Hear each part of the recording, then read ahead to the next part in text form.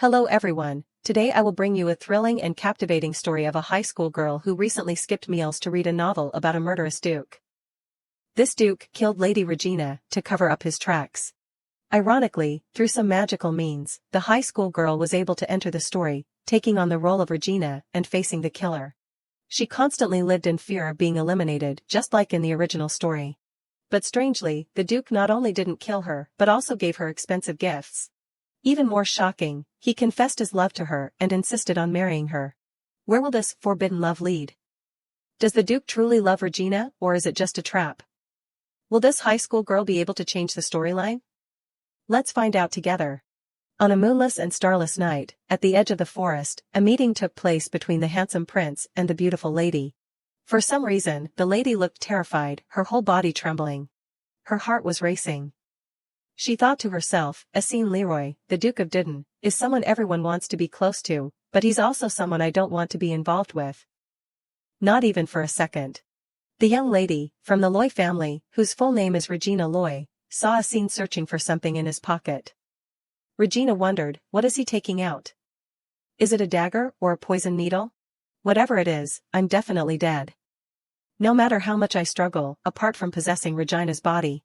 A loud noise made her close her eyes in fear. Could it be that I can't escape the predetermined ending? Oh, the surprise. The reality was far from what Regina imagined. What Asin took out was a sparkling diamond ring. He proposed, "Marry me." What a romantic proposal. His actions were completely unexpected. Regina's cheeks flushed with embarrassment. It turned out that everything that just happened was a scene from Isota's forbidden book. This was the last novel the female lead read before falling asleep. It began with the death of a character. To summarize the novel, Regina was an ordinary noble lady, even extremely ordinary. She was Isota's best and most trusted friend. One night, while taking a walk, Regina accidentally witnessed a murder. The criminal was a prominent figure in high society and also the emperor's half-brother, Duke Asin Leroy. With immense power and a handsome face, he could be considered the ultimate male supporting character. However, he had a weakness, his mind wasn't quite right. He had killed countless people on the emperor's orders, and he also eliminated Regina because she had witnessed that day's events. It's unclear why, but wanting what she wanted, Regina threatened him.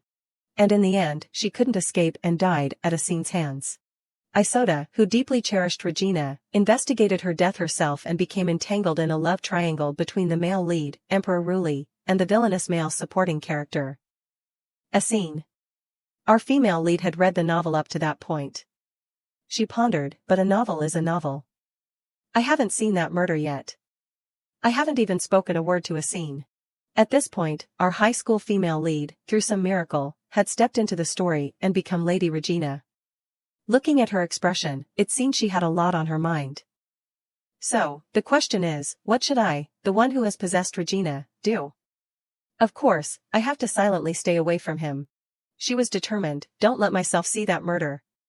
But while taking a shortcut home, she witnessed the murder from the original story. Regina hid behind the wall in fear and overheard Asin's entire conversation. So when I warned you, and you stopped, that wasn't enough? Since you've ignored my warning a second time, don't resent me, Viscount Durang. She suddenly remembered Viscount Durang. She had heard this name in the original story. This was the murder that Regina Loy witnessed in the original story, the event that kicked off the main plot. Regina tried not to make a sound. If I'm discovered here, will I end up the same way? She walked slowly, step by step. When the opportunity arose, she closed her eyes and ran, screaming in her heart, "Save me." Asin Leroy seemed to have noticed something unusual. He smirked, the savage smile of a murderer. Back home, Regina was always gloomy and listless. Sally, the maid, was so worried she was on the verge of tears. "What's wrong, miss?" Regina forced a smile and replied, "Oh, it's nothing." But in reality, her heart was heavy with worries. What if I follow the same path as in the original story? My end will be death. And Asin doesn't let witnesses live. She turned to the maid. "Sally, bring me the invitations I've received." The maid hurried off immediately. "This one is for an event this week, this one is an invitation to a party a few weeks from now, and these are mostly from families." Regina fell into deep thought. Decline all the parties that I can skip for now. I have to take cover for a while. After some deliberation, she told Sally, decline them all for me. Destroy all the invitations. The maid quickly took all the invitations away to dispose of them. Yes, Mississippi Regina sat there, sighing. Forget it. Who else witnessed that besides me? If I stay quiet like this, no one will know anything. The storyline probably won't be affected if a supporting character like me disappears, right? She chuckled. Oh, really? She lay down on the bed, reassuring herself. That's right. He lives his life, and I live mine. At a party gathering the most prominent young ladies and counts, everyone was whispering. Have you heard? This Count Durang has been murdered. Those words reached Regina's ears, causing her eyes to widen in surprise. In her heart, she kept repeating, no, it's okay. It's different from the original. I haven't been involved with the scene yet. Isoda worriedly grasped her hand and asked, Regina, you look terrible. Are you okay? She just smiled and said, yeah, I'm fine. Suddenly, a voice called out from afar, greetings, Lady Loy. Regina quickly turned around. This voice is. It was none other than Asin. She wondered, why is Asin talking to me? He gave her a friendly smile. Regina hesitantly asked, greetings, but is there something you need from me? Asin spoke cryptically, I'm curious if you made it home safely that day. She feigned ignorance and asked, what are you talking about? That day? Are you mistaking me for someone else? I don't recall ever meeting you, Your Grace. He wasn't one to back down and quickly replied, I heard that once you see the lady's black hair, you can never forget it. It's truly the case. Her whole body trembled. Thank you. It's an honor for my entire family to receive such praise from Your Grace, but that person really wasn't me. I've just recovered from an illness, so I'm feeling a bit dizzy. I apologize, but may I excuse myself? Seeing this, Asin had to say, so I've kept a sick person waiting for too long. Of course. With his consent, Isoda quickly helped her turn back. Before leaving, she politely said, then, I'll take my leave. He smiled again and replied, yes, see you later. Isoda led Regina away from the party. On the way, she curiously asked, what's your relationship with him? Regina smiled and explained, there's no relationship. It was truly a mistake. Her face was clearly melancholic. Please, take me to the restroom. Isoda asked anxiously, do you need me to stay with you? She replied in a tired voice, no, no need. Finally, they reached the room. Isoda gently helped her sit down on a chair. Seeing her concern, she softly said a few words to reassure her. Sorry for dragging you here. I'll be back soon. Isoda confirmed once more, are you sure you're okay? Regina gave a weak smile and replied, yeah. Like a fussy mother, she gave her instructions. All right then, if anything happens, ring the bell for the servants immediately. She smiled and replied, I know. In her mind, she couldn't stop thinking about that fateful night. Did he really see me? Countess Loy is truly a very ordinary noble. If there's anything special about me, it's my black hair, as Asin mentioned earlier. Or maybe it's my admired brother, Eken? And like Asin, Count Loy is on the Emperor's side, so he doesn't need to approach me for political gain. She cried out in fear. So, does he really intend to kill me? Anyway, I have to go home. She hurriedly ran out of the room. Tell the host that I'm feeling unwell and I'm going home. Footsteps echoed throughout the corridor. A voice made her freeze. This Count Durang is dead. At that time, I also saw a back like this. Asin suddenly appeared and said those words, making Regina extremely frightened. Her face turned pale as she stammered, I. He smirked again. Her heart pounded like it wanted to jump out of her chest. Duke Asin approached and said, you haven't changed at all, my lady. A romantic starry night sky appeared through the window. Conversely, inside, the atmosphere was extremely tense. Asin stared at Regina, making her so scared she didn't dare blink. Regina trembled and said, I don't understand what you're saying. The wind is starting to get cold. I'll excuse myself and return to my room. As soon as she finished speaking, she hurriedly left. He remained still, staring at her retreating figure. The fear from earlier still lingered deep within Regina's mind. Isoda called out in surprise, Regina? She ran over and exclaimed, you look even paler than before. She gave a weak smile and said, Isoda, I think I have to go home now. The gossip of the others reached Regina's ears once again. But on that night, I heard someone saw Duke Leroy nearby. Those words were like a bolt of lightning to her. Seeing her standing still like a mannequin, Isoda cried out in alarm, Regina. Many shocking secrets were revealed. Actually, Duke Leroy is a loyal subject of His Majesty the Emperor. Viscount Durang is on Marquis Ruthio's side. Regina began to deduce from the information she had heard. Marquis Ruthio's family is the family of the imperial consort, the late emperor's concubine. Empress Dowager Alicia Ruthio is the one who gave birth to the third prince, the half-brother of Asin and Ruli. Although she tried to put the third prince on the throne, she failed. And in the end, the crown prince at the time, Ruli, became the emperor. However, she hasn't given up and still harbors dreams of rebellion. To prevent that, Asin has been interacting with someone codenamed Purge. And of course, I know these things because it's the content of the novel I read. However, where did the rumor about seeing Duke Leroy come from? Could it be that he misunderstood and thinks I spread the rumor? Suddenly, she said, I also saw Duke Leroy that day. He went into the jewelry store. Everyone was surprised when they heard that. They stared at her and started murmuring. At this point, Regina realized in a panic, damn it. I clearly said I didn't see him earlier. A curious young lady came up to her and asked, a jewelry store?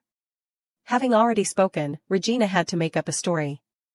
Yes, because that day I had a few things I wanted to look at. So I was nearby. I saw him pass by from afar. I don't know what he was choosing, but it was a long time before I saw him come out. When we go into clothing or jewelry stores, we often look at this and that without realizing how much time has passed, right? Those present were convinced by her words. That's true.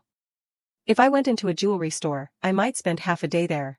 Regina continued, furthermore, I heard that Viscount Durang died in the evening. At that time, the Duke must have still been in the jewelry store. There were still many doubts in her heart. I don't understand why the news saying that Viscount Durang died in the evening is being circulated. But the truth is, it should have been late at night, close to midnight. Using the wrong time to create an alibi for a scene, that's all I can do. A few seconds later, she turned to her close friend. Isoda, I'm going home now. Sorry. He worriedly advised her, it's okay. Go home and rest quickly. Remember to take your medicine too. She smiled and replied, yeah. Then she quickly left the party. After that incident, I declined all invitations and confined myself at home. Because I was worried I'd be silenced if I went outside. Actually, if Asin was determined to kill me, it would be very easy for him to break into the mansion. Day after day, Regina became more and more gaunt. What day is it that I haven't been able to leave the house? Should I go find him and beg for my life? Tell him that I absolutely won't tell anyone. So please spare me. No, in movies, those who beg for their lives all end up dead. Sally, the maid, stood outside, bewildered, not understanding what was wrong with her mistress and why her mood was constantly changing. She didn't even want to eat at mealtimes. A gloomy atmosphere always clung to her. Her family was extremely worried. Regina's mother asked, Regina, why haven't I seen you go out lately? Going out for some sun or attending parties would be good for you. She made up an excuse. I just find parties a bit boring. I prefer staying home and reading. Her father unexpectedly took out 2 opera tickets and gave them to her. How about going to see the opera? I heard there's a famous play showing these days. You can go with Ekin or Lady Rose. The Marquis's daughter. That wouldn't be bad either. She held the tickets, but didn't feel any excitement. What should I do? I can't stay inside forever. My parents are worried about me. It would be better if I went.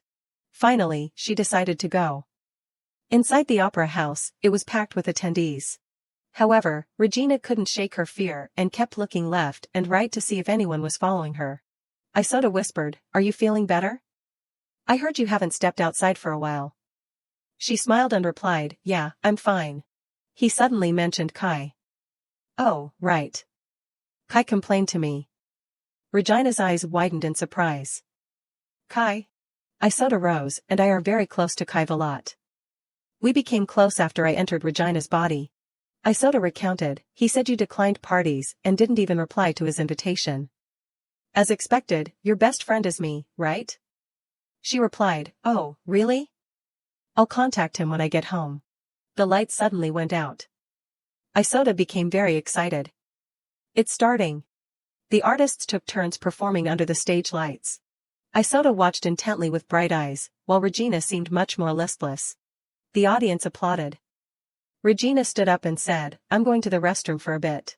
She dejectedly left the room. After just a few steps, someone appeared and blocked her way. A familiar voice said, "We meet again, Lady Loy." She shivered, her face turning pale. Asin appeared with his trademark smile. She looked at him anxiously. He also looked back at her with a passionate gaze. Regina politely said, "Hello, Duke Leroy." She reassured herself, "There are a lot of people here. He won't harm me. I have to act like nothing's wrong." He kept looking at her and smiled, perhaps with hidden meaning. In her mind, she imagined a scene of Asin the tiger always lurking around Regina, the fawn. Just thinking about it made her break out in a cold sweat. This is clearly a threatening stare. Asin leaned closer and asked, "You're not planning to run away again today, are you?" She turned on her acting mode and innocently replied, "Run away? Did someone leave your grace and run away?" That day, I wasn't feeling well, so I was a bit rude. He asked with concern, "Are you feeling better now?" Regina smiled and replied, "Of course. I'm feeling better, that's why I came to see the opera." "Thank you for your concern. Then I'll excuse myself." She gently turned and left. Suddenly, Asin grabbed her hand. She froze for a few seconds. Then she came to her senses and quickly withdrew her hand. He informed her, "I have a gift I want to give you."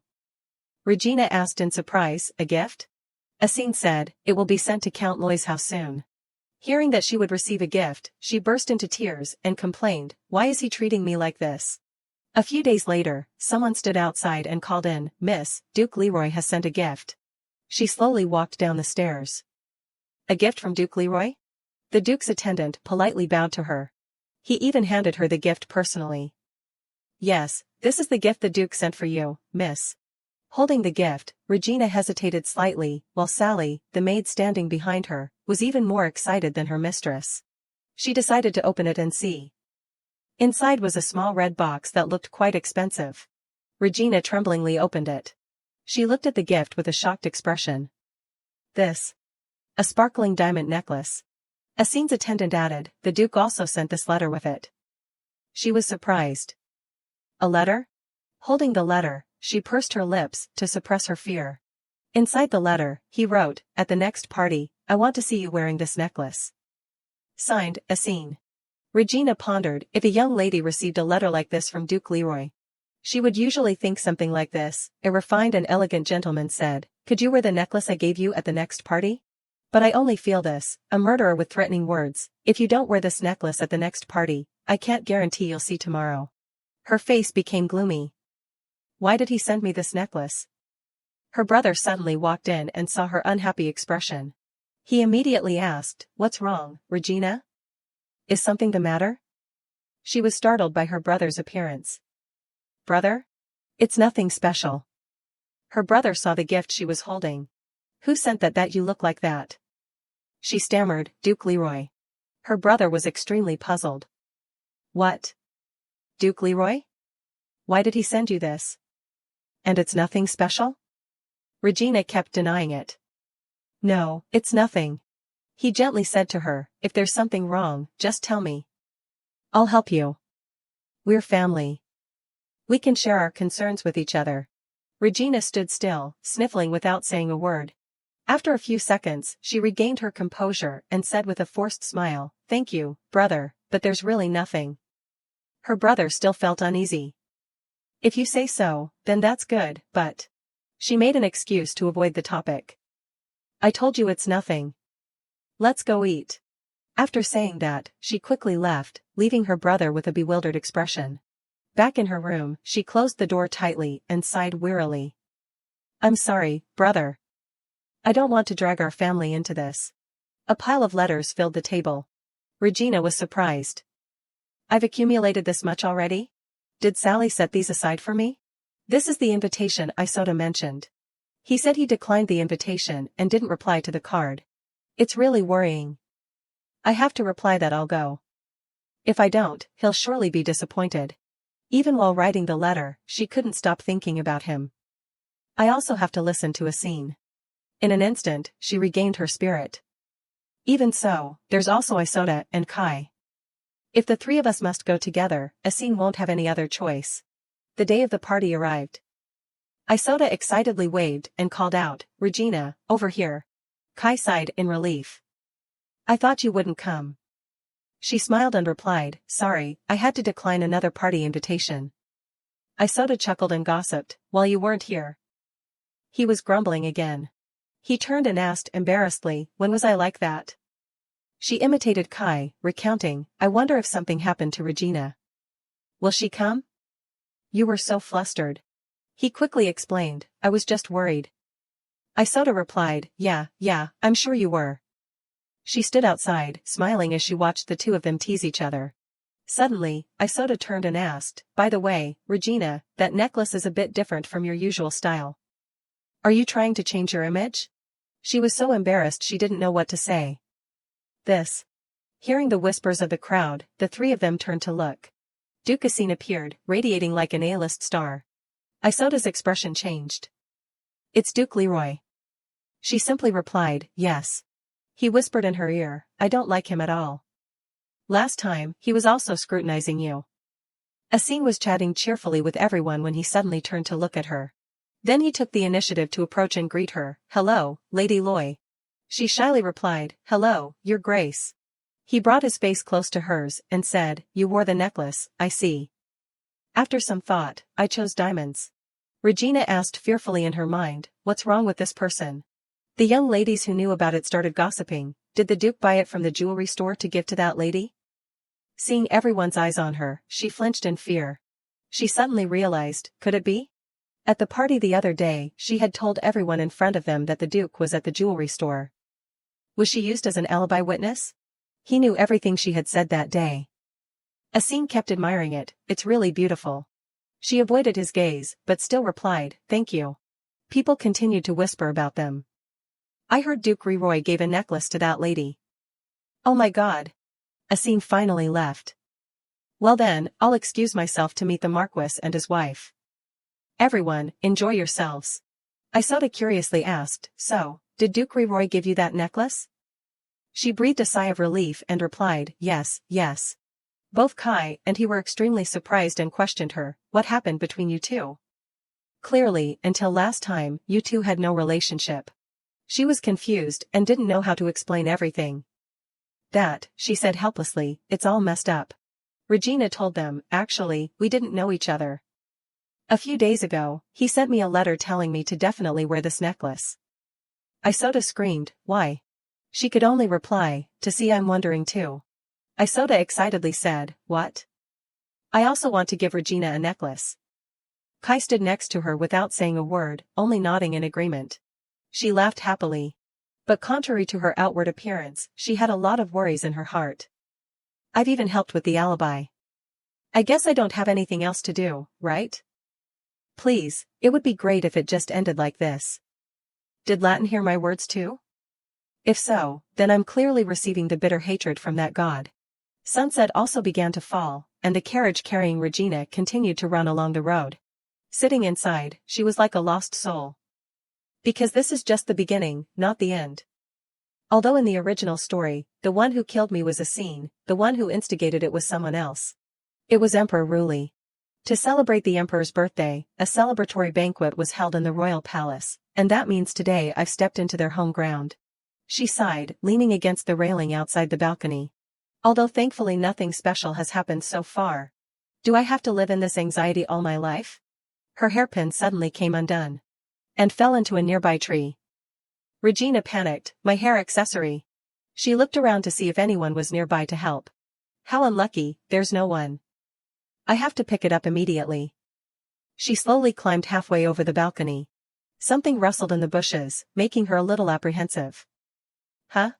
A cracking sound was heard, and her face was filled with fear. Because the railing was too slippery, Regina accidentally slipped. Because of that, she fell backwards. The rustling of leaves in the quiet night. Regina lay sprawled on the grass, with a pained expression. She seemed to have seen something. A black cat was playing with her hairpin. So it's a cat. It held the hairpin in its mouth and turned to leave, ignoring Regina's pleas. That's not edible. Give it back to me. Hey, that's mine. Give it back to me, kitty. Oh, hey. Because she was busy chasing after it, she suddenly realized, I think I've gone too far. Just a few seconds of distraction, and the black cat had disappeared. She looked around to find it. Kitty, where are you? Suddenly, there were footsteps approaching. She mustered up her courage and looked up to see. A person with a familiar face and hair appeared. Guess who it is? It's none other than Duke Asin. Regina once again fell into unease. Asin and the cat. He petted the cat and kept praising it, good job. Her hands and feet were trembling.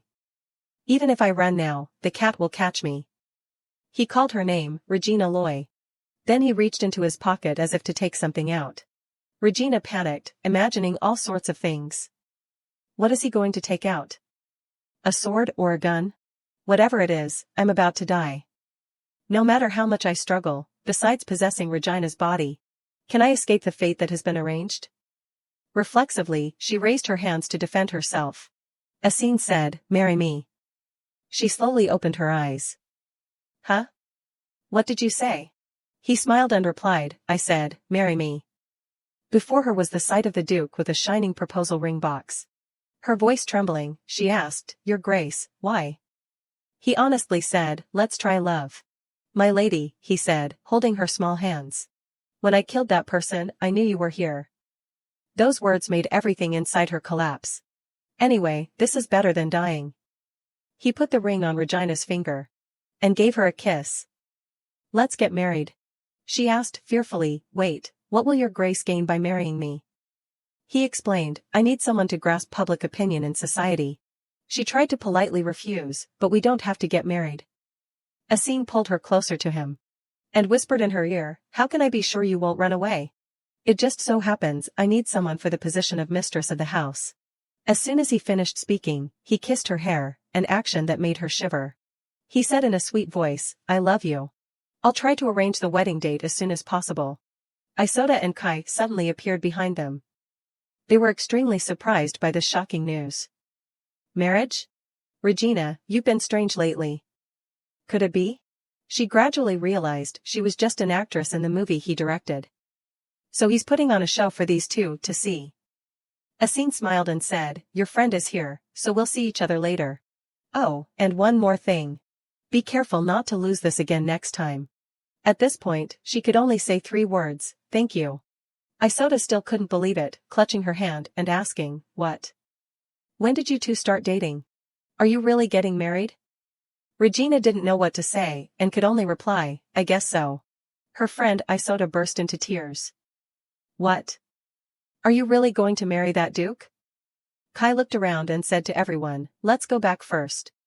Regina wondered, there won't be anything more surprising, right? Suddenly proposing marriage. When she returned to the party, she ran into Duke Asin again. Marrying Duke Asin Riroy. Isoda was so angry, she wanted to chew and swallow her handkerchief. Unacceptable. She fell into deep thought. Come to think of it, according to the original story, Asin and Isoda would be attracted to each other. And they would become a happy couple, blessed with their love. That's probably why Isoda is so upset and can't accept it. From these events, Regina could realize that this meant the original story had been disrupted. After Asin sent the marriage proposal, things proceeded very quickly because Count Loy had no animosity towards Duke Riroy, the emperor's younger brother. She had a conversation with her parents. I understand. Her face was tinged with sadness. On the contrary, her parents smiled happily. Think carefully and decide. Whether or not you get married is entirely your choice. Of course, it's because my parents trust me too much. Her mother suddenly asked, do you have any plans for when the ceremony will be? She became flustered by this question. After a moment, she forced a smile and replied, I was planning to go talk about it today. At Count Asin's luxurious and splendid castle. Regina whimpered, can't we have an engagement first? It's too sudden. He laughed bluntly and said, no. I'm telling you in advance, it's best not to think about running away. She quickly replied, I can't escape your grace's grasp. Suddenly, he changed his mind. So, let's have an engagement first, but on one condition. Regina's eyes widened. What condition? Duke Asin began to lay down some rules. During the engagement period, you must stay at Duke Riroy's house. Helplessly, she agreed. Yes, sir. He smiled with satisfaction. Let's call each other by our first names. You should call me Asin. Hearing this, she got goosebumps all over. Seeing her sitting motionless like a statue, he urged her, hurry up. Finally, she had to obey him. Asin. He smiled happily and replied, yes, Regina. You should get ready to come in. Her hand gripped her skirt to hide her fear. A moment later, Regina stepped out in a completely new outfit. The servants immediately bowed their heads and said in unison, greetings. Dressed in luxurious clothes, but there was no smile on her lips. In the original story, he was the villain who killed me, and now I'm at Asin Riroy's house. The inside of the castle was decorated with extremely intricate patterns. Even the bedroom was lavishly decorated. Regina's eyes widened in amazement. Is this my room? It's even better than my previous room. Her joy didn't last long as she returned to her gloomy expression. But I feel worried that the room next door is Asin's room. What does he want me to do? Whatever it is, first of all, don't go against Asin's temper. On the first day, she and he enjoyed afternoon tea together, the atmosphere unusually silent. On the second day, they strolled together in the castle grounds. Asin only smiled happily and didn't say a word. On the third day, they dined together. At this point, she was extremely curious. Huh? Why isn't he making me do anything? Just eating and drinking tea together? Luckily, I'm getting used to it, but... She was startled when he finally spoke. This Friday. Do you know there's going to be a party at Duke Alaran's house? She smiled and replied, yes, I know. He told her, you just need to attend the party with me. She obediently complied. I'll keep that in mind. She felt somewhat relieved. Finally, I've been assigned something to do. The silent atmosphere suddenly returned. Regina proactively asked, is there anything else you need me to do? He gently replied, this time, you just need to be obediently by my side. Her face sullen, she replied, yes. This seems a little hard to swallow. A few seconds later, he turned and said, this afternoon, the designer for the party outfit will be here. She said in surprise, yes? Asin stared at her without blinking. Regina. She tilted her head and made an innocent, loving expression at him. Finally, he concluded with, oh, it's nothing. She felt like crying. What? He's truly incomprehensible. One fine afternoon at Asin's castle. As promised, the designer arrived. It's an honor to meet you, my lady. I'm Malo, the one in charge of designing the outfits for this party. Regina smiled and said, then I'll leave it to you. She politely said, excuse me for a moment, my lady, and immediately began taking measurements with a tape measure, looking extremely professional. It's perfect. After it's sewn, I'll bring it for you to try on immediately. She laughed and replied, thank you. When everyone left, a tired expression was evident on her face. I don't know why I feel so stressed. I should take a break. She hadn't rested much when someone came looking for her. She quickly composed herself. Come in, come in. Her eyes widened in surprise. Huh? Asin walked in with a handsome expression. He chuckled and said, your expression is a bit much. You just had a what are you doing here look on your face. She hurriedly explained, I didn't. He sat down next to her and said, if that's not the case, then that's fortunate. I've tried to show you my friendly side, so I hope you won't run away from me. She turned her face away and asked, what are you talking about? Suddenly, he wrapped his arms around her waist and turned her towards him. He gently hugged and kissed her hair, making Regina blush. She stared at him with wide eyes. Asin said happily, that's right. Aren't we about to get married because of love at first sight? Designer Malo opened the door and announced, first, the sample outfit. She was startled to see them being affectionate. Good heavens. He smiled and greeted her, still holding his lover tightly.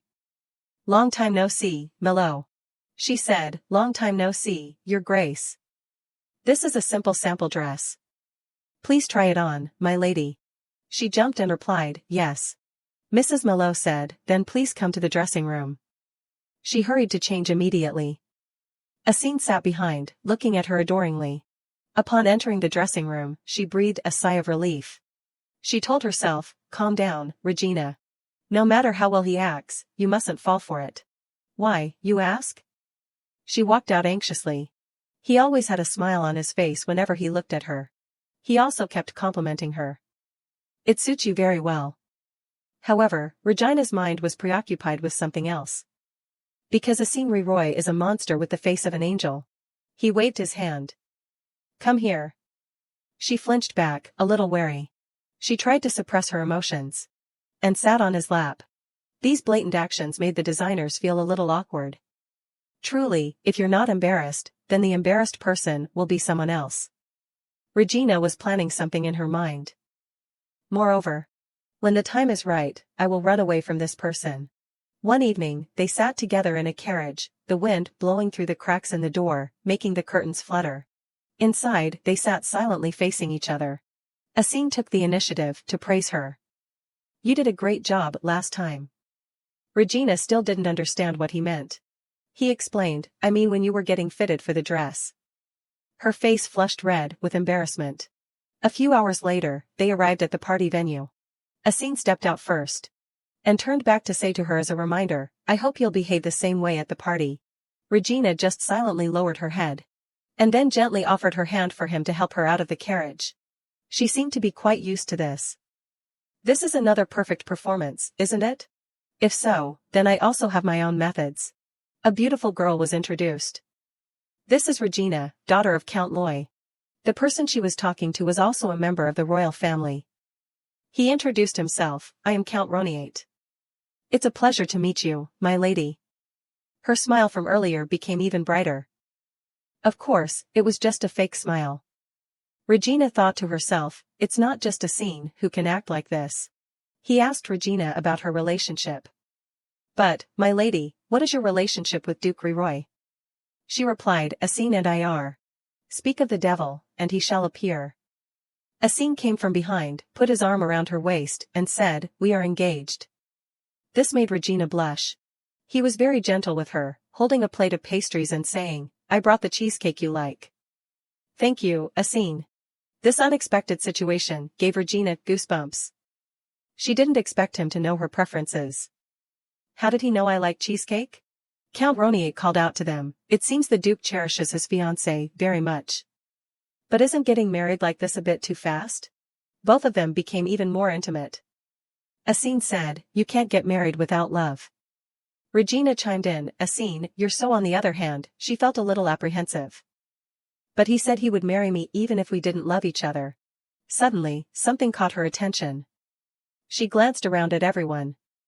Anyway, the people around us are constantly curious. Although Duke Aelrand is a family with a long history, but Asim's presence has increased the value of the party.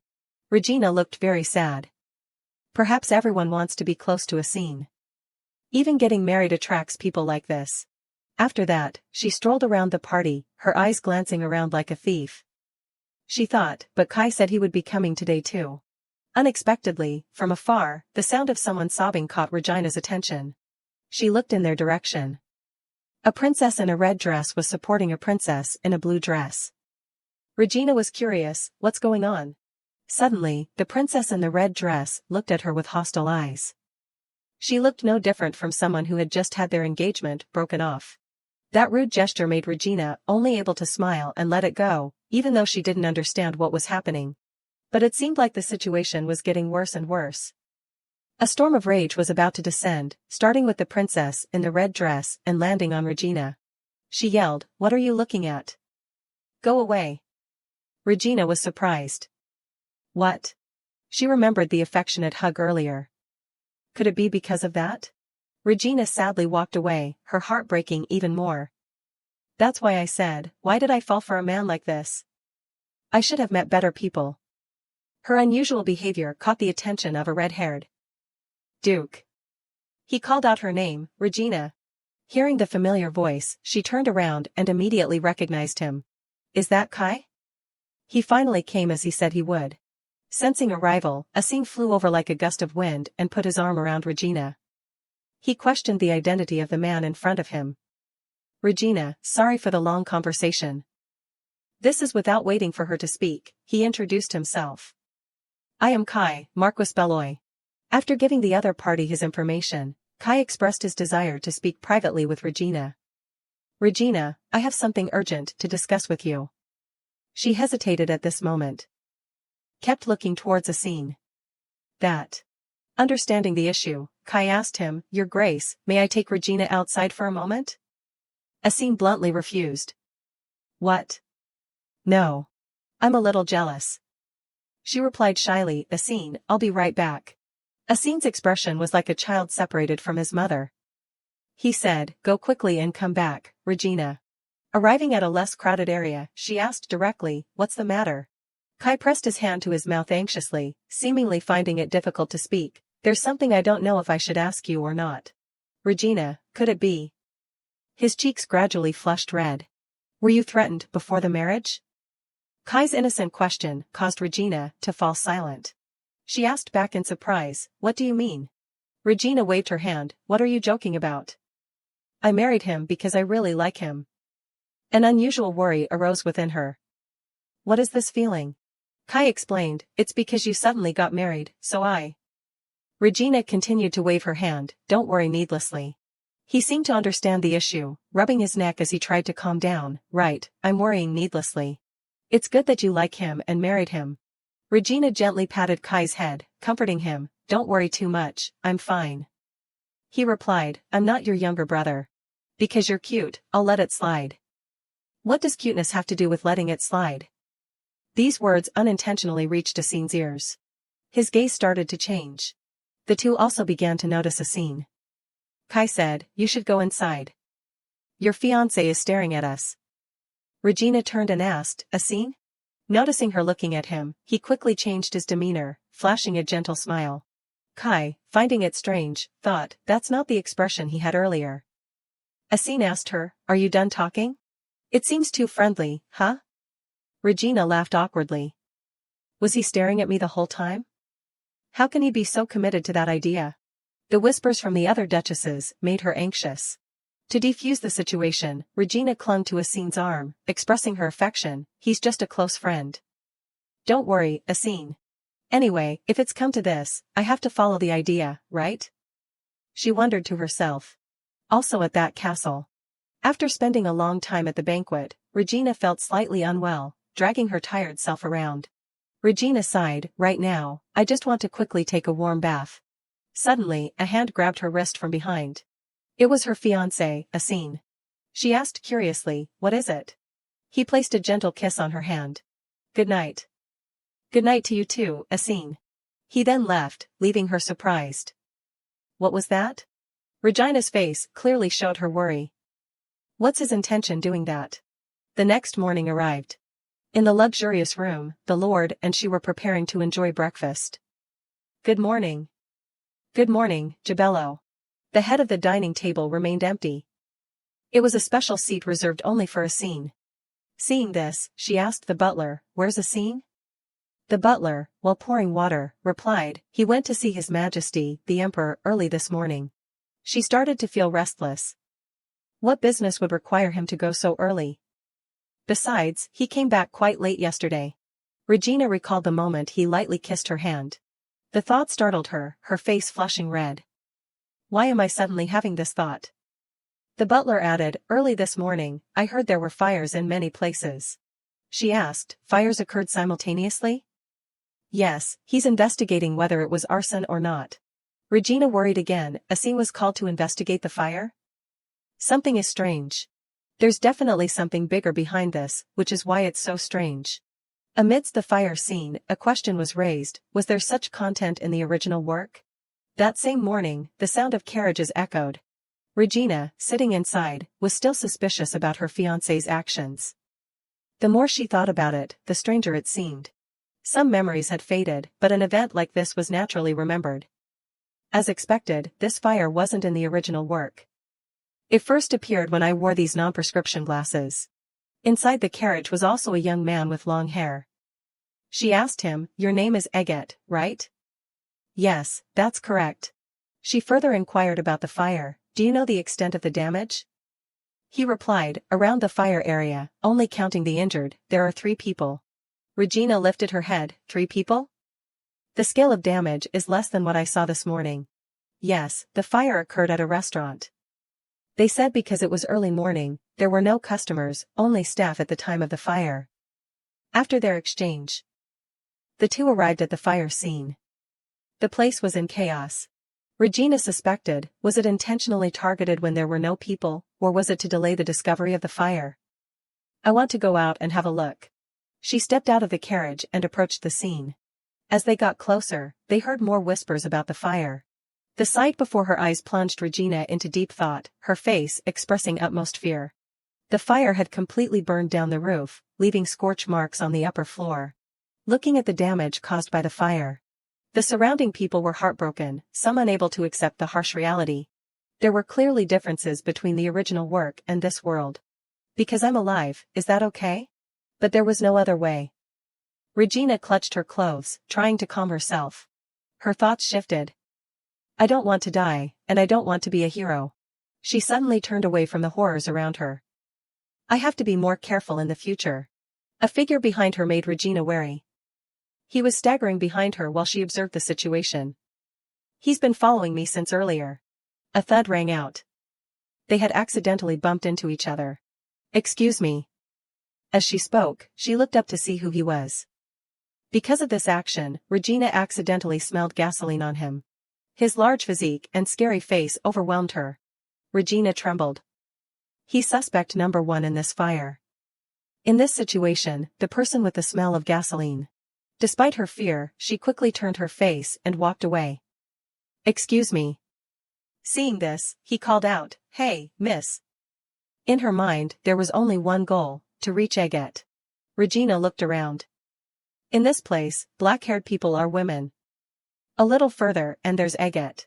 The young man from the carriage earlier was also surveying the situation. Suddenly, the voice of the man with the gasoline smell boomed, I told you to stop. Someone's calling. That hand was only a few centimeters away from her. The situation was urgent. Like a fairy tale, Asin arrived on a black horse from behind, his eyes full of hatred as he looked at the man. This also increased the distance between her and the strange hand. His appearance was like a miracle. Regina's gaze towards him was enough to show that her worry had subsided. He also looked at her with concern. In the next moment, Asin dismounted and asked the man, What's going on? The man with the gasoline smell pulled his hat down and left. Nothing, sir.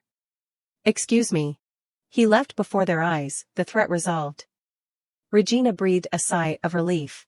She thought, when he's an enemy, he's the worst enemy, but when on the same side, he's the strongest comrade. That's what Regina felt about him after the rescue. Asin asked her, What's going on here, Regina? She replied, I wanted to see how things were. She added, That man smelled of gasoline. Was he the arsonist? Asin soothed her, Even if he wasn't, it's crowded, so don't worry. He then led her to the carriage. Let's go back. I was planning to look at other places, but if that's the case, I'll follow Asin's words. He turned to the young man. Ride back on horseback. Yes, sir. Noble ladies don't usually visit places like this. Regina's heart began to race. She asked him, why? This time too. Past memories resurfaced at this moment. Someone's voice echoed, Do I look like the type who enjoys murder? The scene back then was terrifying. A bloody hand lay, sprawled on the floor. Thinking about this, Regina became even more frightened, her body trembling. In complete contrast, Asin thought she was afraid of him. You seem very scared of me. As he spoke, he flashed an amused smile, causing her to turn her face away from his gaze. Despite that, Asin was very reliable. He comforted her, Don't worry, I don't have a hobby of killing my wife. If you don't betray me, these words directly made Regina collapse, her distraught mind filled with the question, Is he coaxing me, or is he threatening me? Asin changed the subject. Oh, right, my brother said he wants to meet you. You can refuse if it's bothersome. Regina was surprised that he wanted to meet her. How can I refuse the Emperor's summons? I suggested you refuse, but since you said you'd go, I won't stop you. Once again, Regina fell into negative thoughts, worried about her life. That makes me even more uneasy. Why did the Emperor summon me? Is it because I'm engaged to his brother? Or because he already knows about that? Having no choice, she closed her eyes and thought, even if I don't do this, can I successfully join the organization? In a secret room somewhere, a man in a black cloak quietly entered. Before him stood a mysterious blonde woman. She was Alicia Rouse. This woman asked him, "How are things going?" The man replied, "Still according to plan. Everyone is focusing on restoring the fire scene." Hearing this, she gave a cryptic smile. Standing and gazing at the sunset, she replied, "I see. They say Duke Leroy got married." Alicia tightened her grip on the curtain, her expression angry. Married? To whom? To young Lady Regina, daughter of Count Lawyer. Marriage, how strange. Investigate it. Yes, ma'am. A light clap from the man, and he vanished immediately afterward. She leaned back in her chair, contemplating. When should I go meet her? Back with Duke Leroy, after returning to the mansion together, the two were enjoying tea. He said, "From today onwards, let's do a different job. Because if we leave things as they are, I'll probably have to keep looking for another job." The energy radiating from Asin was very positive, in stark contrast to Regina's pained expression. "I didn't come here specifically to look for work. Last time, I said I needed someone to grasp public sentiment, right?" "Yes." Asin's words surprised her slightly. Sipping his tea, he said calmly, "I can't attend women's gatherings, such as the Duchess Alexander's return banquet. Since I have to participate in places like that, let's create a big wave together. Creating rumors is also good." Regina nodded repeatedly. "I'll do my best." He added, "And also, I've never seen you wear the necklace I gave you." These words startled her. Regina thought about the necklace. "I left that in the drawer." She quickly explained, "Because it's so precious, I put it away." He chuckled and said, "I'm glad to hear you say that." Regina tried to hide her apprehension from him. Asin's silence made her wonder, isn't he going to ask me anything else? It seemed like everything had calmed down. She lifted her teacup. Thank goodness, I didn't expect it to go so smoothly. But things weren't as she imagined. Before the tea reached her lips, she heard Asin's voice, "When can we hold our wedding? We have to plan it meticulously." Regina was bewildered. "Please, let's go back to talking about the necklace. If you want to hold it on a particular day, feel free to say so." That. She hesitated for a moment, her mind searching for a way to handle this. How long would it take to run away from this person? 3 months, 6 months, or a year? If I say I want it that late, will he agree? At that moment, footsteps approached them. He yelled, "Duke. What is it? Why didn't you knock?" "I apologize. This matter is extremely urgent." It was unclear what had made him so breathless, as if he had been chased by dogs. His voice trembled. "Police Inspector Hugo has been murdered." This news stunned both of them. According to what she'd heard from Asin, Police Chief Hugo was supposed to be investigating the fire. Simultaneous fires, and the police chief investigating the case was also killed. Regina leaned against the door, distraught. Asin is the protagonist of this novel, so there's no reason why such a serious case wouldn't be recorded. Her gaze fell on the cabinet opposite her. That's right. Facing the books, she rejoiced, "I wrote down the plot details I remembered in case of situations like this." Regina picked up a sparkling blue book. On top of the book was a glittering emerald cord. Holding it, she said, "This is really beautiful. How much money must this have cost? Such a precious treasure. Although, to me, this is no different from a rope binding a death row inmate." But then she remembered Asin's earlier words, "I've never seen you wear the necklace I gave you." This bothered her. A bold decision was made. She raised the necklace high. However, Regina stopped and placed it back on the table. "Stop thinking unnecessary thoughts and focus on finding the notebook." She carefully read the pages, one by one. Even so, it took her quite some time to fully understand. "Strange," Regina said. Looking at the page, there was nothing inside. She wondered, why is there nothing? She checked the remaining pages, the rustling sound indicating her urgency. "I clearly wrote it down. Even if it's not in those 2 novels. Actually, I don't know if the original work's content will be helpful because if it comes to that, I'll already be dead. A bleak future." She hugged the book and sighed on the bed. Pressing her hand to her forehead, she murmured, "What should I do?" Dusk gradually descended. Beside Police Chief Hugo's body, there were murmurs. Asin, on horseback, asked, "Is there anything suspicious around here?" The investigator replied, Your Grace, we haven't found anything suspicious yet. Dismounting, he asked further, Have you found the murder weapon? No, not yet. Tell the people near the scene to come see me. First, retreat. The investigator tipped his hat and replied seriously, Yes, I understand.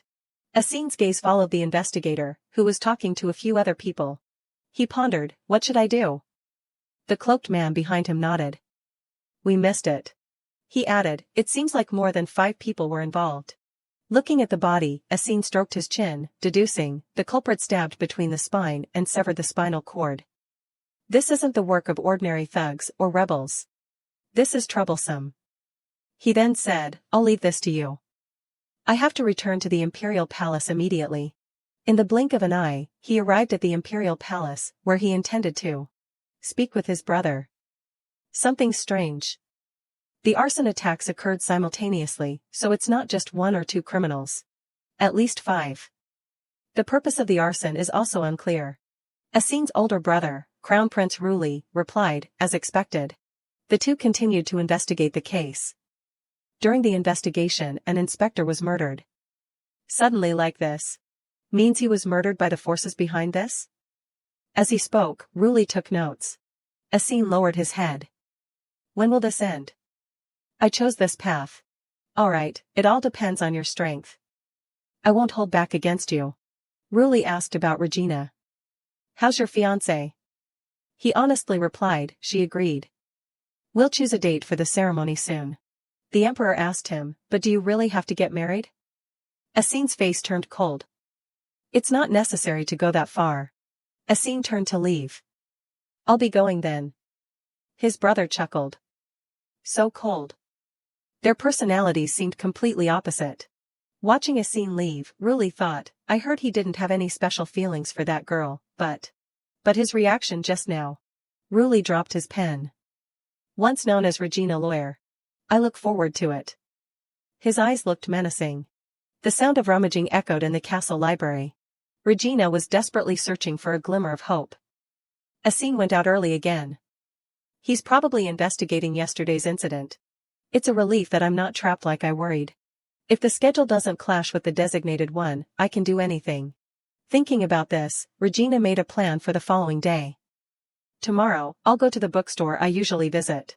Butler Gibello entered to inform Regina, Miss, the young lady you were looking for has arrived. Hearing this, she asked back, Me? Yes, she introduced herself as the young lady of House Isoda Rose. This familiar name made Regina's eyes widen. Isoda? Hurried footsteps from the stairs indicated Regina's urgency. She looked towards the reception table. A blonde guest in a flared dress, presumably Isoda, was waiting. Regina called out, Isoda. The other girl's gaze was strangely different. But within seconds, Isoda's face lit up with joy upon seeing Regina. She ran and hugged her tightly. Then, Isoda looked her over from head to toe, checking on her. Are you all right? That guy isn't bothering you, is he? Regina chuckled softly, really. Rose's affection for Regina was truly genuine. Cupping her face, the girl said, You look thinner. Regina denied it. No, I'm not. You'd be surprised how much I eat. What do you mean, no? Then you're only half right. Come eat dessert. Isoda pulled her towards the dining table. I can't stop you. Regina replied, I know. A knock interrupted their conversation. It was Asin. He entered and asked, Am I interrupting? I heard there was a guest, so I came to greet them. Regina smiled and replied, Asin. Isoda, on the other hand, was not pleased, her displeasure evident. Hello. He asked Isoda, Do you mind if I sit next to you? She didn't bother replying, thinking, You're already sitting down. She turned to Regina. Oh, right, Regina, I ate the cake you sent me a while ago. The cake she had personally bought for her best friend. I'm glad you liked it. Regina replied. Asin suddenly pulled her head closer. No good. You have cake crumbs here. Isoda was about to explode. Her tone changed. Regina, let's go see the opera at the Grand Theatre. The performer is very famous, it feels very different from the previous times. He interjected, Can Duke Leroy come along as well? At some point, these two had become opposing forces. If Regina wasn't sitting there, they might have already attacked each other. Isota's tone was sharp. Aren't you busy, Duke? We ladies will be gossiping, so you should go to work. He retorted, it's all right. Around this time, I always have time for her. Poor Regina, stuck between two raging storms. What's wrong with these people? Originally, it wasn't the female lead with the second male lead, but they're getting more and more competitive. Isota said, the generous Duke will yield to me, won't he? Asine continued, I'm ashamed, but I can't leave her side, as I fell for her at first sight. Instead of romantic words, the atmosphere was fierce. In front of a luxurious carriage. Isota called out from inside, we should meet outside next time, Regina, somewhere without that Duke. Yes, she replied, be careful going home, Isota. It seemed as though Asine had won that little battle. Regina worried. Isota really seemed to dislike Asine. Had that romantic love story disappeared just like that? The original story had been changed. My survival had such a big impact. Regina entered the living room, a dazed look on her face. He asked her, have you seen your friend off? Yes, but Ace, what do you think of Isota? This question seemed to fluster him a bit. What do I think? Well, that is to say, is she pretty? Let me see. In my opinion, I'm more handsome. This boast wasn't entirely untrue in this case. The aura he radiated left Regina speechless. She pressed him, so, you really don't think anything? Suddenly, Asine embraced her and kissed her gently. He said, it seems like you think I like someone else. Asine comforted her, don't worry. I don't see anyone else, but you. These sweet words left Regina flustered and not knowing where to look. She quickly excused herself, I'll be going back to my room now. Seeing her like this, he chuckled and said, be careful, Regina. As Regina left, his expression changed abruptly. So, how did the assignment go? The cloaked figure slowly emerged. We found the arsonist, but he's dead? Asine asked. Yes, I apologize. At this moment, Asine gave a strange smile. Lead the way. They entered a dark corner of the house, where everything was in disarray. On the floor lay the bodies of 3 unidentified individuals, sprawled amidst bloodstains. Asine and his subordinate surveyed the scene. Their faces are completely smashed. I followed the trail to the hideout, but they were already dead when I arrived. He asked, what's the estimated time of death? About 1 or 2 hours ago. It seems like he killed these bugs and ran away. Escaping was quite easy. It seems someone is behind this. Asine brought up an unrelated matter, what's the Empress Dowager's situation lately? It's been quiet recently. Hearing this, Asine thought, that's not right. Impossible. After such a big commotion, she wouldn't just sit still. She's definitely hiding something. Grasping the current situation, Asine instructed, investigate again. Yes, I understand, his subordinate replied. It was a picture of cunning and deceit. Meanwhile, Alicia, who had appeared earlier, was by his side, reporting the situation. Knowing everything, she smiled slyly. At the Grand Theater, musicians were playing beautiful melodies. A couple danced gracefully to the elegant music. Regina and Isota were enjoying the enchanting performance, but Isota seemed quite uncomfortable. Her face became increasingly more contorted. As the concert ended and darkness fell, Regina remarked, these seats were so comfortable. Money really is everything. Isota frowned and said, but Regina, when you get married, you have to consider a person's character too. Of course. Regina hesitated, thinking, but the Asine in the original story seemed to treat the person he loved very well. In the original story, Asine wholeheartedly cared for the female lead, Isota. He listened to anything she wanted. In that original story, they were truly meant to be together. According to Isota's wishes, she desired peace for the Didan Empire and Rueli's safety. In the end, he gifted Isota with his own death. The two girls walked towards their seats. Regina, still feeling uneasy, thought, Asine remained forever in Isota's memories like that. That was clearly the ending. Just then, Isota called out to Regina. She asked, could you not get married and live with me forever? Regina gently replied, and raise cats and dogs together? I'll think about it. Puppies are cute and obedient, much better than the Duke. What about cats? Regina pondered, cats, come to think of it, what were that leopard and cat I saw in the Imperial Palace? How could there be a leopard in the Imperial Palace? And it could disappear instantly, as if by magic. It could vanish without a trace, just like that? Isoda asked, so, if we live together, raising cats and dogs, we're here. Finally, it was time to say goodbye. Isoda got out of the carriage and waved to Regina. Be careful, Isoda. I'll come visit again. Before leaving, Isoda added a warning, be sure to think carefully about the marriage. Regina just gave a perfunctory laugh. There's no stopping his stubbornness anyway. Isoda returned to her mansion, muttering to herself as she walked.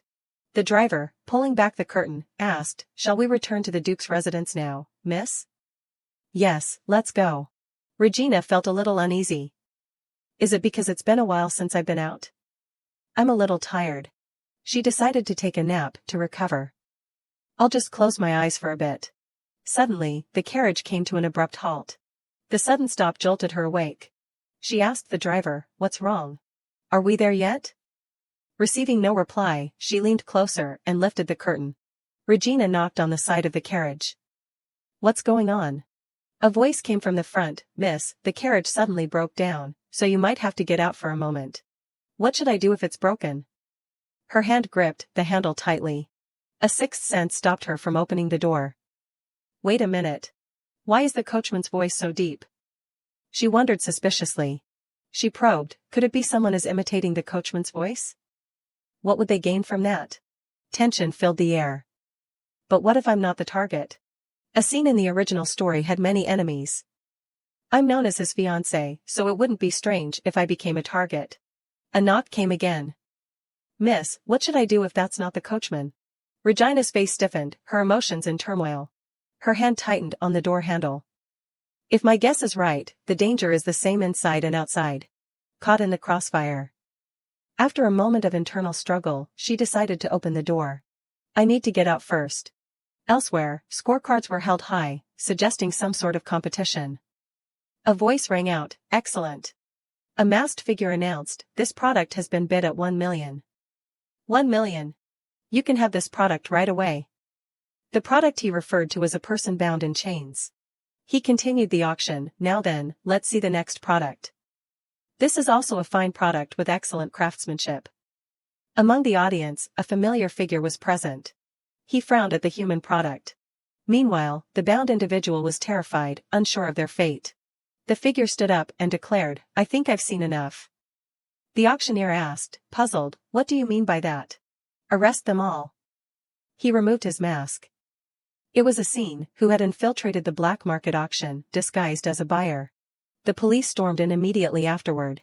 The auctioneer begged for mercy. The masked woman beside him couldn't escape the handcuffs either. Chaos erupted in the hall. We have apprehended everyone, from the auctioneer to the participants, sir.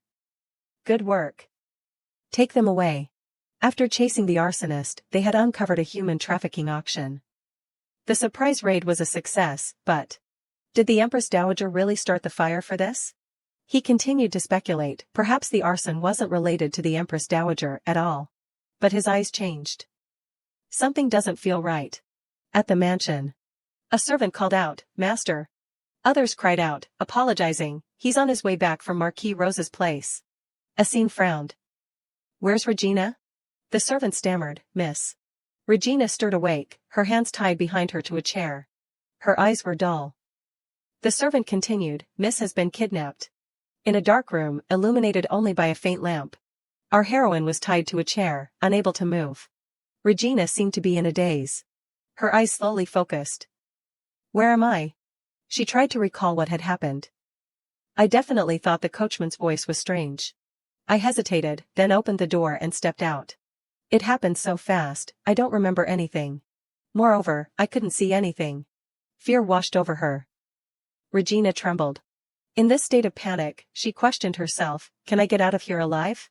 To regain her composure, she shook her head. Calm down and think. Then, she turned her attention to the ropes binding her wrists. First, I hope I can get these off. To escape, she struggled, trying to move the chair. She was trying to find a wall. If I keep moving back like this, I'll hit something. Finally, she managed to back against a wall. The moment she did, she realized it was a wall. Despite being tied up, she still held on to hope, groping for something. Please let me find something, please. A moment later, her hand brushed against something, surprising her. She fumbled, trying to identify it. What is this? Sharp and hard, it was a piece of wood. If it's this, I wonder if I can get it off. She rubbed the ropes against the wood, hoping to cut them. Her eyes shone with a fierce will to live. She rubbed faster and faster. Please break. Finally, the rope snapped. She felt a surge of hope. It's broken. Before she could celebrate, she heard noises from outside. Someone was coming. To avoid being discovered, she quickly untied her legs. This side, right? Preparing to escape, she hid behind the door. Despite her efforts, she couldn't shake the feeling of dread. Honestly, I think the chances of getting caught are higher. But rather than waiting passively to be recaptured, she would take her chance. Finally, someone opened the door and entered. Seizing the golden opportunity, Regina charged out, slamming into him to escape. The man was startled, surprised that she had managed to free herself. He yelled, "Stop that woman. She's escaping." At that moment, all Regina could do was run. Even though her body was exhausted, she couldn't stop. If she were caught, it would be over. She ran up the stairs, only to encounter two guards.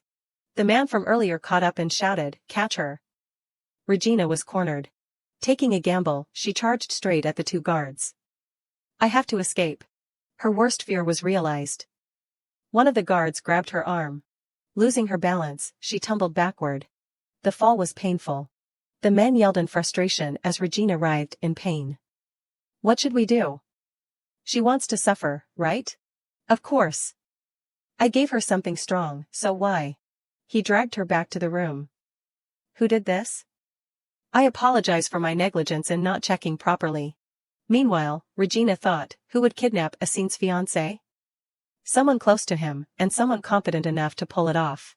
Empress Dowager Alicia Ruscio. The Empress Dowager exuded an air of arrogance.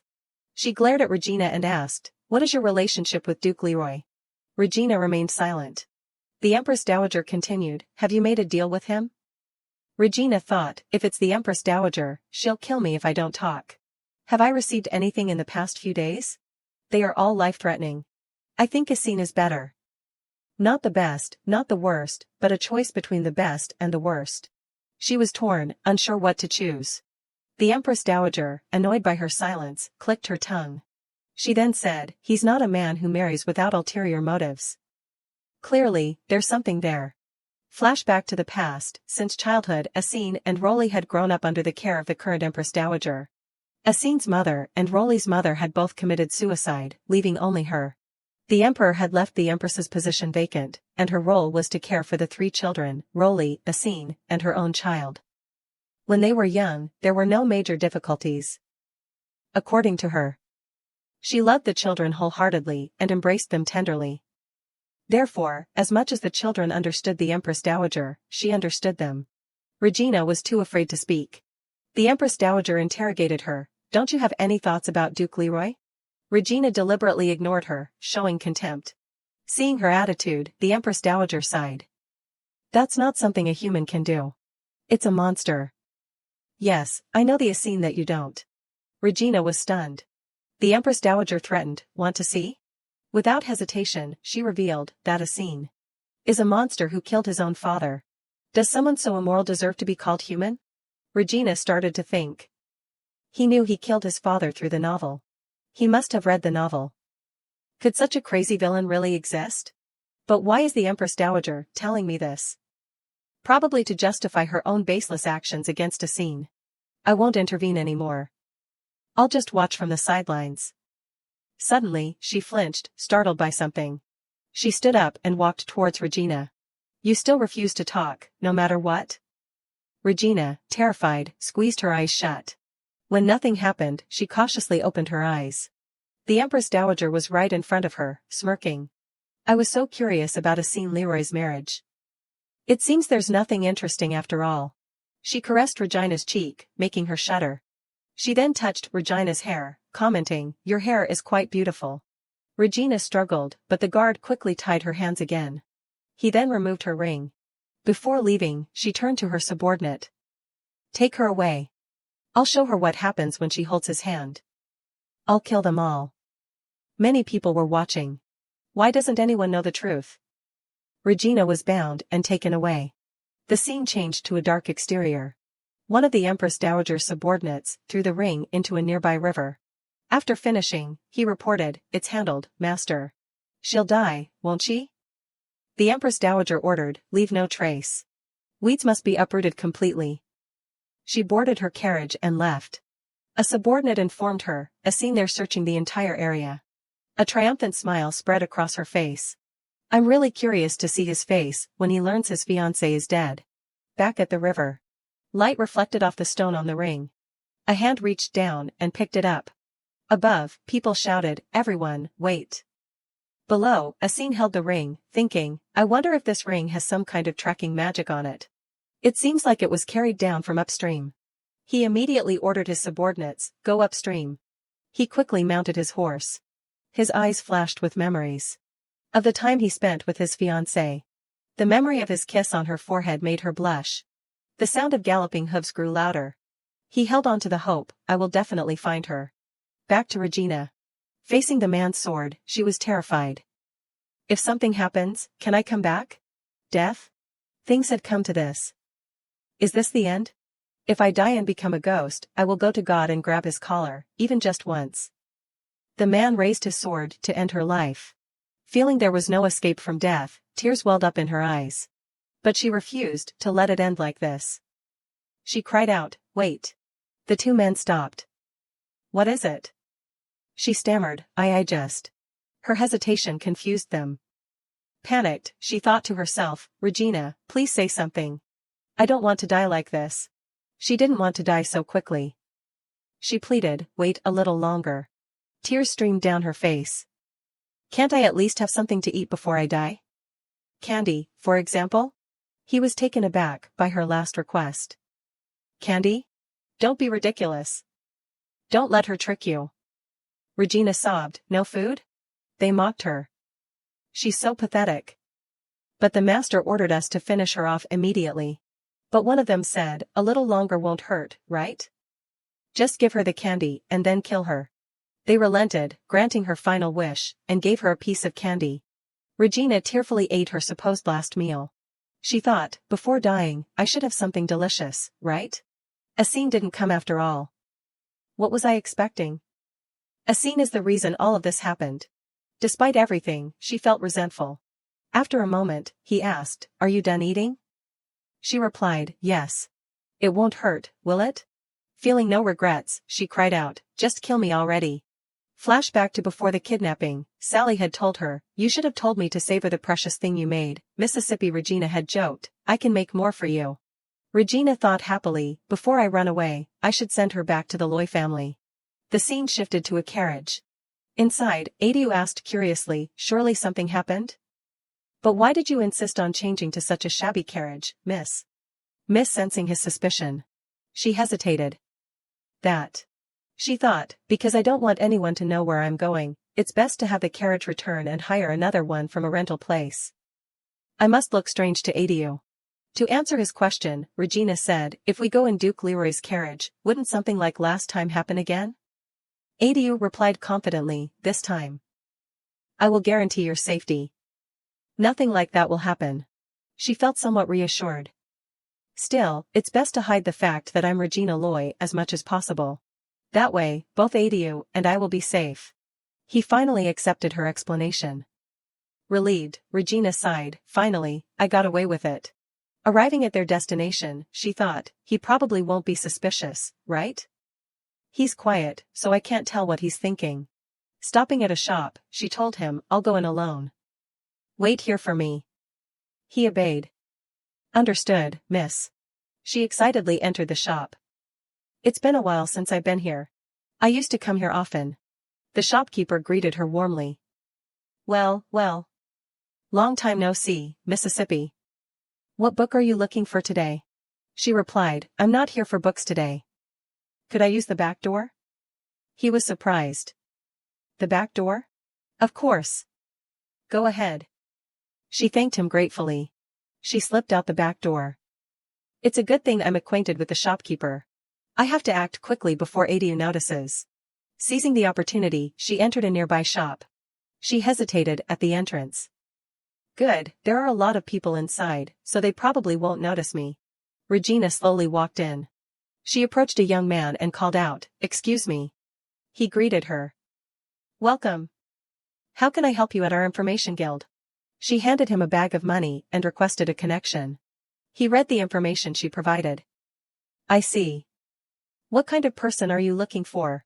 Regina gave him the specifics: someone exceptional, interested in the elixir trade, quick-witted, and above all, discreet. Back in the present, feeling utterly helpless, she begged, "Just kill me already." She had no regrets left. Suddenly, a loud crash echoed through the room. She looked up in surprise. Her captors were startled. "What was that?" One of them stepped forward. "I'll go check." Regina's eyes were brimming with tears. Could it be? The door slowly opened. Asin burst in, his magic radiating outwards. The force of his entrance sent one of the men sprawling. He said menacingly, "That's a rather forceful greeting." Seeing him, Regina was stunned, unable to believe her eyes. One of the men grabbed her hair, holding a sword to her throat. "Drop your sword." Asin remained calm. How unoriginal. Seeing his lack of fear, the man pressed the sword closer to her neck.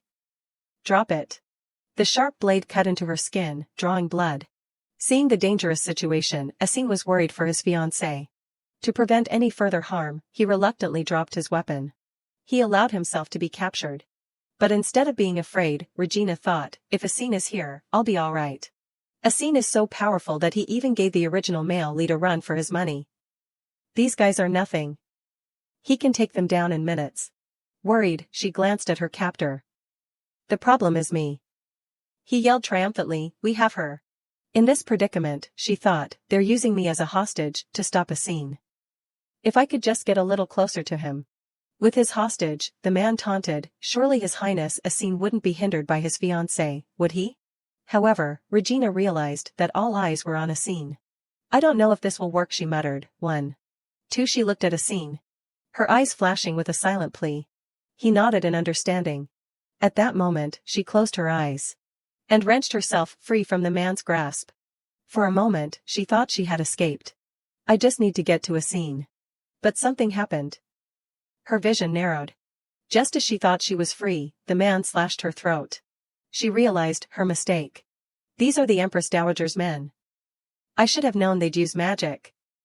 I was too careless. The fatal wound sent her collapsing to the floor. Strangely, glowing bubbles began to appear around her. She uttered her last words, "Am I going to die like this?" She closed her eyes, slipping away. Her last sensations were the metallic scent of blood, a burning heat, the sounds of Asin fighting, and a miracle. He cried out in disbelief, "Impossible." Her body sat up, droplets of water rising around her. The wound on her neck healed completely. But I was clearly slashed. With nothing left to hold him back, Asin launched himself at her attackers. One by one, they fell around her. The fight was over quickly. He approached her. And untied her. "Am I still alive?" she asked, bewildered. He seemed to realize she was unaware of her own power. "Power?" she asked, confused. He replied gently, "It seems you have healing abilities." She could only think, healing abilities? That wasn't in the original story. He lifted her into his arms, surprising her. Embarrassed, she said, "I can walk." He reassured her, "It's all right. Just lean on me." Her mind was racing. "I was bleeding a bit, but not so much that I couldn't walk. My throat was slashed, and yet I'm completely fine? How strange. And what's with this healing ability?" As they stepped outside, a gust of wind swept over her. The scene outside was chaotic. Soldiers, seeing him emerge, reported, "We've captured all the escapees." He carried her to his horse and ordered, "Bring the ones inside too." They obeyed. "Yes, sir." "What should we do with the ones who kidnapped the miss?" As he mounted his horse, Regina blushed. "Of course, they have to pay the price. I'll leave the rest to you." Being so close to him made her flustered. "Am I really just going to ride like this?" They finally started their journey back. He glanced at her. Remembering the sight of her slashed throat, the blood flowing freely. He thought, what if she didn't have that healing ability? The thought made him clench his fists in anger. He was consumed with guilt. "I have to make it up to her." Daily life back at the mansion was slightly different. Regina said, stirring up public opinion and gathering information according to Assine's wishes. Is my job, right? But to do that, she needed to go out. He simply smiled and said, no. His answer left her speechless. She thought, not long ago, he was treating me like I was on a mission. Now he won't let me step outside the mansion. Why? He replied, you were just kidnapped, and you're saying this? His words hit home, making her feel guilty. Of course, that day was really dangerous. That night, after returning to the mansion, the servants were worried about her. Miss, are you hurt? She reassured them, I'm fine. Sally was horrified. But miss, your dress is covered in blood. Regina just laughed it off. Assine immediately instructed Sally, make something blood-enriching for her tomorrow morning. Sally readily agreed. Ever since that fateful day, Regina had been eating only meat. The doctor said there was nothing wrong. I'm afraid that if this continues, I'll become useless and die young. He made a suggestion, if you want a social gathering, invite some people over. She was surprised by his offer. I've never hosted anything before. But if I learn from the head maid, seeing her hesitation, he smiled. Then don't. Regina was disappointed. He suddenly said, the people working in this mansion have eyes and ears. I trust them, but at the same time, I don't. His words confused her. In her confusion, an idea struck her. Assine and I are pretending to be in love in this very mansion. But if I was kidnapped after the engagement and then appeared in high society, things wouldn't add up. Pleased with her reasoning, she nodded. That makes sense. Rumors spread quickly in this mansion. So, I should just relax for now, right? She decided to stop worrying and picked up a book. But after a while, she felt restless. She turned to Assine. Hey. Regina asked shyly, I'm a little curious about something. Why haven't you been working in your office lately? Why here? He replied as if it were obvious. Because I'm afraid you'll disappear again. His words made her blush. She pretended to look around, trying to hide her flustered expression. She thought, we're alone in the room, so those words weren't an act. She gripped her book tightly. Really? If he says that, does it mean he cares about me? The scene changed to nightfall. A quiet atmosphere filled the room. Regina was engrossed in her book. She glanced at Assine. Is he asleep? She was surprised. So Assine also falls asleep while working? He looks so different like this. Very handsome. Like a beautiful doll. Her eyelashes were also plentiful. Could human skin be so smooth? She approached him to take a closer look, wanting to touch him just once. Suddenly, she realized something and stopped completely. Regina was startled. When did she get so close to him? She had to get back to her place, before he woke up. As she was turning back, he held her back. In this situation, she appeared flustered. Right then, he pulled her into his arms. A very embarrassed expression appeared on her face. Then he raised his hand and stroked her cheek. This situation left her not knowing what to do. It seemed like he was haunted by the day she had her throat slit. Those images now always appeared when he looked at her. He just stared at her. Then he hugged her tightly, as if not wanting to let her go. Regina didn't resist at all. Suddenly, there was a knock at the door from outside.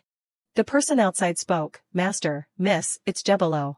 Only then did he let go of her and order him to come in. He announced that there was a letter from His Majesty, the Emperor. Seeing the letter, she was shocked and wondered. He explained that it was about the audience they had discussed earlier. I have decided to see you two again in 3 or 4 days. Hearing that, she was surprised. 3 or 4 days? So soon. It was known that Emperor Ruli de Let Millet was the male lead in the original story. The person behind Assine's murders until now. When he saw the two of them, he greeted them slightly. I'm very pleased to meet you two like this. She was full of anxiety.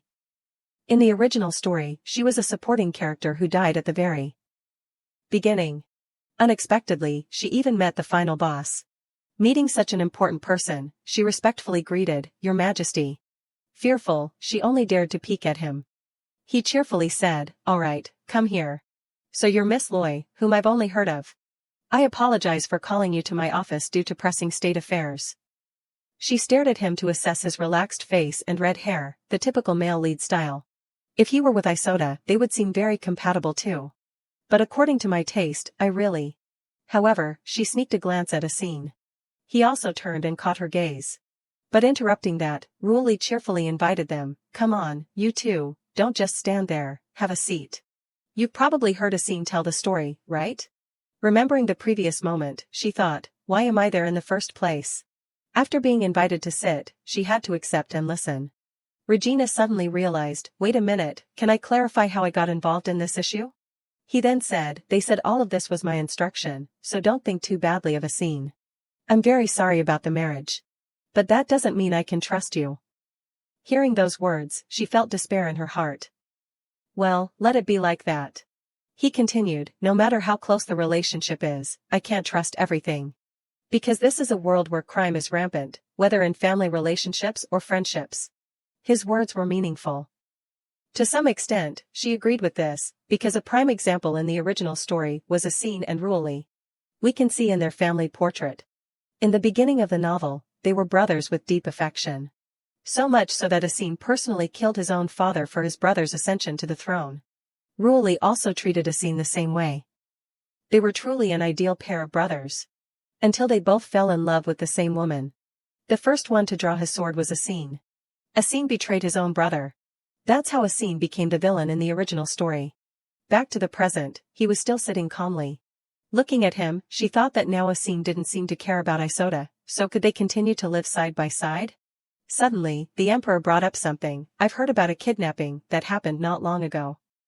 I'll keep that detail in mind. Hearing that, she hurriedly thanked His Majesty. He said, it seems I've kept you too long, hasn't it? Now I must step back.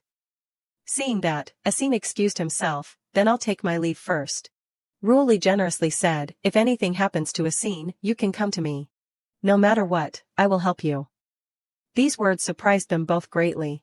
So they stood up and left. Before they left, Ruoli wished them a safe journey home. Seeing the two of them clinging to each other, he thought to himself, they clearly said they didn't care.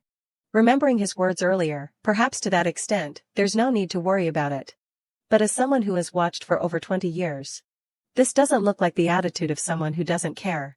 Back with the two of them, Regina sighed in relief. This is the first time I've seen the male lead so closely. It was so nerve-wracking.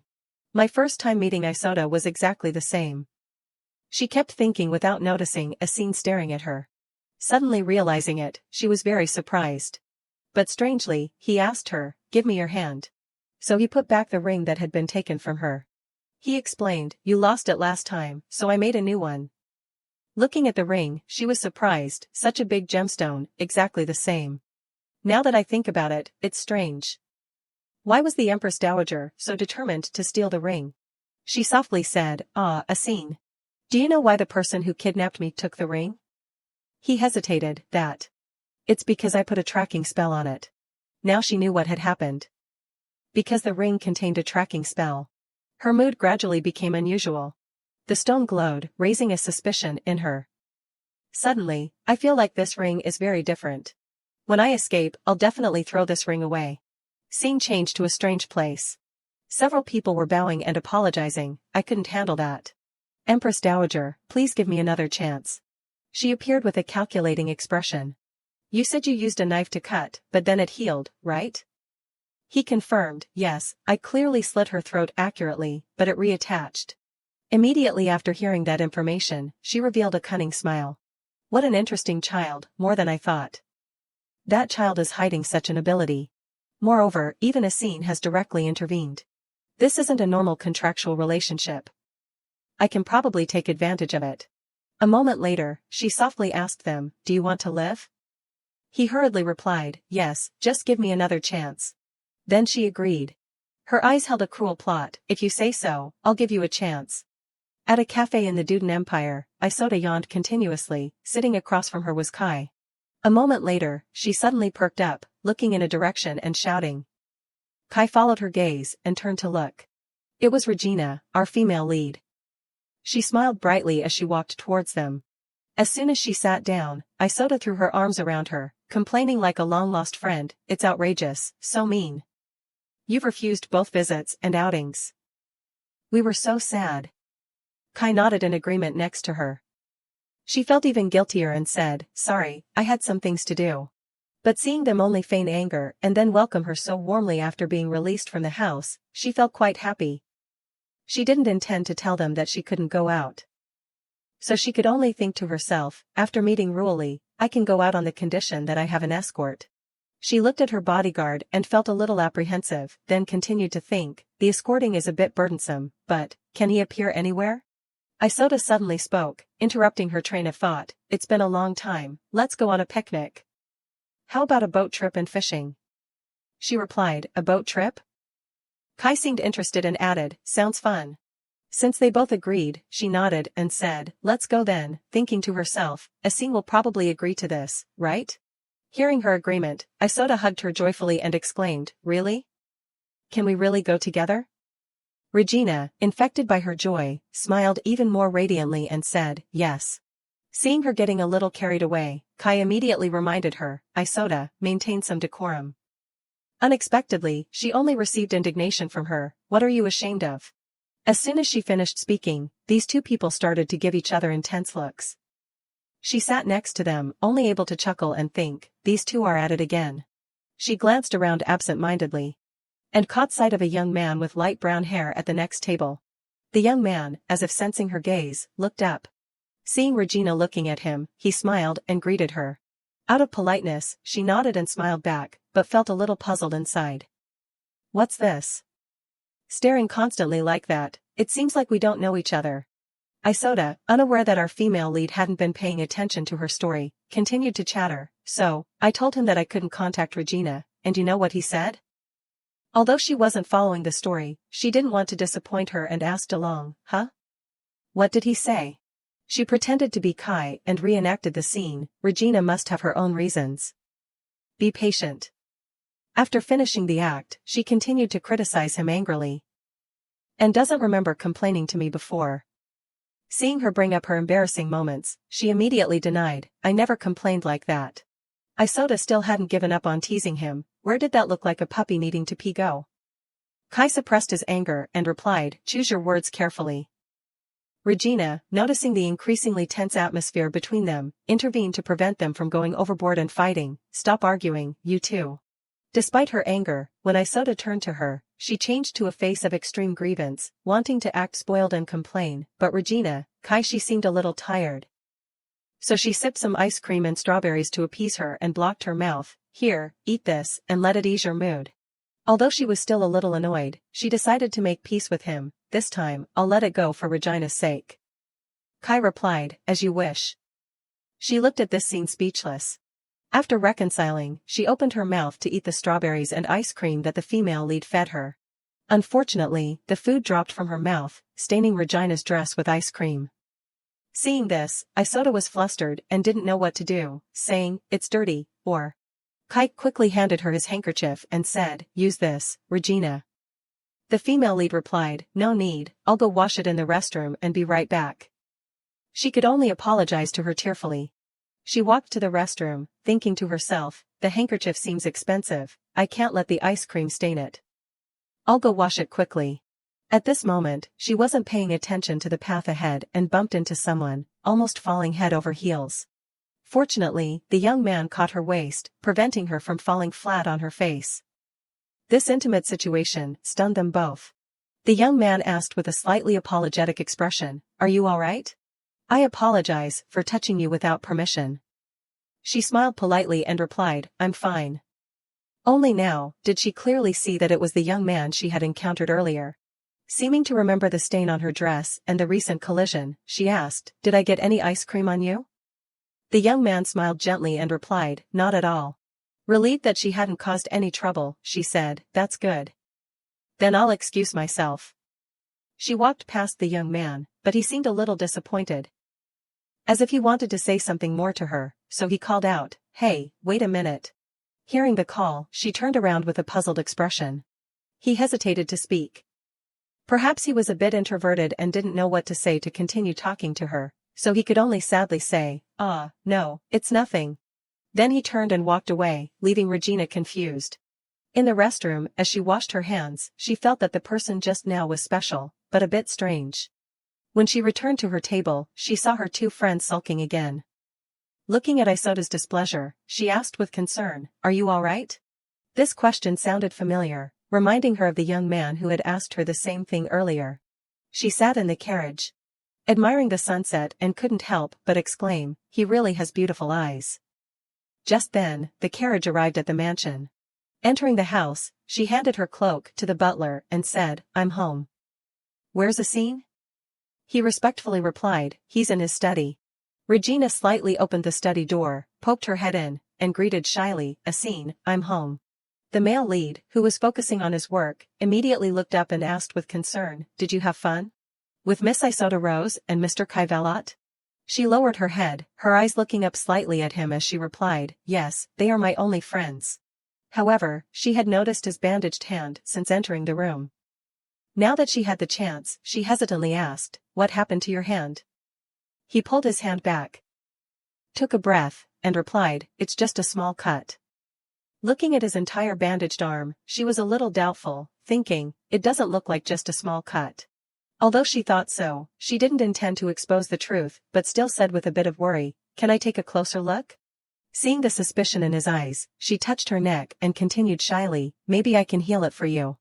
Like last time, she meant the time she was slit by the kidnappers and then healed herself instantly. At that time, she was quite surprised by this. The male lead, remembering the moment when he thought he had truly lost her, lowered his head, not wanting her to see his current frightening expression, but replied in a gentle tone, "Is that so?" After regaining his composure, his expressionless face approached her and said, "Then I'll leave it to you." Both of them went to sit on the sofa.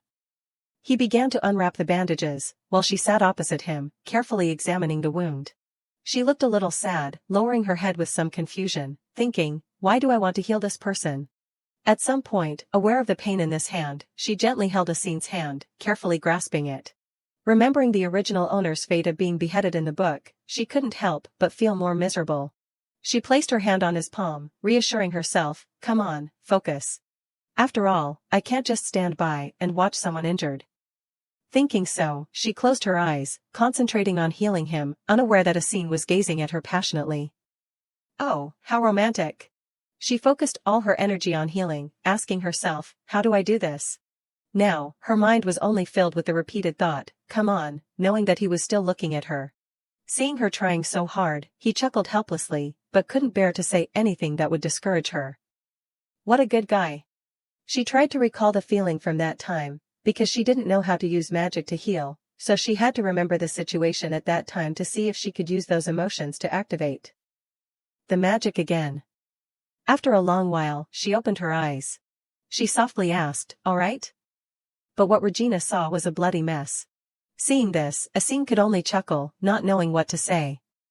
It was fortunate that he could still laugh after having his hand tormented for so long. Contrary to him, she stared at the wound that remained unchanged. Then she grabbed his hand as if she couldn't believe it. The male lead, sitting opposite her, found her expression adorable and couldn't stop laughing. At this moment, she looked calm, but inside, a storm was raging. "Why can't I use the power?" Unable to bear seeing her disappointed, he took her hand and said, "It's okay." This sudden intimate action made her blush. He smiled charmingly, tightened his grip on her hand, and continued reassuringly, "I'll help you." Regina was dazed for a long time, her soul captivated by the male lead's smile. "Girl, snap out of it, you're about to drool." When she came back to her senses, her face was still flushed as she stammered, "What should I do?" He began to guide her, "Look here. Think that you're healing and imagine a healthy hand." The female lead obediently stared at his hand. Closing her eyes, she thought with difficulty, "He told me to imagine my hand is completely healed? The hand is completely healed, the hand is completely healed, the hand has no injuries at all." He watched her struggling to heal him and laughed heartily. She was still intensely focused on finding a way to control the energy within her body.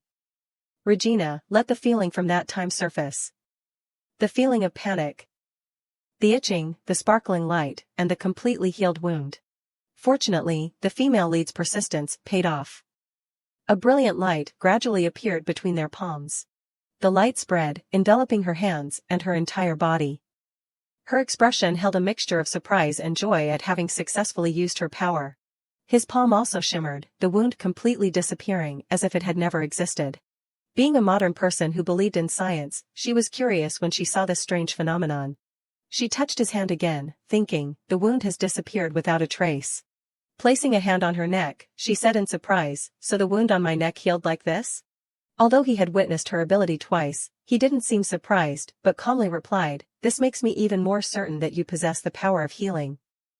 And you can not only heal yourself, but also heal others. Regina blushed at the compliment. Her hand still lingered on his former wound like a child exploring something new. The male lead didn't rush back to work, letting her touch his hand freely. After a while, she realized she had been holding his hand for a long time and quickly let go, startled. She paused for a moment, blushing as she stammered, I'm sorry, it's so amazing that I unconsciously. This is truly a very useful ability. She still wasn't aware of how close she was to him. Looking up, she realized how close they were. She thought to herself, why are we so close? This is the first time we've looked at each other this closely. The redness that had just faded from her cheeks returned. She looked into the male lead's passionate eyes, seemingly about to fall into the pit of love with him. They were so close that she could feel Asin's breath. Their hands intertwined, she still lost in her own thoughts. Looking at each other at such a close distance, the demonic Asin Leroy also, if I see him as an ordinary person with warm hands who can also be hurt. Would that be crazy? Suddenly, the male lead leaned closer and placed a gentle kiss on her lips, startling her. Regina was slightly flustered. But it quickly passed before Asin's proactive attack. He hugged her tighter, as if wanting to embed her into his body, keeping her for himself. They embraced and kissed, immersed in sweetness. The kiss ended, and their hearts fluttered, beating in unison. She pulled back slightly to get a clear look at his face. His eyebrows slightly furrowed, his cheeks flushed with embarrassment. She couldn't stop scolding herself in her mind, I'm crazy. Looking at the male lead's face now. He seemed quite calm, but who knew if he was screaming madly inside. The female lead suddenly realized what she had just done and abruptly grabbed her skirt, jumping up and running out in embarrassment, screaming in her heart, how could you do that to Asin? Seeing her shy because of him, he laughed happily. After all, he finally got to kiss his wife. Who wouldn't be happy? She was so embarrassed that she wanted to dig a hole and bury herself, thinking, the person who risked his life to propose, how could you do that to him? Rushing back to her room, she threw herself onto the bed, punching it repeatedly. Where was the elegant lady now? Remembering his handsome face and bright smile, she sighed, Asin's face is my type, and even if it weren't, he's so handsome. I didn't risk my life, because I wanted to kiss him, oh my god. Regina rolled over on the soft mattress, her eyes sparkling, the blush on her cheeks not yet faded, lost in a chaotic mess of thoughts. Well, forget about me. But why is Asin like this too? Why is he like this? Then she dreamily remembered the burning kiss from earlier. Her already red face turned even redder, her innocent eyes now filled with confusion. The female lead sat up and shook her head, trying to dispel those wandering thoughts, reassuring herself, think about something else. Looking at her palm, she said excitedly, right, what exactly is this ability? If I remember correctly, in this world, the ability to heal is considered a blessing from the gods. And in the original story, Regina was never described as having this ability.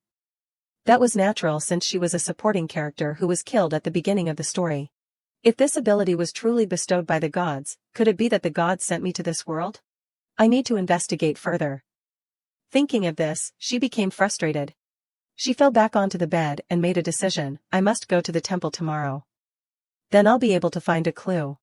It seemed that someone's kiss was so deep that even though she tried to ignore it and think about other things, it still came back to remind her that it had happened. She touched her lips. The feeling of his warmth still lingered on her lips, and she unconsciously immersed herself in it, blushing and smiling. As she recalled the moment their lips touched, she blushed again and punched the mattress in embarrassment, as if she were crazy. Why am I remembering it again? Oh, she was addicted but too embarrassed to admit it. Lying on the bed, she frowned and made up her mind, tomorrow, as soon as I open my eyes, I have to go out. I absolutely cannot face Asin again. The next afternoon, at the temple, the atmosphere was solemn and quiet. In the distance, a priest approached. He suddenly stopped and looked towards Regina, who was standing there.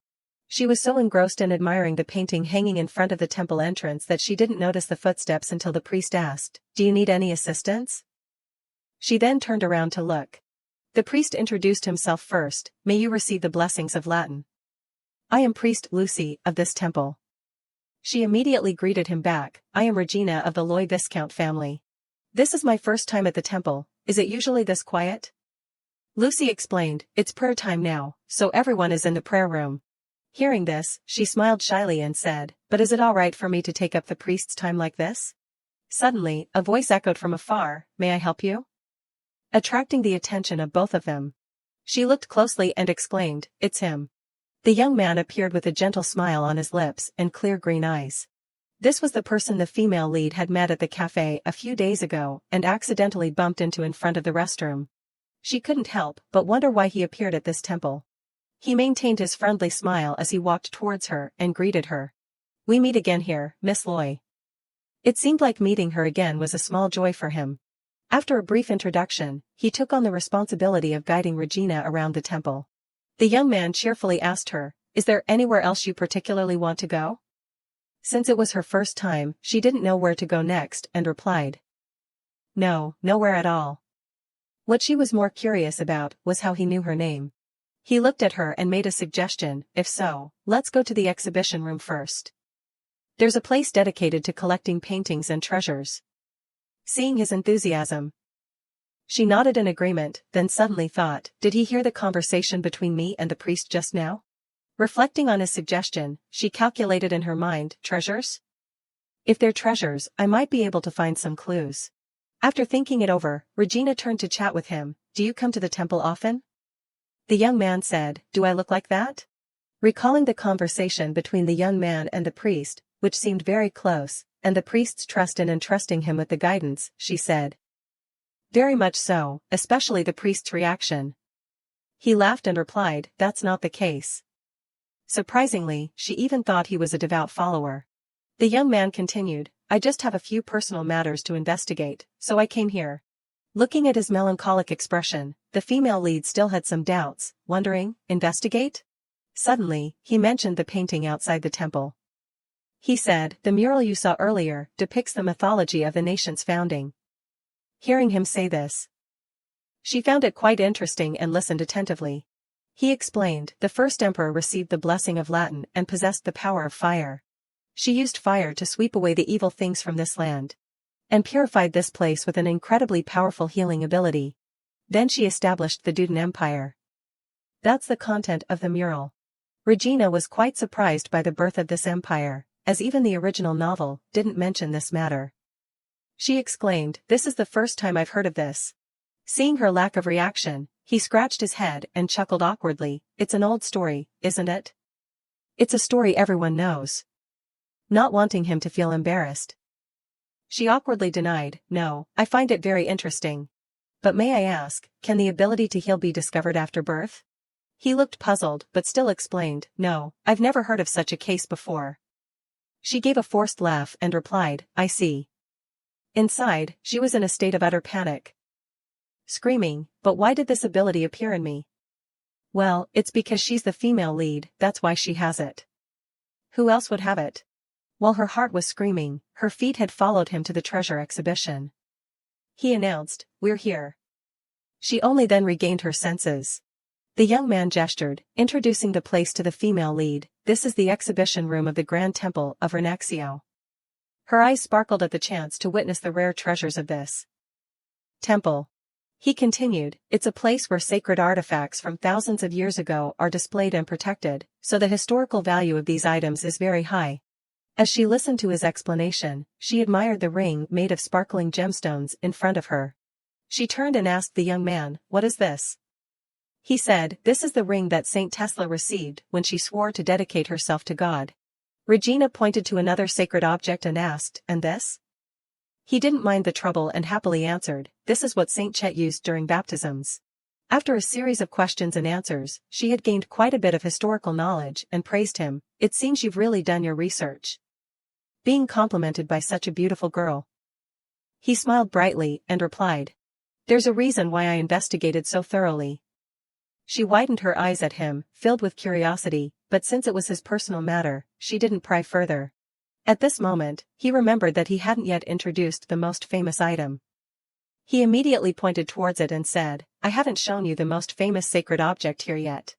This is the scepter used by the founding emperor. The scepter was carefully displayed in a transparent case.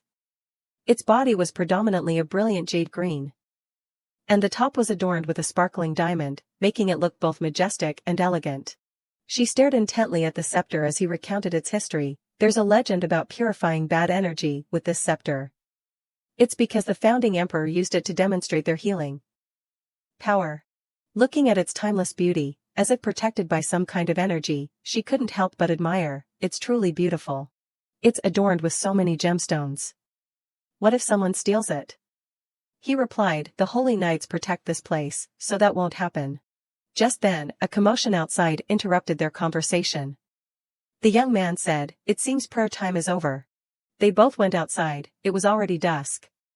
She walked ahead, thanking him for his guidance. Thank you very much. Thanks to you, I was able to look around like this. He politely replied, you're welcome.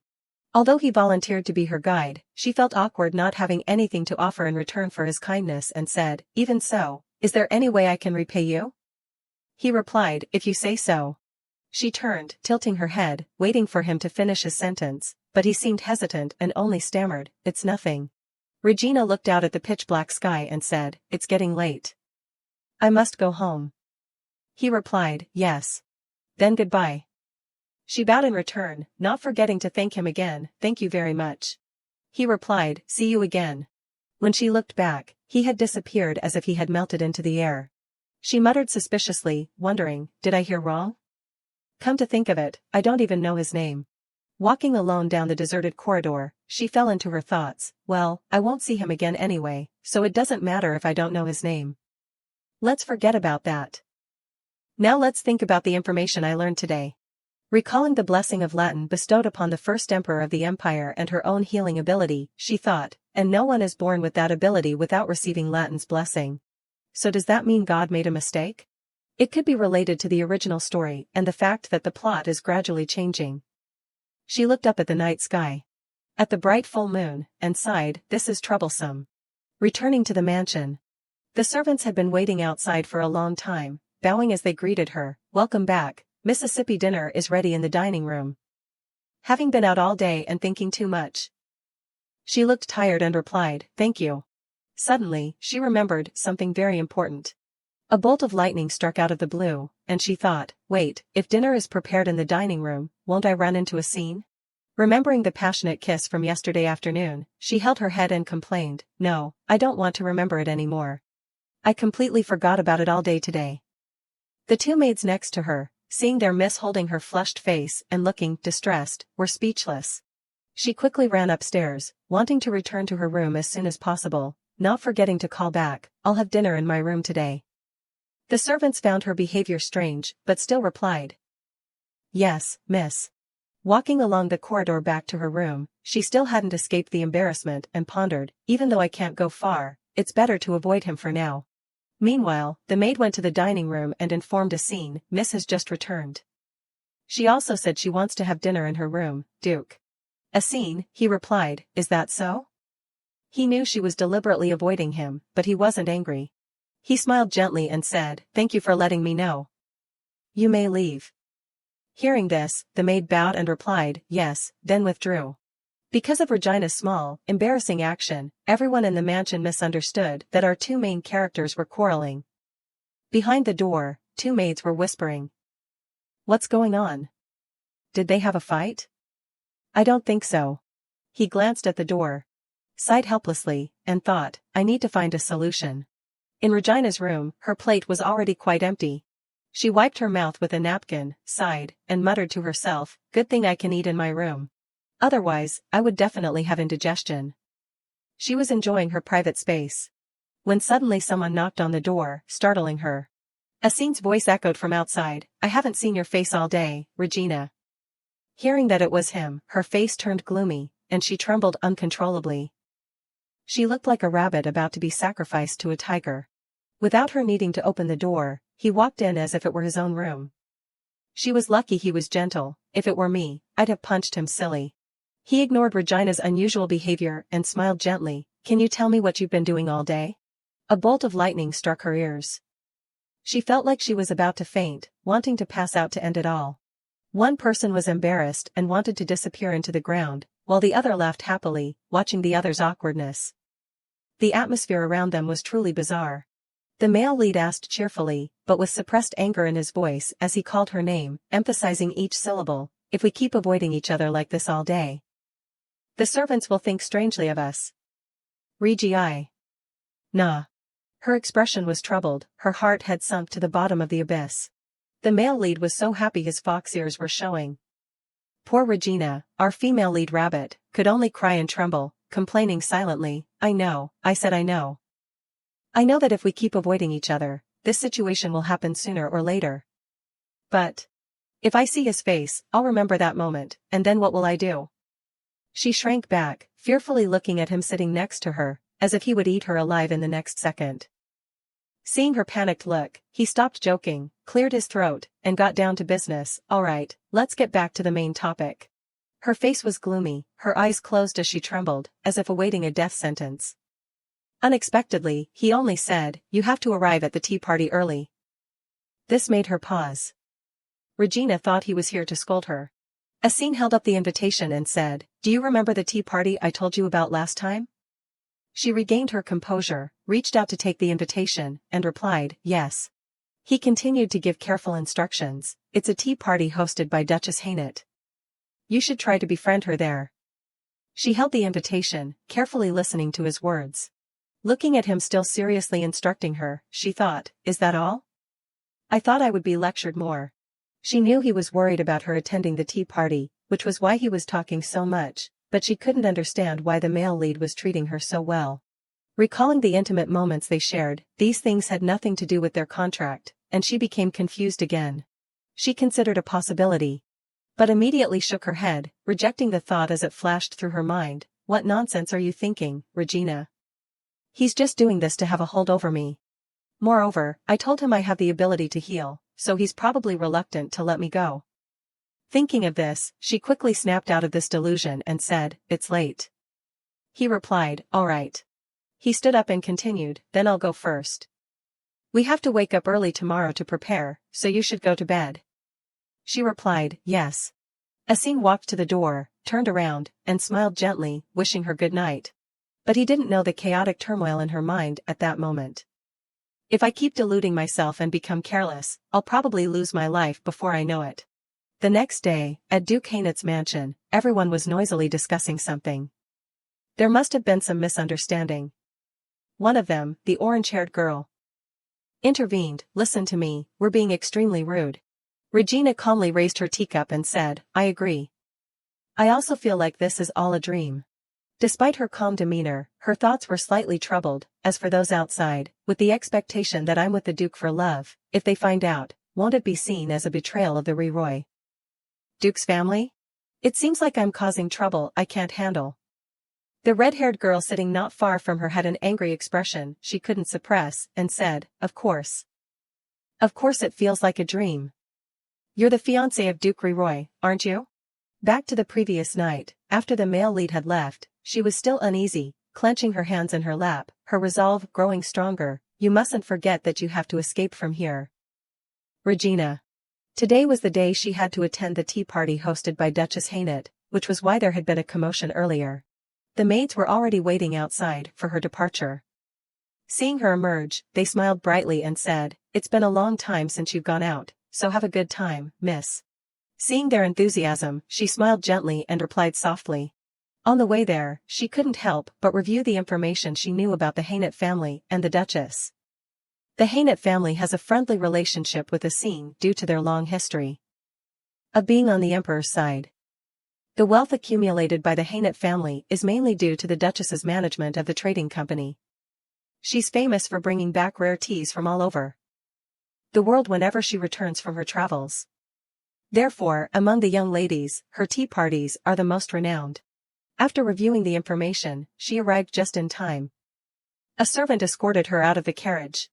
She sighed, a little melancholic, thinking, "I'm not sure what Regina achieved by befriending this faction, but I probably don't need to know when I get there, right?" Entering the main hall, The servant who had been escorting her stood outside the door and announced, "Duchess, please excuse the interruption." Looking at the scene inside, she was momentarily stunned and impressed. The guests were already gathered. Duchess Hainit cheerfully greeted her, "Miss Regina Loy, you've arrived. Come quickly, Miss Loy." Her full name was Iria Hainit, wife of Duke Hainit and also the head of the Senia Trading Company. She led her to her seat. "Your seat is this way, Mississippi." She immediately thanked her for her hospitality. She was a little surprised by the seating arrangement, thinking, the seat right next to the Duchess, I'm still just the daughter of a Viscount, but I'm being treated like a Duchess. Once everyone had arrived, Duchess Hainit began to introduce the tea they would be enjoying today. Today's tea comes from the distant eastern continent, so it has a distinct foreign flavor. I've heard that they burn naturally growing leaves from that region and then dry them with the same smoke. At the same time, a maid brought out assorted pastries. She was served tea by the Duchess and thanked her shyly. The Duchess continued, "The tea has a pale orange color, just like the eastern sun, and although the aroma is gentle, it's very refined, worthy of being a rare and hard-to-find delicacy." She took a small sip of the tea and was surprised by its flavor, exclaiming, "It's delicious." Before she could fully savor the tea, she suddenly felt someone's gaze on her. Looking up, she saw a young lady with striking orange hair. The young lady, caught staring, was startled. Seeing the young lady continue to stare at her, she wondered, "What's this? Why has she been staring at me this whole time? It seems like I don't know her." At this moment, a servant of the mansion approached the madam and bowed their head to report that the Duchess had an important matter related to the merchant group that needed to be checked. Hearing that, she hurriedly left. Before leaving, she said, "I'll be back later." After she finished speaking, everyone didn't pay much attention and continued chatting with each other. Only Regina looked in the direction she left, speculating and somewhat admiring. As expected, the person running the merchant group is always busy. The young lady with brown hair next to her shyly started a conversation with her, "Hey, Miss Loy." She turned to look at her and let out a sound in response. The young lady, who had been holding back for a long time, now had the opportunity to ask Regina, "What kind of fate brought you and Duke Roy together?" Being asked about her love life so suddenly, she was stunned. The young lady continued, "I only heard rumors." "Could you tell us directly?"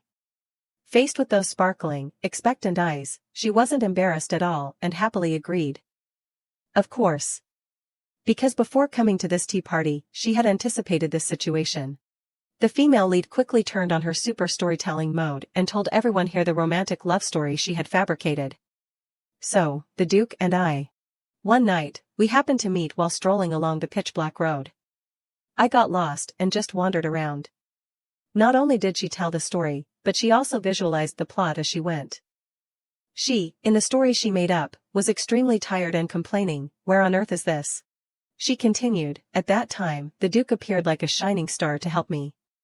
At this point, she visualized the male lead appearing and saying, "Oh my, it seems you're lost." She, in the story, was surprised to see him and exclaimed, "Oh my goodness."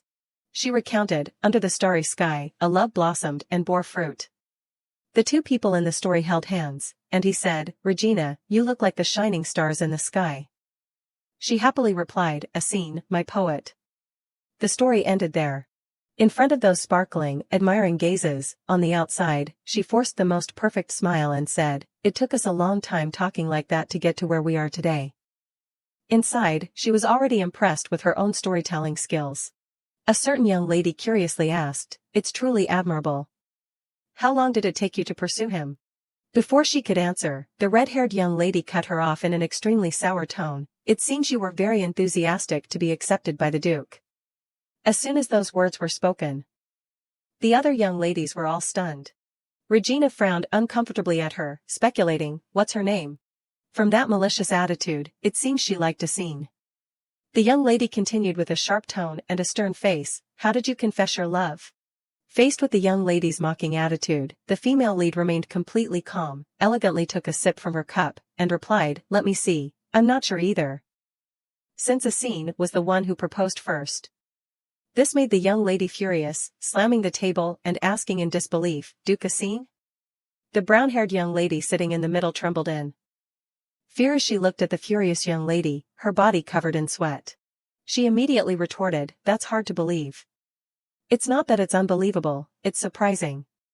noticing that the atmosphere was about to get out of control. The other young ladies panicked. Some were sweating from fear, others were whispering and gossiping. There must be some misunderstanding. At this moment, the young lady with orange hair spoke up to mediate. Listen, we're being incredibly rude. From here, everything happened just like we saw earlier. She fell into deep thought. How should I answer to end this conversation? Suddenly, someone hugged her from behind. A familiar, magnetic voice rang out. Is this real? It's like a dream. She was startled. It was a scene. He let go of her and continued, I apologize for interrupting the tea party. I have something important to say. She turned to look at him, wondering, what important matter? Although she didn't know what he was planning to do, she still had to cooperate with him and asked, what's the important matter, Lord Asin? He put one arm around Regina's shoulder and held her hand gently, saying, it seems you've forgotten something. She forced a bright smile, playing along with him. The male lead took her ring hand and brought it to his lips. With a reverent attitude, as if holding a treasure, he gently kissed her ring finger. The ring suddenly sparkled brilliantly. Before countless sparkling, admiring eyes. Only the red-haired young lady felt envious watching this scene. He leaned close to her ear, looking extremely intimate, and whispered just loud enough for her to hear, I've added some magic to this ring. I just activated it. With this intimacy, she blushed shyly.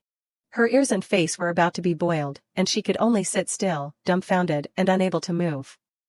Asin stood up straight, gestured towards the main door, and said, with the hope of receiving assistance from the new owner of the Roy family, I prepared a small token of sincerity. It's just something from the top of Senia, but I hope it will be useful for the tea party. As soon as he finished speaking, the servants brought it out and placed it on the table. Opening the lid, colorful candies were revealed. He continued to introduce, these are the kind of candies that the Eastern royalty enjoys very much. Coincidentally, today's tea is also from the East. Hearing this, she was startled and thought, what a coincidence. How could I have known that this tea belongs to the Duchess? He approached the madam, showing his thoughtfulness, and said, I've already asked the madam's permission, so you don't need to worry. The madam, standing beside them, seemed to find this couple very interesting and smiled, adding, my tea table can't be without dessert. His purpose of coming to show affection was accomplished, so he turned to the madam and excused himself, then I'll take my leave. Thank you for allowing this sudden visit. She replied, you're welcome. Be careful, Duke Roy. After the male lead left, everyone's admiring expressions hadn't yet faded from the excitement of this sweet display of affection.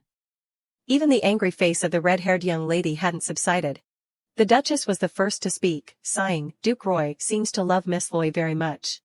These words made the red-haired young lady even more annoyed and resentful, lowering her head to hide her frustrated emotions.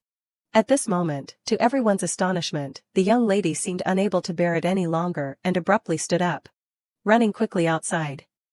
The madam, who had been absent for a while and was unaware of the situation, asked, what's wrong? What happened while I was gone? Why suddenly like this? Not wanting to disrupt her tea party, she could only chuckle and say, that's not it. It's nothing at all.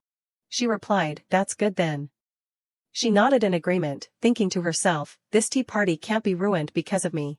Now she had time to think about the male lead. She worried to herself, Asin has forgotten something. There's no way. Could things turning out like this be according to plan? He used this argument to build the image of Duke Roy deeply loving his fiancée. Every time it's like this, I can't say anything.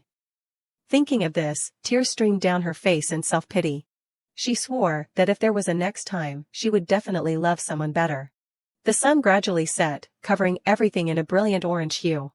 It was time for the tea party to end. Everyone said their goodbyes and dispersed in different directions. She waited for the madam to go outside, then approached her to thank her and to strengthen their relationship. She said, it was an honor to be invited here today. The madam smiled and replied, oh dear, there's no need to thank me. Can I invite you to the next tea party? She excitedly replied, thank you. Hearing this, the madam happily waved goodbye to her and said, then I'll look forward to the next tea party. The female lead replied, yes, and thought, is accepting a promise like this similar to Asin's words? Suddenly, someone tapped her lightly on the shoulder and said, Miss Loy. She turned around and saw that it was Viscount Huluan's wife. And Miss Akoni shyly hiding behind her mother. She remembered the young lady because she had helped her speak during the party. She smiled brightly and asked, "What is it?" The Viscountess continued, "This child came to the capital for the first time and doesn't know anyone, but she insisted on talking to you." She was a little surprised to hear that Akoni wanted to befriend her. She stammered, "It's an honor to meet you, Miss Loy." Seeing that she seemed quite nervous, she responded warmly, "What an honor. How embarrassing." Sensing that Regina wasn't arrogant or dismissive, she excitedly said, "Where I live, I've heard about your story with the Duke, so I wanted to talk to you once."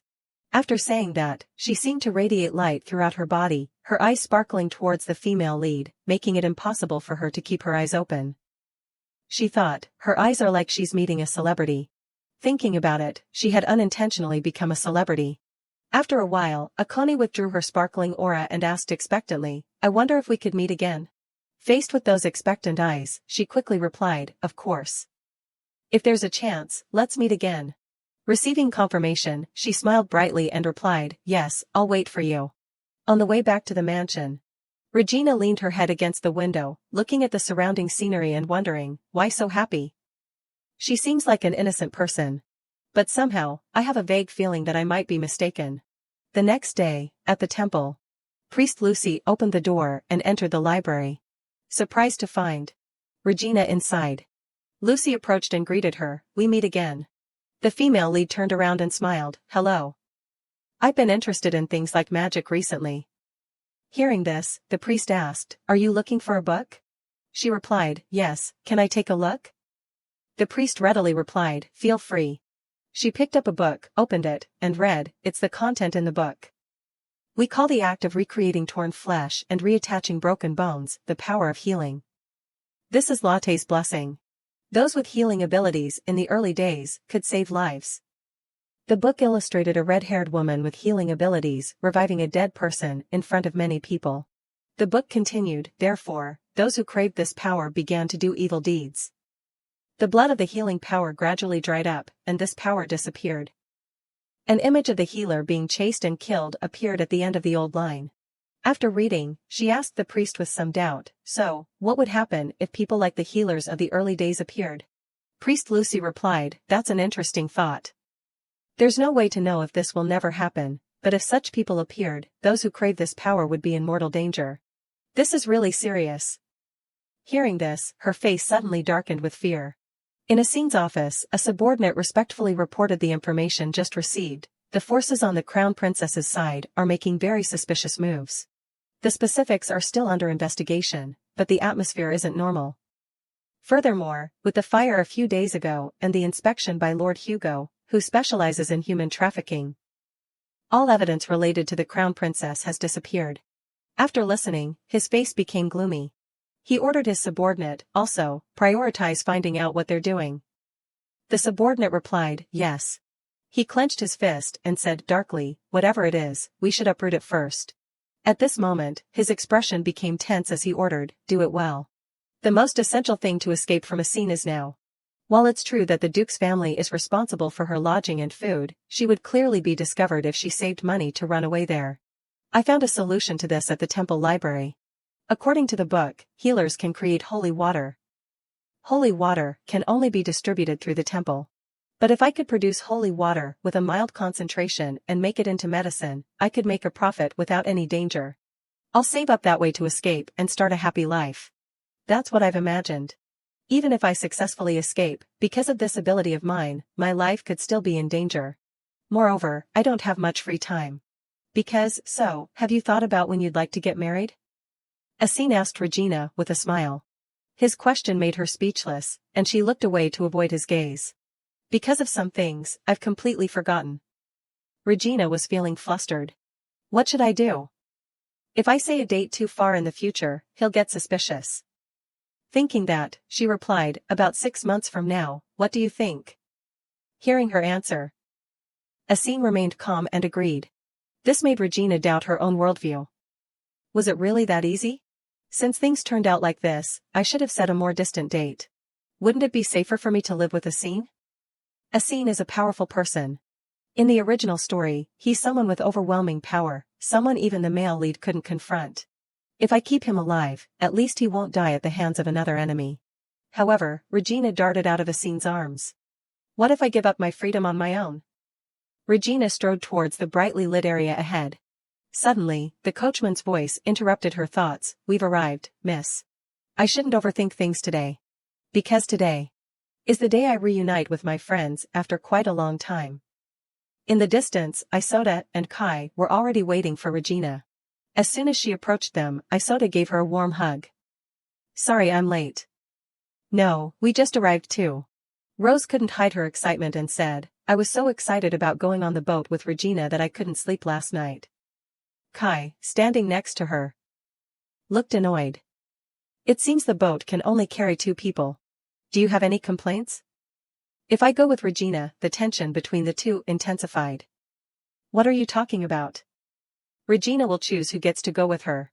Obviously, Regina will choose me. Who said that? Regina looked at the two childishly bickering in front of her and could only chuckle. To solve this problem is actually very simple. I'll go alone. You two can go separately. This move by Regina caught the two off guard. Regina. Isoda shouted her name tragically as the boat gradually drifted away from the shore, while Regina simply smiled gently and waved goodbye. If I just stand here, I'll be here forever. So I have to hurry and catch up. As soon as Regina set foot on the boat, it rocked, catching her off guard. Fortunately, before she fell, a young man ran over and caught her. Regina looked at the boat in front of her and sighed in relief. That was close. The young man who helped her asked softly, Are you all right?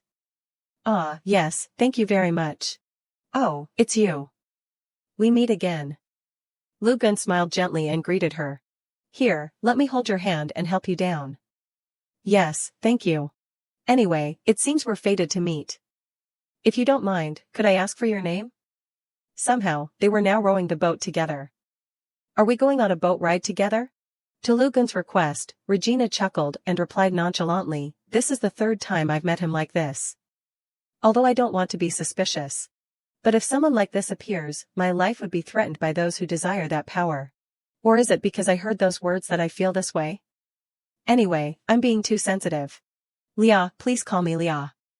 Because being cautious isn't a bad thing, Regina decided to use a fake name to deceive Lugun. Lia. Lugun softly called her name with a shy expression. Why is he so delighted? It makes me, a liar, feel so guilty. To improvise, Regina could only ask Lugun for his name in return. Ah, my name is. Ru, please call me that. This person didn't seem to be giving his real name either. Lia, do you like painting? Painting? I like it too. Since painting is my hobby, it's fate that we met like this, so I'd like to give you a painting if you'd like. Then please sit still like that for a moment. Lugun focused on painting. Regina, sitting as a model, also felt a bit embarrassed. Suddenly, a strange sound caught her ear. In the distance, a boat carrying a very familiar couple was speeding towards her. If it weren't for being on the water, Regina would have dug a hole and buried herself in it. Let's just ignore them. They're so carefree. It's a world away from the image of noble aristocrats I had imagined before. Of course, it's also partly my fault for not giving Isoda a proper education because she's an illegitimate child. Come to think of it, this person is the same. It's common for nobles to paint in the empire. But is this someone whose family isn't strict? While Regina was still lost in thought, Lugun finished the painting he intended to give her. Here, I'm done. Looking at the beautiful portrait in her hand, Regina couldn't help but exclaim in surprise. He shyly added, although my skills aren't that great yet. She immediately cut him off. What do you mean, not great? I think it's absolutely beautiful. Thank you very much. Isoda saw the two of them looking very happy. And felt annoyed. What? Who's that blockhead sitting next to Regina? Let's go, Kai. He nodded in agreement. Agreed. Regina, who was laughing and chatting happily, was startled when she discovered her two friends rushing towards her. She couldn't help but feel scared by Isoda's current appearance. What's wrong with her? Then she hurriedly urged Lugun, let's go back now. He calmly replied, shall we? Suddenly, Regina shouted, yes, hurry up. At this time, Isoda's face was still flushed with anger. He dares to sit on the same boat as Regina.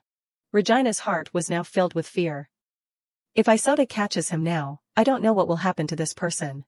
After safely reaching the shore, she finally breathed a sigh of relief. Thank you. You should go now. Lu-gun, not understanding what was happening, innocently asked, you seem to be in a hurry. May I ask, Regina? Will we be able to meet again? She suddenly realized in a panic, since last time what was it? This person. I have a feeling he's hiding something. Contrary to Lu-gun's expectations, she withdrew her hand. Do you even know who I am to act like this? He awkwardly replied, who you are. We can get to know each other gradually. Regina smiled apologetically. Let's see. I'm already engaged. Unexpectedly, Lu-gun directly inquired, is that truly a marriage based on love? Then I'll excuse myself. Regina's mood was quite confused. Calm down. It's normal for him to ask about a political marriage. But why does it seem like he asked knowing everything already? Is it because of what happened earlier? I suddenly have chills. Before she could finish her thoughts, she heard a growl from afar. Regina. She suddenly realized that there was still another problem. Isoda rushed over and bombarded her with questions. Regina, what's going on? Who was that? She hurriedly evaded, I don't know who it is. Hearing this, she flew into a rage. You don't know who he is, yet you were on the same boat with him? Isoda's reaction truly frightened her, thinking, as expected, she's completely lost it. Regina was still trying to explain. It's just someone I've met once or twice. He said his name was Lu. Before she could finish, Isoda interrupted her. Lu? What kind of strange name is that? Valot, standing beside them, also chimed in with an analysis. Anyway, it sounds like a fake name. There are so many brown-haired guys that it's hard to distinguish their features. Hearing that, Isoda became even more worried and quickly warned Regina, using a fake name is suspicious. As expected, I should have stayed right by your side. Next time you meet someone like that, you have to find me immediately. Faced with such an over-the-top reaction, Regina could only chuckle. I know, thank you, Isoda. Despite this, she still wasn't completely reassured, staring at her with admiration. How did Regina become so popular? Just that Duke's name is enough. Asine, who was reading a book, suddenly felt, why are my ears suddenly itching? Isoda kept imagining, when did they discover this relationship? How long will Regina have to stay by my side? These incessant thoughts made her worry and shout, you can't abandon me, Regina. She didn't know how to reassure her friend, so she just smiled and replied, what? What are you suddenly saying? At this time, Asine also received a greeting from the butler. Welcome back, Duke. When asked about Regina, he bowed and replied, she just returned from boating. I'll prepare dinner. Hearing this, Asine declined. No need. I'll go to my office right away. I'll receive reports on what happened while I was away. A servant suddenly blocked his way and bowed. You've arrived, Duke. Asine's eyes were attentively observing. Seeing the piece of paper in the servant's hand, he inquired, what's that? And received the answer, it's the drawing in Mrs. Pocket. I was about to do the laundry when I found it, so I was going to bring it back to her. After looking it over, Asine easily recognized that it was a portrait. The peculiarity of the drawing was the erased mark near the engagement ring. He returned it and asked the butler, no special reports about the boat trip from the escort? He hesitated. There was nothing related to any threats against the young lady. However, I heard she had contact once or twice with Mr. Lu-gun. Asine chuckled. Interesting. That matter anyway. My friend seems to be coveting his older brother's fiancée. After seeing the book neatly placed on the shelf, Regina exclaimed joyfully, found it. As soon as the wedding date was set, she prepared to run away. The urgent issue was to prepare capital through holy water. The results of the survey at the temple library, fortunately, the method of making holy water wasn't too difficult. The difficult thing would probably be secretly distributing the holy water to Asine and collecting cash. Whether I can actually create holy water is still unknown. And above all, I have a more immediate problem to solve. To solve that problem, I have to write a letter and get consent. And I will visit the Imperial Palace. After receiving the request from the person at the Imperial Palace, I will guide Miss to the office. Miss Loy, Regina hastily agreed, yes, thank you. Inwardly rejoicing, she received acceptance more easily than she thought. Moreover, they called her to the office instead of the reception room. No matter how I look at it. It's thanks to a scene, isn't it? The first problem to solve in order to escape from here. Regina suddenly stopped and made a request to the guide. While I'm inside, could I ask you to hold something for me? He quickly agreed, of course, Mississippi. To do that, I need someone's help. Upon meeting, she was greeted, it's been a while, Miss Loy. The Emperor was giving a warm welcome. Alright, what is the urgent matter you wanted to tell me? At this time, the person who had guided her before meeting the Emperor was extremely bewildered by the thing Regina asked him to hold, the engagement ring filled with unknown magic. After the announcement, Regina Loy requests an audience with His Majesty, the Emperor. He seriously inquired, alright, what is it that you absolutely must tell me? She suddenly paused for a moment. Thoughts suddenly arose in her mind. Maybe because this is a private meeting between me and the Emperor, who is not the male lead, that's why. I'm even more nervous than last time. Thinking that Regina had been frightened by him, the Emperor immediately changed his welcoming attitude. Oh dear, have I kept my esteemed guest standing? Please. Have a seat. She shyly replied, thank you. He continued chattering. So, how have you been? I was curious to know if you were well. Is Asin treating you well? Does he often show affection? Doesn't he do anything excessive? After thinking for a moment, it seems that you are very curious about me. I wonder if I should list them out or not. Regina cheerfully replied, yes, he's very good, so I'm living without any worries. Hearing this, the Emperor laughed, that's a relief then. So, the reason you requested this meeting isn't because of Asin then? Her voice hesitated slightly, yes, the thing is. I have a request. The Emperor's face lit up. A request? Tell me, whatever it may be. He kept his eyes on Regina's every word. The thing is. Could you please protect my family? The Emperor, surprised, emphasized, protect your family? She quickly and sincerely continued, yes, there's nothing I can do since I'm married to Asin, but as for my family, no matter what happens, could you protect them so they won't be involved? He fell silent in thought. Protect her family? That's not a particularly special request then. She must have learned about the dangerous nature of being Asin's partner from the kidnapping a few days ago. Who knows, at some point it might spread to everyone. Not just her, but also the Empress Dowager and the Loy Earl family. She thought of her family's safety before her own? As soon as that thought ended, the Emperor firmly replied, I promise you. I will take responsibility for protecting the safety of the Loy family. Regina, with a deeply grateful tone, thank you, Your Majesty. Inwardly rejoicing, thank goodness. Speaking of Ruli's character, he's someone who keeps his word, so he will definitely keep this promise. Even after Regina escapes, Asin won't be able to touch the Loy Earl family, the family that's under the Emperor's protection. After the two said their goodbyes, a sense of guilt lingered in her mind. Although I feel guilty for taking advantage of him, there's no other way. All of this is just for the moment of reunion with her loved ones. Made Regina's nose tingle. I miss you, Mother. Her mother didn't forget to remind her daughter, you should have contacted me before coming back. What's the matter that you came back so suddenly? She hurriedly explained. I had some business outside, and I stopped by on my way back. Her mother happily announced, Irvin also rushed home because of the news of your return. He also spoke awkwardly, it's been a while. Regina replied shyly, you too. Her mother quickly suggested, let's go inside and talk. Did Duke Asin treat you well? Irvin also watched with curiosity. The sky was also approaching dusk. At the end of their tea time, her parents expressed their joy. It's a relief that you're doing well. If he's such a caring person, I'm at ease in trusting you to him. In contrast, Irvin's face was tinged with sadness. Then he stepped forward to stop her. Regina, wait. She replied in surprise, what's wrong? You've been like this since earlier. Irvin cut her off, sadly pressing her, something's bothering you, isn't it? This made her feel a bit guilty, trying to cover up, why would you think that? He continued to press, your expression hasn't matched your words at all. Even if you pretend to smile, I can clearly see the anxiety on your face. Afraid of her thoughts being exposed. Regina tried to cover up again. No, it's not that. Maybe I'm tired because it's been a while since I went out. That explanation reassured Irvin for the time being. If that's the case, then that's a relief. But if anything happens, you must tell me, okay?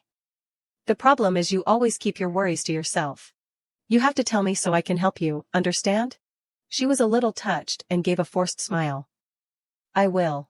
At this moment, Regina also realized the sensitive and perceptive people are the ones who have embraced me with love when I fell into anxieties after coming here. Someone like me, who originally didn't have a family in my life, has become someone who, for the first time, knows the existence of family. So no matter what happens, I still want to protect them.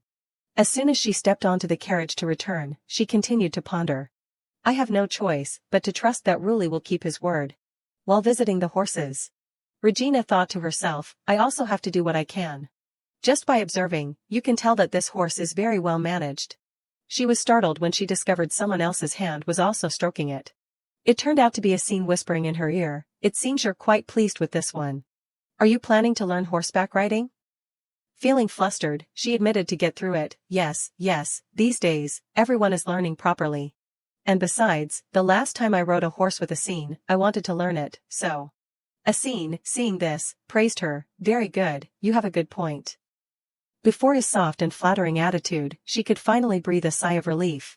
But unexpectedly, his next words made Regina flinch. I'll teach you how to ride a horse. Rebellious thoughts surfaced in her mind. No.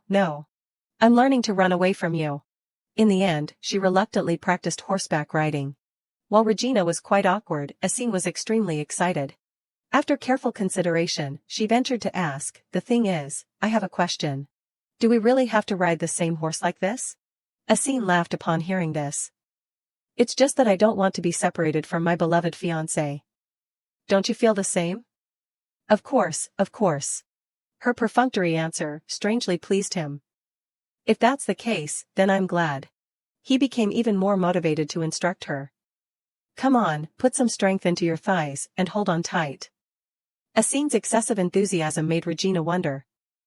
Even though I said that, isn't this a bit much? He suddenly paused for a moment. When he saw her cheeks flushing. And suggested, let's stop here for today. Can you get down by yourself? Regina had just declared confidently, of course I can, when her legs suddenly lost their balance. And she stumbled into Asin, causing him to exclaim worriedly, oh my, be careful. Seeing her flustered reply, I'm sorry, my legs suddenly lost their strength, Asin immediately reassured her, you must have pulled a muscle. If you want to ride a horse, you have to build up your body again. She turned her back embarrassedly, wondering, physical strength? Physical strength? Asin, on the other hand, stared intently at his own hands. Then he asked himself, are they that small? Perhaps I haven't noticed because she's been hiding them in those dresses. Seeing Regina showing quite an interest in the horse, Asin hurriedly stepped forward to introduce it. This horse is Dort. He's 4 years old. Although agile, he lacks stamina. Regina was quite surprised, you remember everything about the horses? Of course, I'll continue to help you practice horseback riding later. She quickly thought of a way to refuse. Aren't you busy? She received a confident reply, I can make time to ride with you. Don't worry, I'll teach you gently. Even Regina couldn't understand her own feelings at this moment. I'm clearly smiling, so why am I so unlucky? The National Foundation Day of the Yuduan Empire was also approaching. The Yuduan Empire's National Foundation Day is celebrated for 3 days, with a banquet held throughout that period. And of course, not only nobles with titles, but also their sons and daughters, all must attend the banquet. Both Regina and Kai Valet were drawn to a voice calling out, hey, you guys, how about this? Isoda appeared in a splendid outfit, curiously asking, does it suit me? Does this color not suit me? Faced with Isoda's hesitation, Regina quickly reassured her, it's not bad, but you should try the next one too. She reluctantly stepped back into the fitting room, not forgetting to add, alright, I'll try the next one. But are you guys really not buying anything? It's a bit strange, just watching me. Oh, right, for example, this dress, this blouse, this brooch seems to suit Regina. Both of them quickly refused. I have to wear something that matches a scene, so. Valet also shook his head when Isoda suggested a brooch that would suit him. My family has already prepared the outfits. Seeing her friend sulking, I'm capable of giving you guys a gift, you know. Regina cleverly suggested, you can give us candy next time. Next time. Isoda maintained her grumpy expression. making Regina feel a pang of sadness as she thought. Basically, not everyone in the Yuduan Empire accepts monogamy or follows the law. Isoda is the Marquis's illegitimate child, so naturally, she's been hated by the Marchioness. Accordingly, the family members and everyone in the clan have looked down on her. And Isoda has had to live as if she doesn't exist. So even for the National Foundation Day dress, she has to choose it alone. Violet and Regina suddenly shared the same thought, nodding in agreement. And together they started rummaging through the clothes. Regina chose the outfit with the mindset, I absolutely can't let Isoda be looked down upon. After a day of dedicated searching, Isoda finally felt satisfied as she exclaimed, a wonderful shopping trip. It's all thanks to you guys. Thank you again this year. Seeing Regina speak up, it was nothing. She reminded them, when you guys are hesitant or need help, you must tell me, okay? Especially Regina. Before her surprised gaze, both of them voiced their agreement. You've looked thinner lately, like you're tired of something. Isoda's right. If it's about you, we're ready to listen anytime.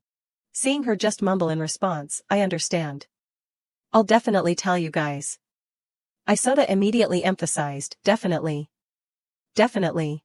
After getting into the carriage to return, Regina kept wondering, have I lost weight?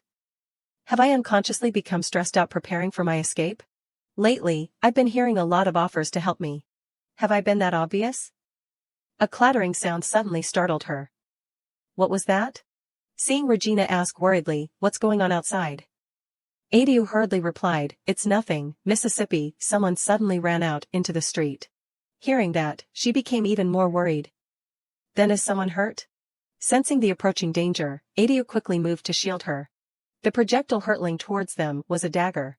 He hurriedly reminded her, Miss, get inside quickly. Before he could finish his words, Adiu was horrified. When he saw the sharp blade right in front of him, held right against Regina's neck. The masked assailant ordered, I think you'll have to come with us. Regina stood frozen, inwardly wondering, what should I do? Should I use that now? The assassin's next warning made her jump. I think it would be better if you didn't make any reckless moves. Adiu, on the other side, was furiously charging forward. You bastard. He was immediately threatened. If you want your miss safe and sound, you'd better drop your sword. Regina cautiously winked, signaling him. Regina kept wondering, have I gotten thinner? Have I unconsciously gotten stressed while preparing for my escape? It seems these guys aren't on the same side as that guy. Are they the people who were with Asine? If I create a small opening, she can win. Strange terms began to echo, making Regina easily recognize a mage. A large circle appeared beneath her and the mage's feet. Regina inwardly panicked, knowing it was teleportation magic. He's decided to just take me like this? I have to stop him from teleporting. She quickly raised the dagger she had just drawn and stabbed the mage hard. Taking a life for the first time left Regina stunned and frozen for a moment. This gave him the opportunity to retaliate by thrusting his sword hard. Just as Adiu cried out in alarm, Miss. He heard a pained cry, ouch, from his master. But she didn't pay any attention to this wound, as it would heal. Adiu rushed forward and embraced Regina with concern. She reassured him, I'm all right. Instead, check on that person. Regina, gasping for breath from exhaustion, followed with her eyes. The group of assassins were startled to realize they had been surrounded. The injured mage slightly nodded to his comrades, signaling them to flee. Adiu, noticing this in time, quickly ordered, after them. Quickly. Regina still hadn't recovered from the shock. Her hand trembling as she held the weapon, constantly thinking, I wasn't captured and I didn't die, so I'm okay. After returning to the palace. Even though she tried to reassure her, saying, I'm really all right, Sally, she still couldn't help but worry. Asine was also hurrying down the stairs. His face shocked as he saw Regina. She quickly put on a bright smile to show that she was fine. His voice filled with worry as he called, Regina. She hurriedly explained, something happened on the way today. But Adiu helped me, so I was able to return safely. Asine's touch on her hair made her flinch. I know you enjoy these things, but I want you to protect yourself. The people I assigned to follow you are all capable. They could have handled it without you having to go through this. Regina explained awkwardly, but I'm much better now. You know my abilities, I'm all right. Asine continued to show his concern. With a tight hug, he said, even if you can heal yourself, it doesn't mean it doesn't hurt. In that moment, she suddenly found herself smiling happily. She said innocently, I seem to have a tendency to be a little reckless. Asin suddenly let go and eagerly suggested, go upstairs and take a bath first. You must be tired today. As she walked away with Sally, she looked back, continuously asking herself, is he worried about me? I thought I was fine. But it's like he's genuinely worried and relieved for someone he loves. Regina touched her wound, thinking about the image of herself attacking the sorcerer. And then him swinging his sword back at her. Just thinking about it gave her goosebumps. Stop thinking about it, she told herself. She was about to doze off when she heard a knock and called out, who is it? Seeing Regina sit up and exclaim, Asin, he rushed to her side and said, it's all right, just lie down. She asked, puzzled, what is it? Asin gently replied, I was wondering if you were sleeping well. I came to lull you to sleep. Come on, lie down. Asin kindly patted Regina to comfort her. In that moment, she realized, when Asin is an enemy, he's the cruelest enemy. But when he's on your side, he's the strongest person. It's strange that even though he's someone who could potentially kill me, my heart feels strangely at peace. He looked at her tenderly and wished her good night. At the palace, a voice interrogated, you've checked thoroughly, haven't you?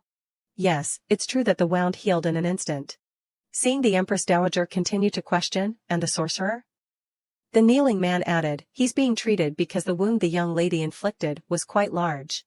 She laughed loudly. What did you say? She's a more interesting girl than I thought. Early in the morning, Sally, the maid, was called into the young lady's room and instructed, keep my injury a secret from my family, Sally. Sally worriedly bowed her head. Shouldn't we tell the Count, though? Regina chuckled and shook her head. I just don't want to worry my family. I'm fine. Besides, she was forced to stay in bed because of Asin's orders. Seeing her mistress say so, Sally could only obey.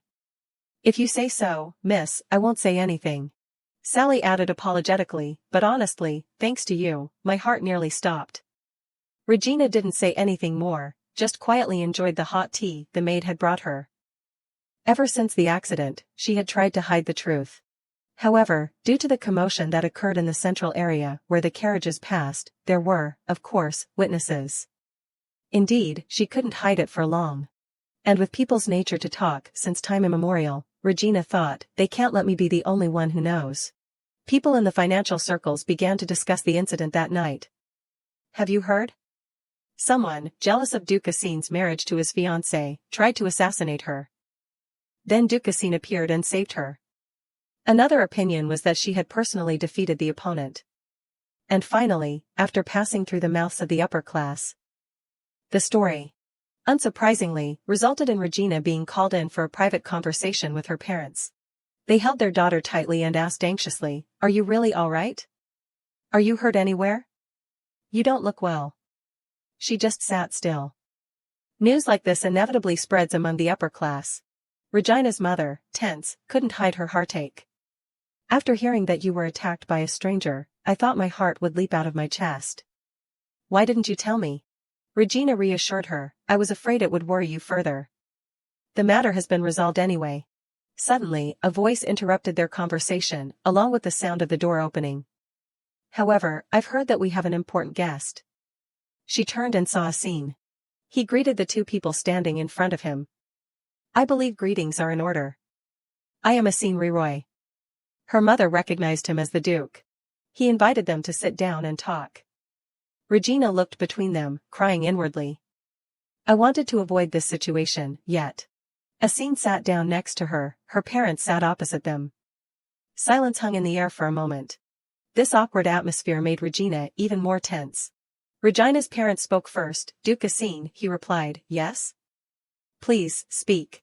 Her mother went straight to the point. There have been many rumors surrounding this incident, but high-ranking nobles are speculating that it was a move to control the Duke. Is that true?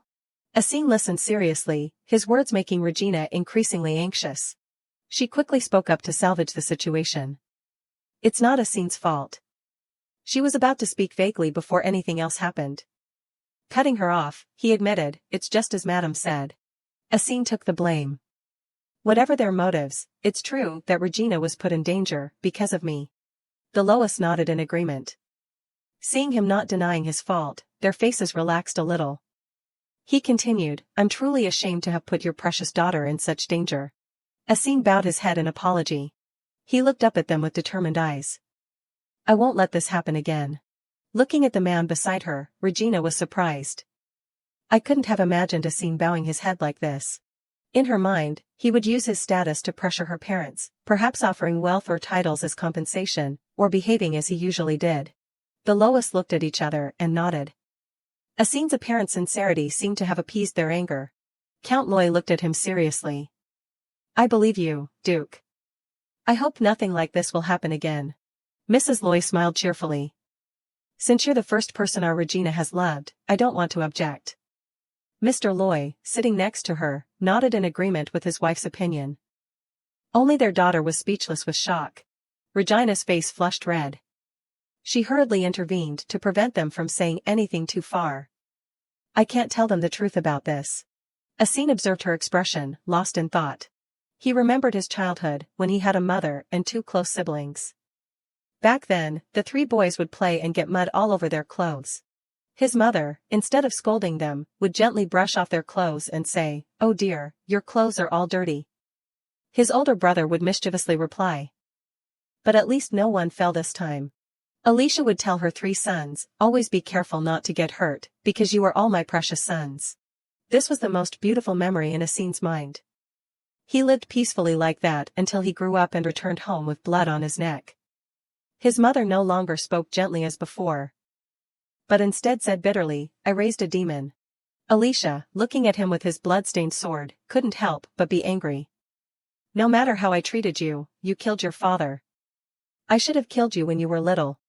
Asin didn't defend himself, but calmly revealed her scheme. Now, mother, you don't need to hide your true feelings anymore. Compared to father's death, the fact that your plan went awry is the real problem, isn't it? Didn't you poison the Empress and plan to assassinate my brother to make your own son the crown prince? Seeing that everything had been exposed, Alicia no longer held back. She gritted her teeth, her eyes wanting to devour him alive. Yes, you've been an annoying child since you were little. She threatened, someday, I will tear you apart and kill you. Asin smirked challengingly. I'm looking forward to it, mother. Regina's voice brought him back to reality. She informed him, the carriage has left. He was so lost in thought that he forgot he was waiting with Regina. Asin said to her, your parents are good people. This made Regina laugh shyly. Is that so? They walked and talked as he replied, yes, I can feel that they cherish you very much. For some reason, hearing these words made her feel embarrassed. Suddenly, Asin called her name, Regina. He stopped and asked seriously, aren't you curious why I killed Count Durango? Her face immediately paled, her mouth stammering, not understanding why he was asking her such a thing. He added, or maybe you were curious, but you didn't ask anything about who was behind the people. Who threatened you, or why I killed someone. Sometimes I mistakenly think you already know everything. His every word hit the mark, making Regina scared. She gave a strained laugh. How could that be?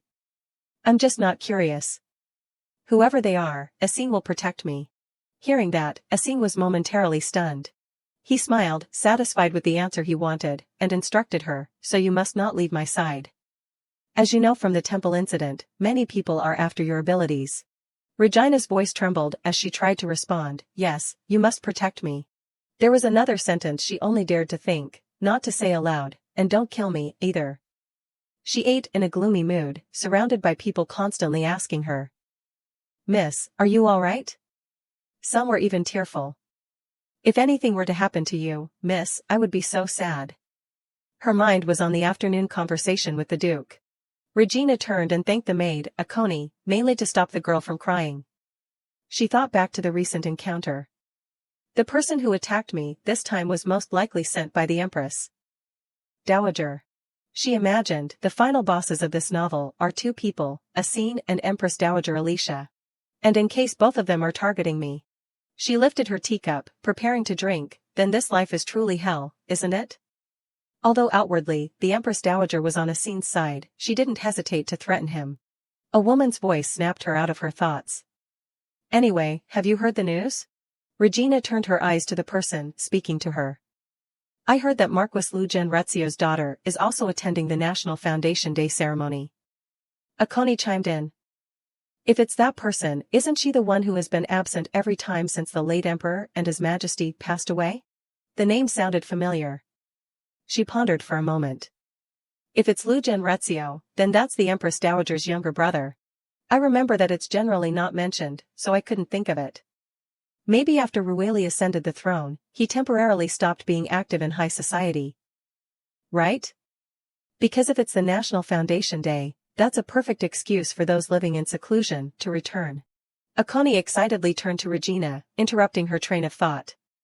Even so, isn't the Marquis's daughter very close to the Duke? She gave a small laugh and replied. I've never heard of it, so I'm not sure.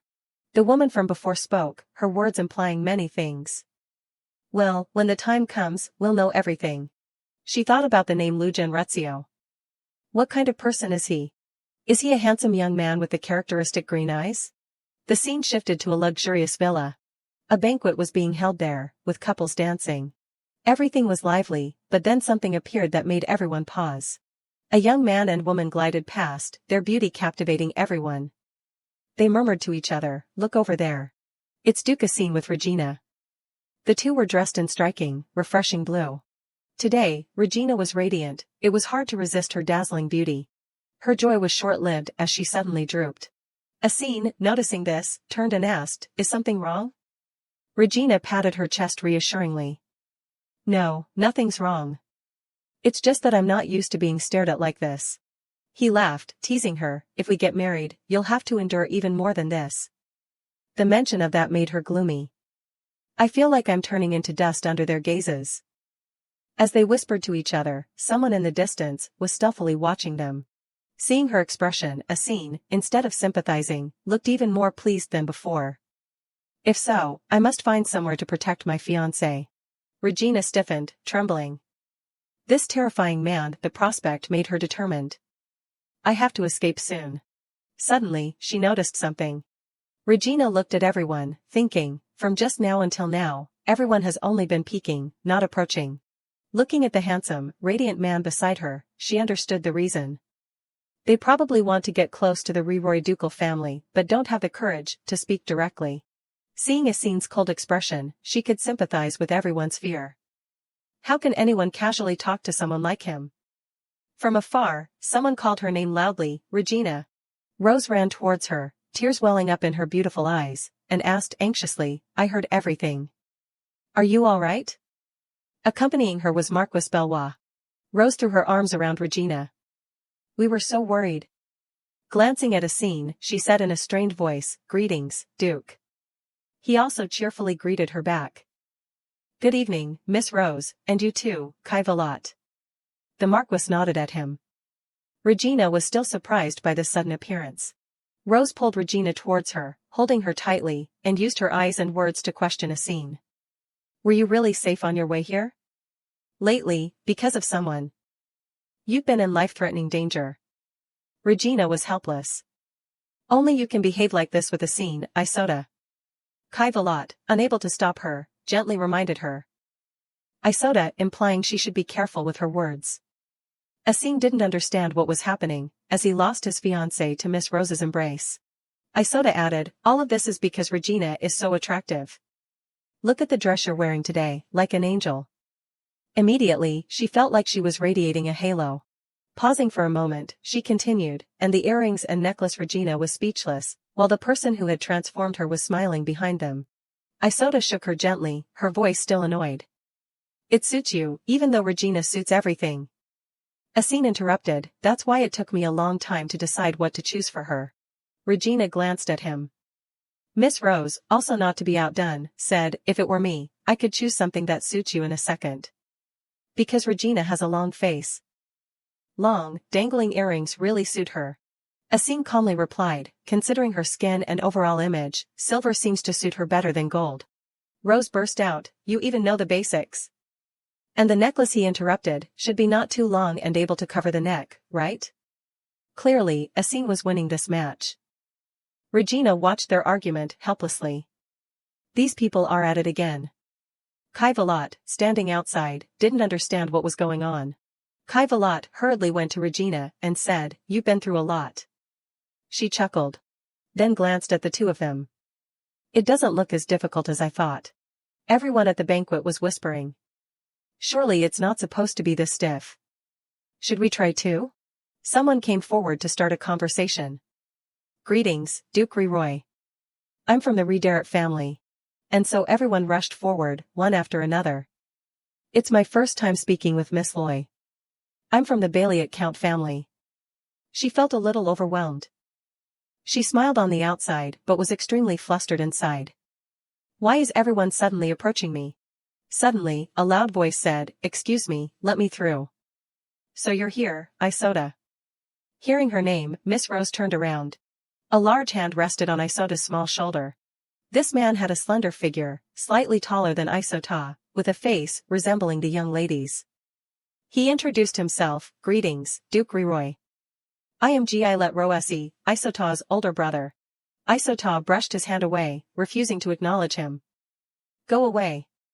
"Ha," pretending to be close, naturally. Gilet could only laugh awkwardly and excuse himself. "Why would you say I'm pretending? That's funny." Turning to Ariane, "This girl is always like this, Your Grace."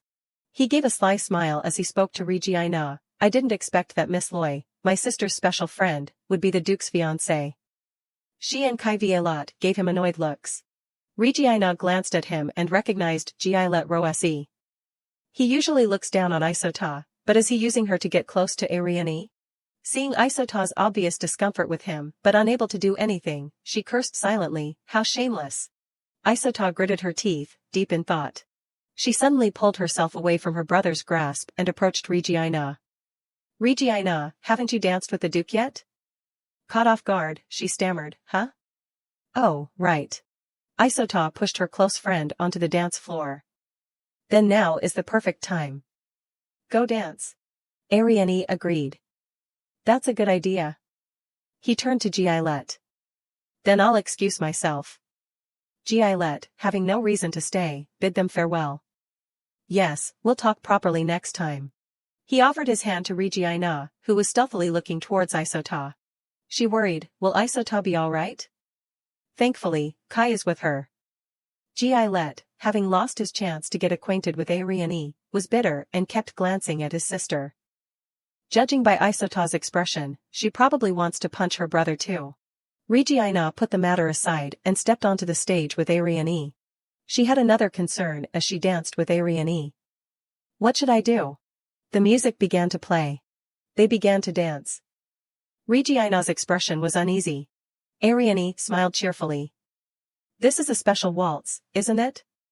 Embarrassed, she lowered her head. This is the first time I've danced in front of so many people. She hesitated for a moment before continuing, Don't tease me, Your Grace. He chuckled. Ariane embraced her small waist and reassured her, Don't worry. He whispered, because you just need to trust me and follow my lead. As the melodious music continued and they danced, Regina realized, it's true.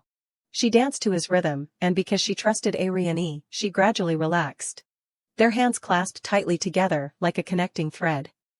Regina wondered, why do I trust and follow Ariane Riroy, the one who killed me in the past? Is this okay? The pair made a beautiful sight, both visually and orally.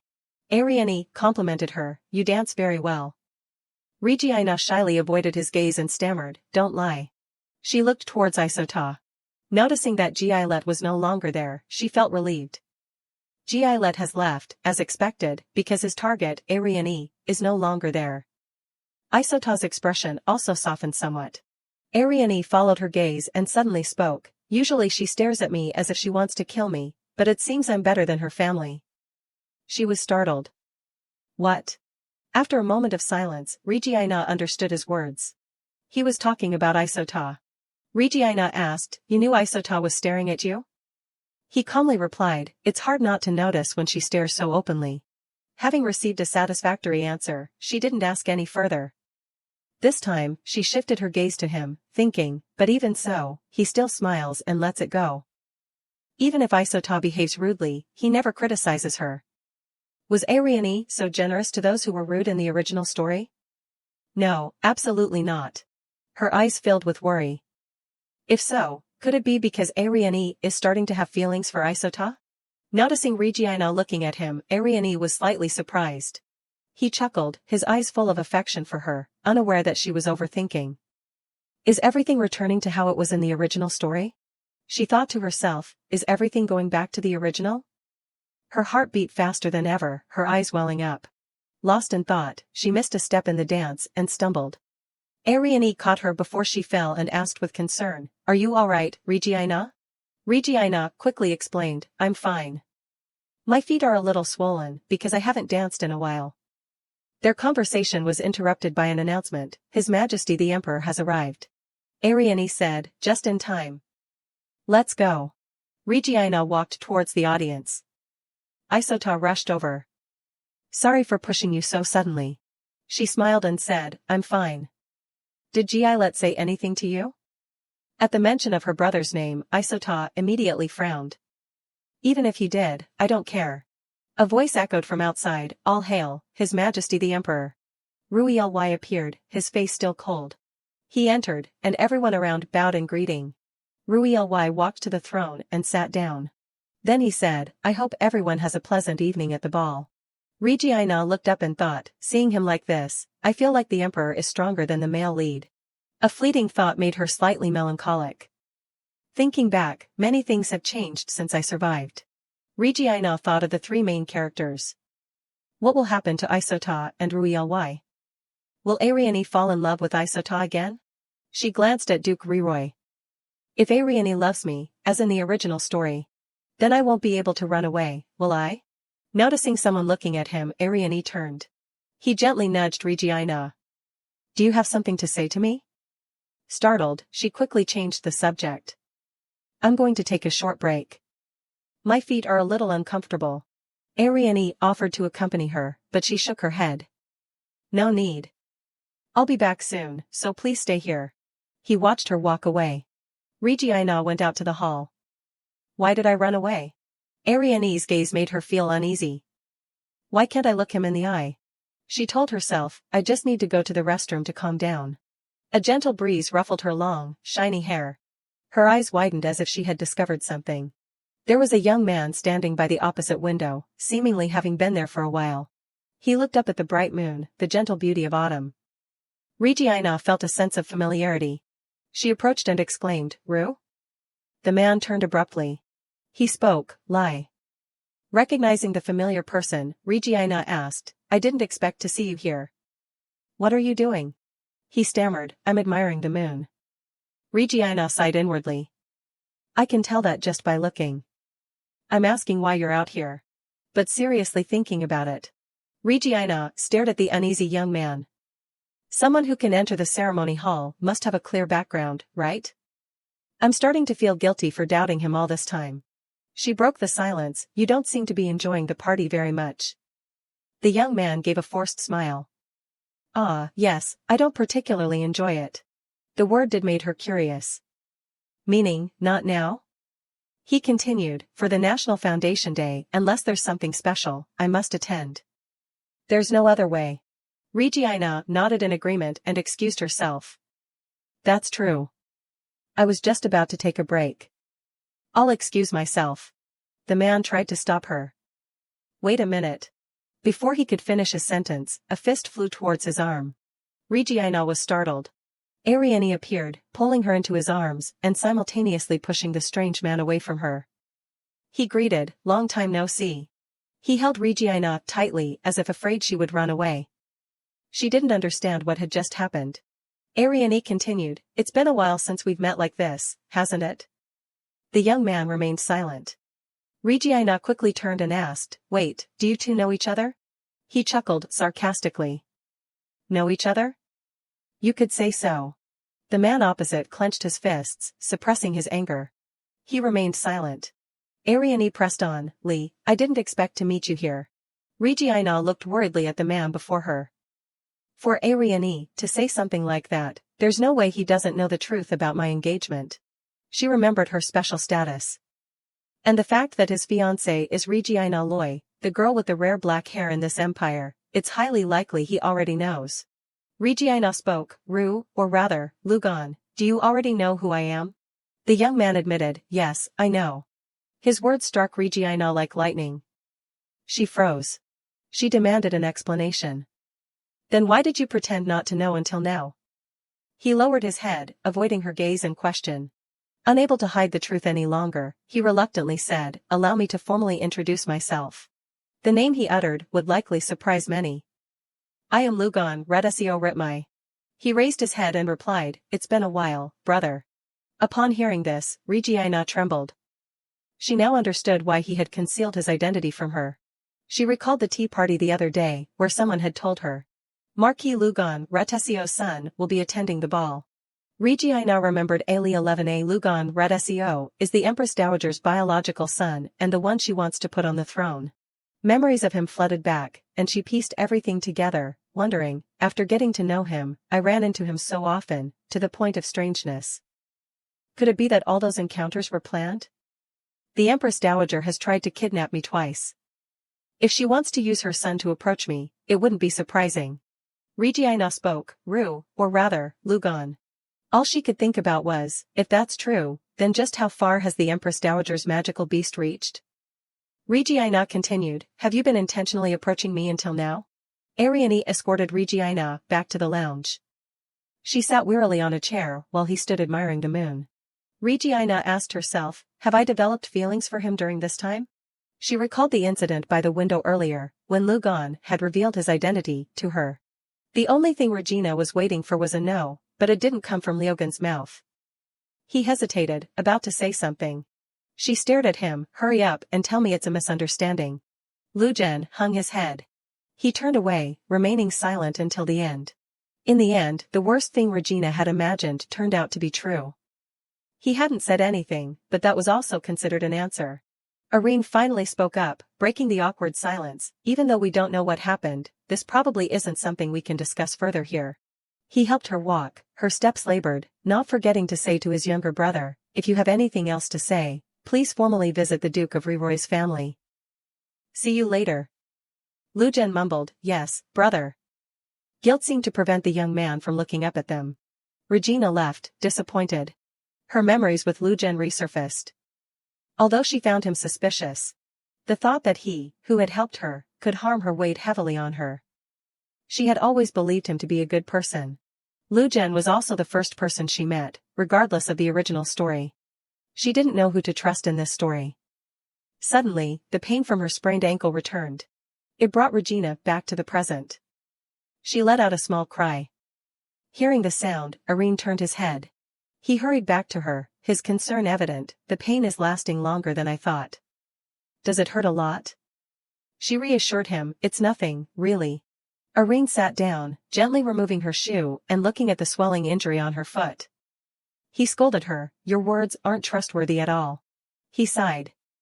Even a slight touch brings back the pain. Just looking at it, it's clear that this isn't okay. Hit where it hurt, Regina stammered, unable to respond. She looked at him anxiously, saying, I'm really okay. Irene didn't believe her words.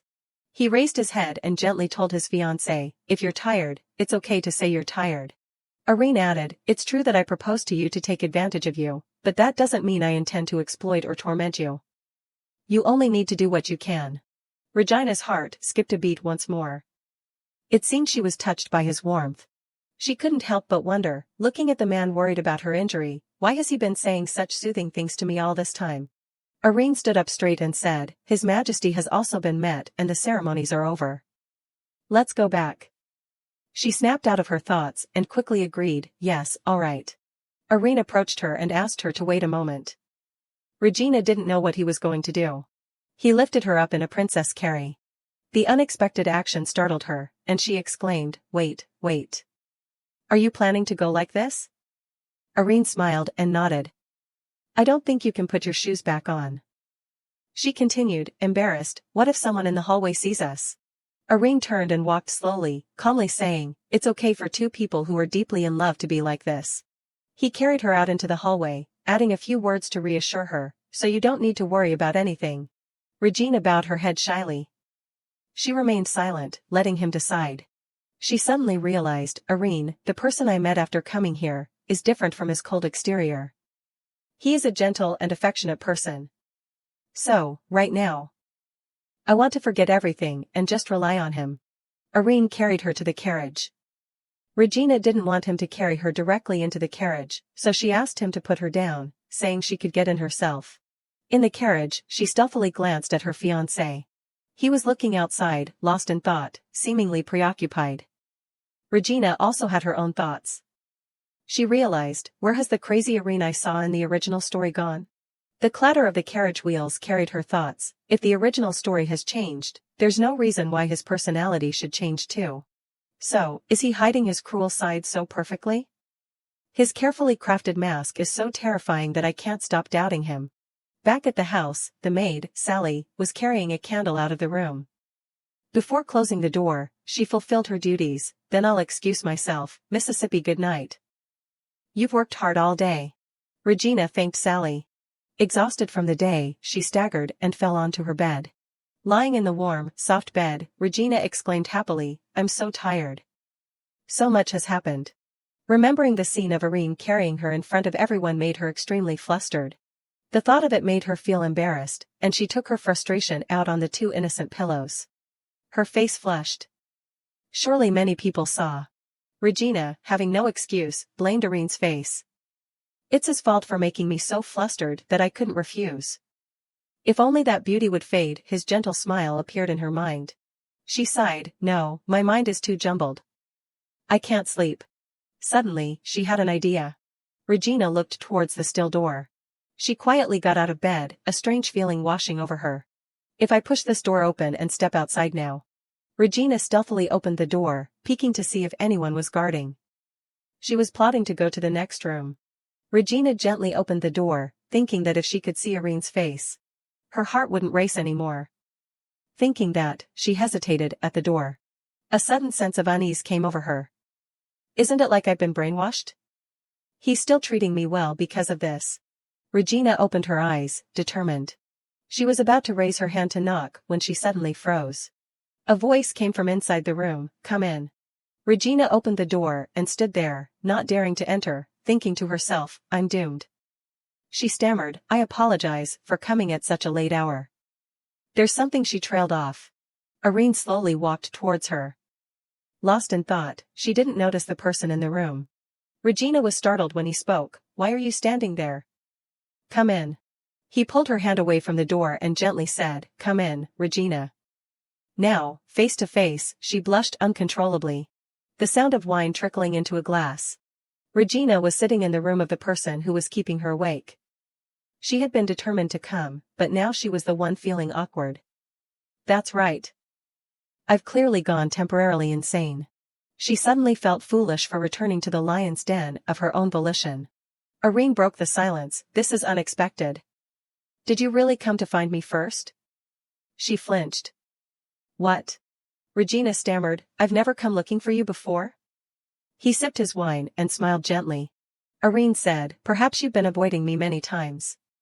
His words pierced her heart like a knife, filling her with guilt.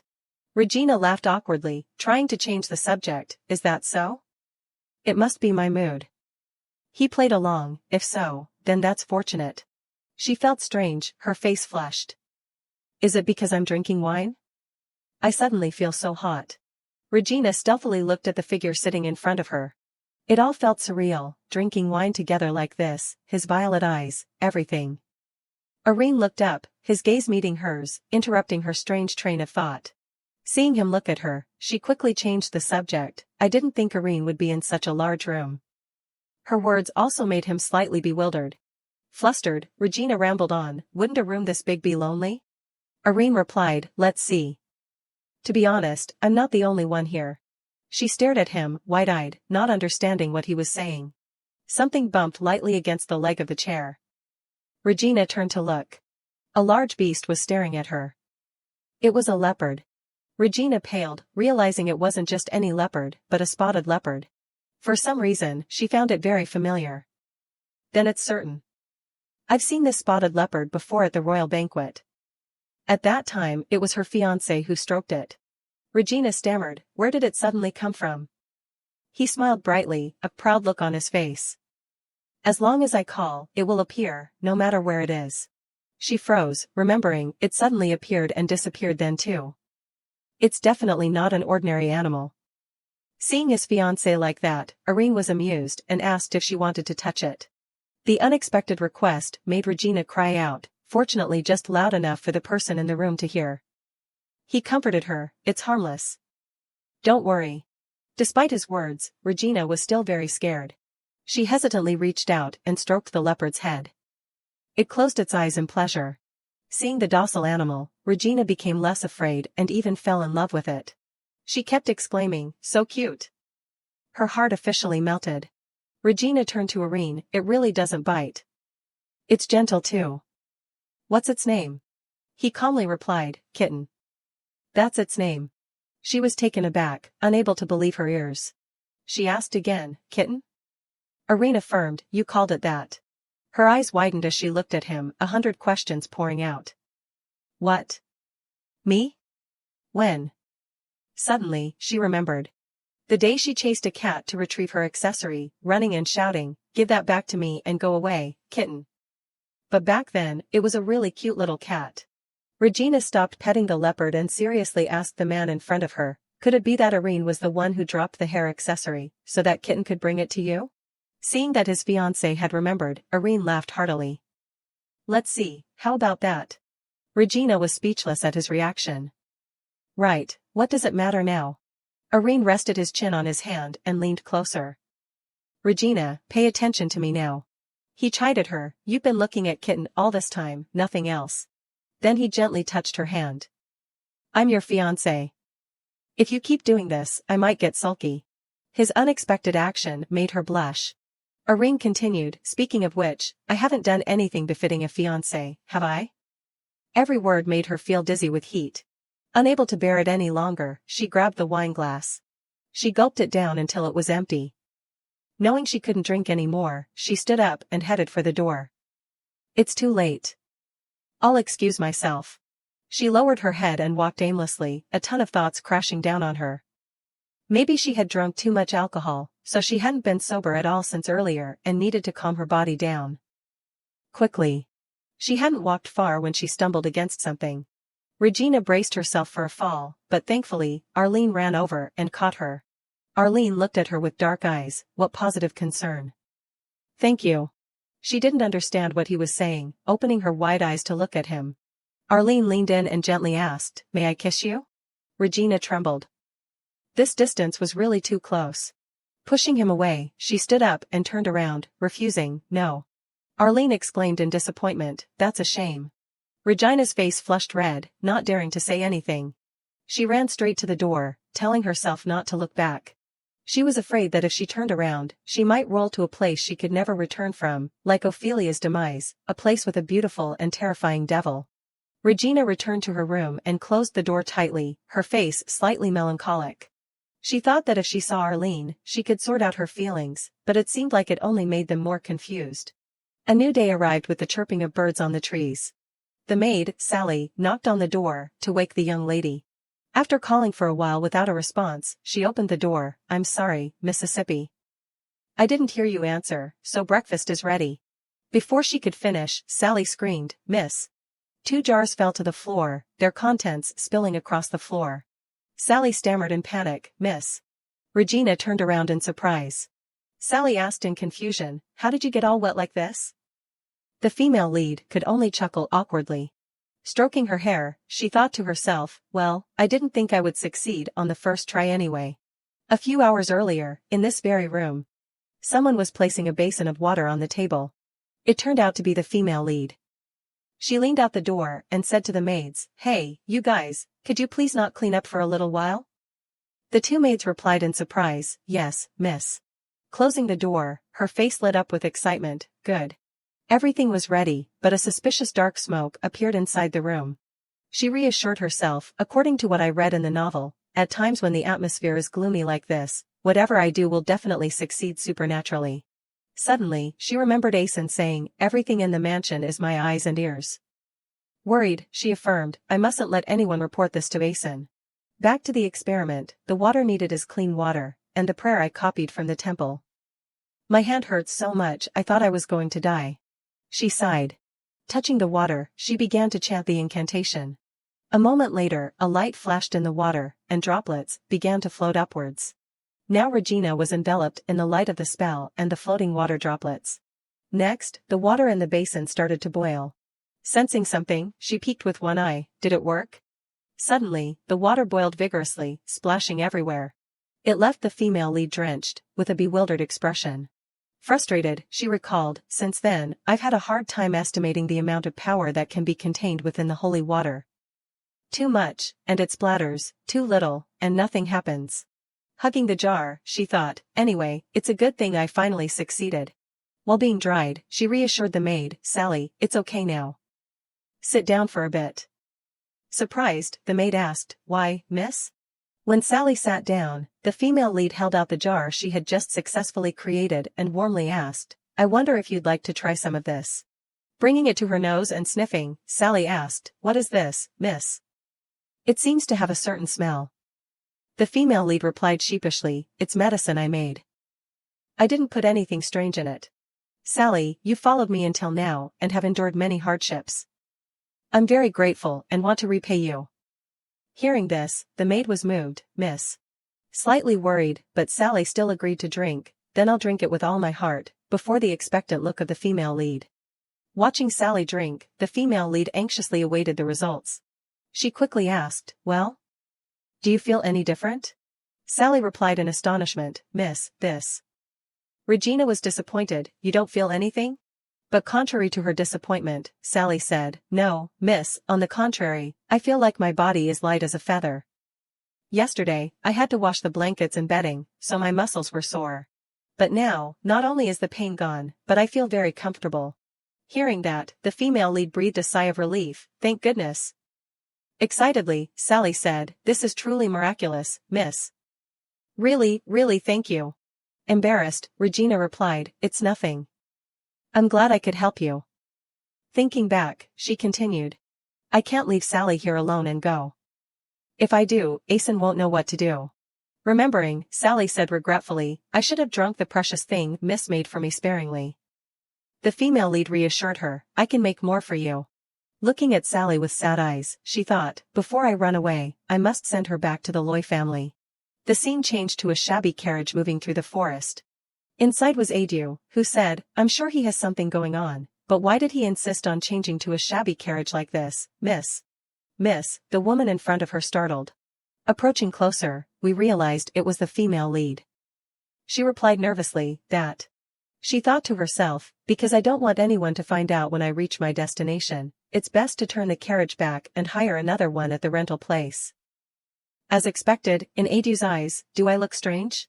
Then she answered Adu, if I went in Duke Leroy's carriage, wouldn't something like last time happen again?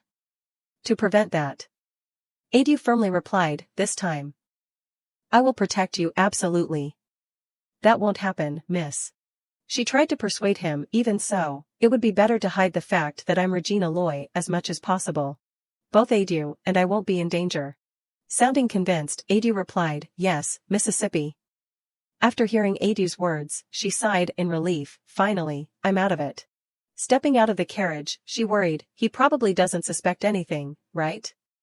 Because he's quiet, I don't know what he's thinking. Afterward, they stood in front of a shop, and she spoke, I'll go in alone. Wait for me here. Hearing the command, Adu replied, understood, miss. Opening the door and stepping inside, she thought to herself, it's been a long time since I've been here anyway. She greeted, excuse me. Looking inside, memories suddenly flooded back, I used to come here a lot. A middle-aged man asked, who's this? It's been a while, Mississippi. Are you here looking for any books today? Regina said a little shyly, I'm not here for books today. Could I use the back door for a moment? Surprised, he asked, the back door? Feel free. She replied cheerfully, thank you, sir. Opening the old door, she thought to herself, it's a good thing I'm acquainted with the bookstore owner. Before Adu notices, I need to hurry up and act. She slightly opened the door. She peeked inside, good. There are a lot of people inside, so they probably won't notice me. She quietly blended into the bustling crowd. Approaching a young man, she spoke, hey, you. The young man quickly replied, welcome, customer. What brings you to our information guild today? Throwing a bag of gold onto the table, she said, I want you to connect me with someone. Flipping through a stack of documents, he said, I see. What kind of person are you looking for? With a serious expression, she replied, an outstanding individual with an interest in the elixir trade, quick-witted, and especially discreet. The scene shifted to a tea party. Regina was enjoying her tea while listening to soothing music. Suddenly, Isata called out, Regina. With a bright face, Regina replied, huh? Isata felt dazzled by the female lead's radiance. Do you have something to be happy about? You look very happy today. Smiling brightly, the female lead replied, is that so? Slightly embarrassed, she explained, actually, the problem I was worried about has been resolved nicely. Isata asked worriedly, a worrying problem? What was it? Acting mysterious, the female lead replied, a secret. Because it's been resolved now. Isata complained, what? Regina, you're so stingy. The female lead could only chuckle awkwardly. At this moment, the scene shifted to the past. There was the sound of a doorbell. Someone was entering the room, where a woman was already waiting. The person put down a suitcase, surprising the woman. The woman asked, are you the medicine seller? The mysterious person took something out and replied, yes, that's right. At this point, we realized that the mysterious person was the female lead. She held a letter in her hand and said, so you must be the one who sent this letter through the guild. The woman thought to herself, medicine brought by a beautifully dressed young lady? Honestly, I didn't expect. Then Regina took a red potion bottle out of her suitcase. The woman questioned, is the effect of that medicine really good? Where is the source? The female lead replied honestly, I made it. I can guarantee its effectiveness. Hearing that, the woman was skeptical, based on what? With a serious expression, she replied, a remarkable individual, interested in the elixir trade, quick-witted, and above all, discreet. She continued to pour the red liquid into a full glass for herself. She brought it to her lips and drank the entire glass in one gulp. Then, turning it upside down to demonstrate that she had finished it, she said, here, as you've seen, I haven't added anything strange to it.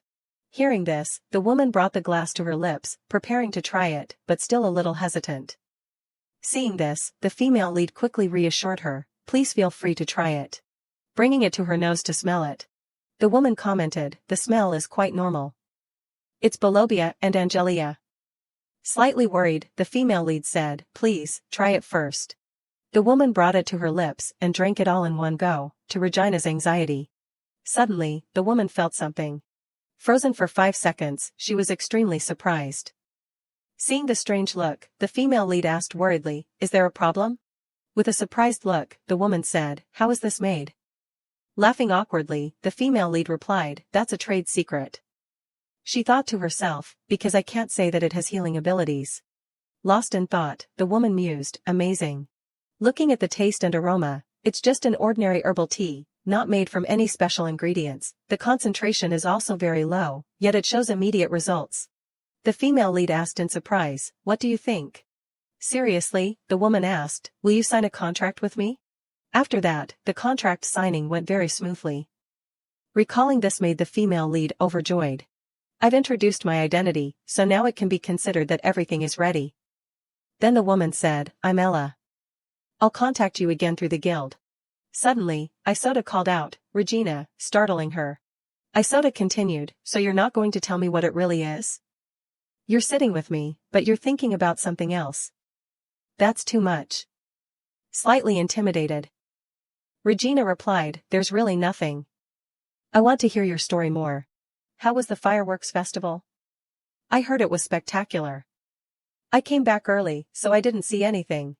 Hearing the question, Isota tried to recall, the fireworks. But the atmosphere became terrifyingly silent. After waiting for a long time, Regina impatiently asked, Isota, what's wrong? However, it seemed that Isota had something embarrassing to say, so she stammered. Worriedly, she said, hey, this isn't a joke, so you can't tease me, okay? Hearing that, the female lead just chuckled and said, what's the matter? You're so hesitant. It's not like you. What's going on? With a thoughtful expression, Isota whispered, well, His Majesty the Emperor has his eye on me.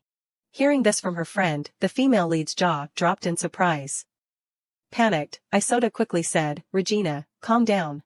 Slightly flustered, the female lead exclaimed, what? What happened after I left? Isona quickly corrected, no, that's not quite right. It's not exactly having his eye on me. After you left, I also left the banquet hall. I was so annoyed and upset with Gillett. I couldn't even protect Regina with my own abilities. I almost got used by that stupid Gillett. Clutching her dress, Isota thought. I thought meeting friends would help me change a lot, but why can't I change? She choked up. She yelled, and I left Regina with that duke. I'm so angry. As she yelled, the fireworks went off. Pausing slightly, she silently thanked them. Thanks to the fireworks, no one probably heard me. Suddenly, a hand holding a handkerchief reached out to her. It turned out to be Crown Prince Ruli. He smiled comfortingly. It seems like you're in a state of turmoil. Looking at her affectionately, he continued, if you're uncomfortable because you were overheard, I apologize. Because it seems you thought no one would know there was someone here because of the fireworks. Back at the tea party, she said embarrassedly, something like that happened, to Regina's astonishment. The female lead thought to herself, what happened while I was gone? I remember reviewing the original story. Ruli clearly resembles the Empress Dowager, a person of both love and hate. I've started to become curious about Isota, who has a completely different personality. Meanwhile, Isota scratched her head awkwardly. It doesn't sound like anything special, does it? The female lead wondered, I wonder if their relationship will be rekindled like that. It feels like I'm seeing a prophecy gradually coming true. She worried further, if the story written in the original work eventually becomes reality, then I wouldn't have been able to survive and stand here. So where will my fate go? Suddenly, a bang on the table startled the female lead. The person began to speak, long time no see, Miss Regina. Seeing the person before her, the female lead thought in bewilderment, this is the person I met at Duchess Hainet's tea party, and she replied, hello. Long time no see, Miss Akoni Huluan. The person replied brightly in surprise, you still remember my name? That's an honor. Seeing this, Isota showed no fondness for this young lady. She thought, what's with this girl? I'm so annoyed. After that, Isota kept staring at Akoni with murderous eyes. Despite that, she still looked cheerful. Meanwhile, our female lead was in a very awkward situation, with one person looking cheerful and the other full of hostility. She thought to herself, how did the atmosphere become like this? Suddenly Akoni spoke up, but are you two friends? The female lead quickly replied, I'm really out of it. This is my friend, Miss Isota Rose. Although introduced, Isota displayed a clearly angry expression. The female lead continued, Isota, this is Miss Akoni Huluan. Then the atmosphere became awkward again because of the hostility Isota radiated. This time Akoni broke the silence. She hesitantly said, Miss Loy, could I invite you to a tea party sometime? Eagerly, she continued, it would be a great honor if you visited our house. Mississippi. Hearing this, the female lead smiled and replied, I'll come when I have the opportunity. Akoni asked again, really? Beaming, she said, I'm so happy. I'll prepare everything thoroughly. Regina thought to herself, why is she following me like this? I don't think our relationship is that close yet. Suddenly, someone called Akoni. She quickly turned around and said, my friend is here. I'll excuse myself. See you later, Mississippi. The female lead replied, yes, be careful. After seeing her leave, Regina breathed a sigh of relief amidst Isota's frustration. Isota suddenly called out, Regina. The female lead replied, huh? Isota said irritably, I don't like that girl at all. Regina asked, huh? Why? With a stern face, Isota said, it's just, how should I put it? I have a bad feeling about her.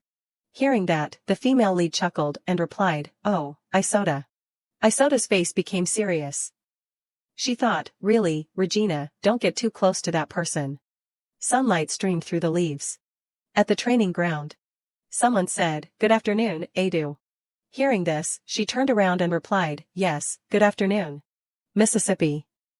The person standing before Adu was Miss Regina, no longer in her usual dress style, but now in a neat outfit with trousers, which still couldn't hide her radiant beauty.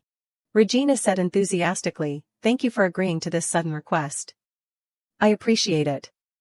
I hope you can help me. Adu replied, I'll do my best. You said you wanted to learn swordsmanship to protect yourself, right? The female lead nodded.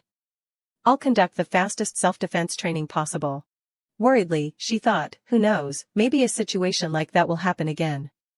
If I knew a little basic swordsmanship, I could have handled it better than last time. Ada drew her sword and said, then first, we'll learn how to hold a sword. Regina replied with determination, yes. Holding the sword up, Adu instructed, when holding the sword, grip the top and bottom of the hilt. Relax your shoulders, and focus your mind on your muscles. Swinging the sword, she continued, next, maintain your posture and strike downwards. Sheathing her sword, Adu said with a serious face, this is the basic slashing motion. There's also a way to slash upwards. Hearing this, the female lead's eyes lit up with admiration. She added, first, please practice this motion 100 times, Mississippi. Slightly intimidated, the female lead stammered, 100 times? Adu insisted, those who are training to become knights swing their swords 1,000 times a day to get this movement right. Since you want to learn for self-defense, I've only chosen the minimum. Let's begin. Regina replied tearfully, yes. Then, she began her first sword swings. 1, 2. The sun had softened. Finally, she was almost finished. 98, 99. 100. She swung the last one in exhaustion. Collapsing to the ground, she panted, I'm so tired. Meanwhile, Adu praised, you've worked hard, miss. From what I've observed, it seems like you have a lot of potential. While catching her breath, the female lead said happily, really? Adu sighed and continued, but your basic physical strength is still lacking. Hearing this, Regina replied dejectedly, yes. Handing a handkerchief to Regina, Adu said, from next time, we'll warm up first to prepare. While wiping the sweat from her face, a voice suddenly rang out, so someone was using the training ground first. Are you here for training? You're working hard. The person speaking was Arson. Flustered, the female lead replied, Arson, are you here to train too? He looked at her and replied, I just wanted to loosen up a bit. Since we've run into each other, I should check my fiancé's abilities. Get into position. I'll correct you personally. Extremely worried, Regina replied, what? Contrary to the young lady's worry, Adu said excitedly, His Grace the Duke has the best swordsmanship in the Empire. So he'll definitely be able to help you a lot, miss. Asen looked at Aidu, smiled brightly, and said, thank you for saying that, Aidu. Facing the worried expression of the female lead, Asen cheerfully said, come on, try swinging the sword. At this moment, Regina just nodded absent-mindedly. Gripping the sword tightly, she thought, I wanted to avoid being alone with Asen while practicing swordsmanship. Let's just get this over with quickly, she said, then swung the sword powerfully forward. Asen watched and chuckled to himself. He praised her, good form, isn't it? Well done. She was surprised. Is that so? Thank you. Asen continued, all right, let's do it this way. Regina was curious. He said with a bright expression, let's have a duel, Regina. I'll have to add that to my training today. Regina felt as if she'd been struck by lightning. Her face paled as she stared at Asen. Panicked, she thought, a duel with Asen? How can someone who just started today duel with a master like Asen? Isn't he going to feign carelessness and kill me? Suddenly, laughter broke through Regina's anxiety. Asen laughed loudly at her bewilderment. He said, I'm just kidding, of course. Hearing that, her heart skipped a beat.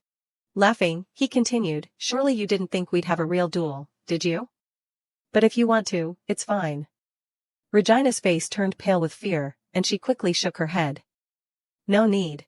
With a sly smile, Asen said, so, what should we do? I'll show you what I look like when I train. So next, show me your swordsmanship. That's okay, right? She quickly replied, yes, as long as it's not a duel. She thought to herself, even though he's helping me this much, it's strange that he's giving in to me like this. Asen turned his back, adding, then I'll take that as a yes. Regina awkwardly bid him farewell and thought, for now, I shouldn't go against his wishes. Asen took a fighting stance and drew his sword. The female lead was surprised by Asen's swordsmanship. He no longer had a gentle demeanor. Instead, he had a very serious attitude with sharp, cold eyes. She marveled at his sword swings.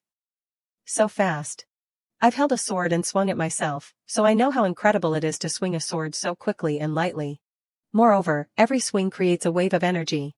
Asen also knows how to handle magic, so if I accidentally touch it, I'm done for, even though I don't intend to. Suddenly, Asen spoke, startling the female lead. Regina, it's your turn.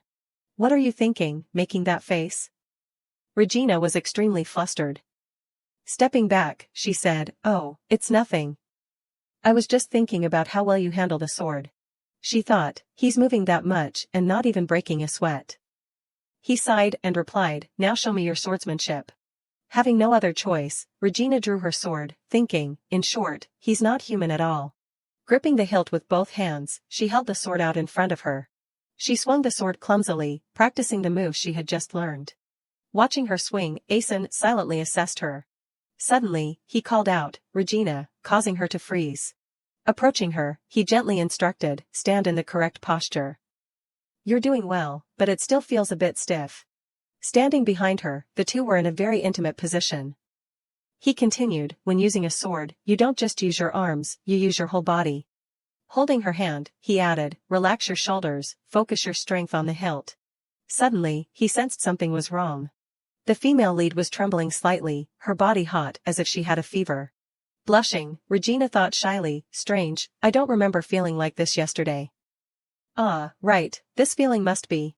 Before she could think further, he called again, "Regina," pulling her back to reality. She quickly turned to Asen. She found the answer. "Is it called having feelings for someone?" Suddenly, he embraced her and placed his lips on her forehead. Then, they looked at each other, and he gave a satisfied smile. The scene of eye contact and hand-holding continued, leaving the female lead bewildered. Asen looked at her shyly and thought, how interesting. Very interesting indeed. The scene shifted to a luxurious party. Musicians played continuously. Everyone was dressed beautifully. Suddenly, someone called out, "Miss Loy." Regina turned and replied, "Yes." The female lead was wearing an off-the-shoulder black dress that accentuated her sharp beauty. Everyone around her complimented her. "Your dress is truly elegant and sophisticated. The accessories in your black hair are like stars. Absolutely stunning." She simply responded with a smile. She thought, I still can't get used to this atmosphere.